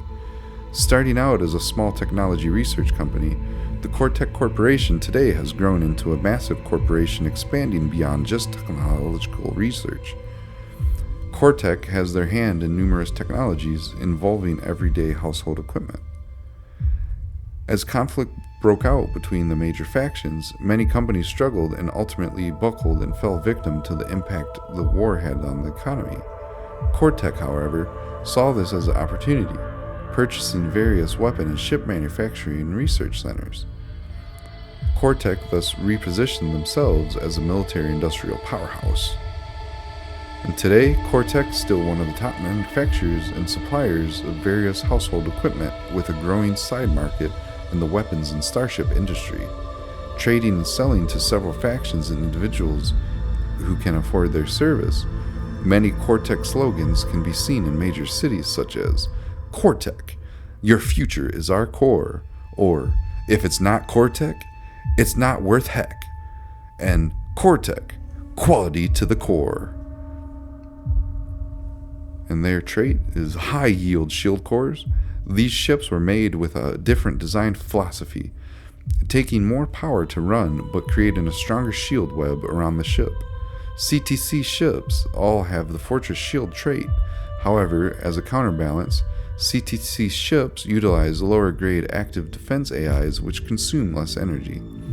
All battle groups which contain CTC ships have a 6+ max ADS instead of 5. Interesting, right? Cool stuff. And here is their ships. They have a Cerebus cruiser, a Lernarian carrier. I can't really see. Let's see. Is that Lernaean carrier. A Basilisk dreadnought. And their support ships, they have Chimera destroyer and a Harpy frigate for their escort ships. This is, I believe, Un, right? Un is purple. Yes. So Un has a cruiser as their only capital ship. They have a destroyer and a missile destroyer, and they also have a frigate and corvette for their escort ships. And then this is Ares Corp, I believe. And this is Ares Corp. They have a battle cruiser, a cruiser, and a light cruiser. They all have the auto repair trait for their capital ships. Their support ships, they have a destroyer, a heavy destroyer, and a torpedo boat. and a light carrier as well. You can upgrade the support ships fairly well, and the capital ships also you can upgrade them fairly well with the crystal hull and the multi-spectrum shielding skills. Their escorts have line frigates, point defense frigates, and corvettes, which the point defense frigates you can upgrade into that magical +2 ADS. And last but not least, you have the Marauder industry ships. They have a hefty supply of ships. You have the Dreadnought, the carrier, the battleship, assault carrier, battle cruiser, cruiser, and the torpedo cruiser. And the carrier holds 8 strike bays, so you can get some pretty decent amount of ships in those, or strike craft in those. And now we have your support ships, which you can get a light carrier, an armored freighter, control cruiser, a heavy destroyer, or a destroyer. And your escort ships, you can get a heavy frigate, gunboat squadron, or a patrol boat squadron, with their drones being gun drones. There are lots of different weapons that are being used between the different corporations. You have anything from crude torpedoes to commercial missiles, and all of these are ordnance weapons. You have the advanced kinetic guns, the ion beams, the waveform shotgun, the howitzer battery, and the commercial coil gun being used regularly. Your strike craft are pretty generic. You have fighters, bombers, interceptors, and dropships, and same with your CQB companies. They're also pretty generic, which contain a light, regular, shock, and power armor company. And then this is a custom minor faction Marauder industry starter fleet, which I will be adding to the website soon here. This is just a vanilla one, but this is a good start to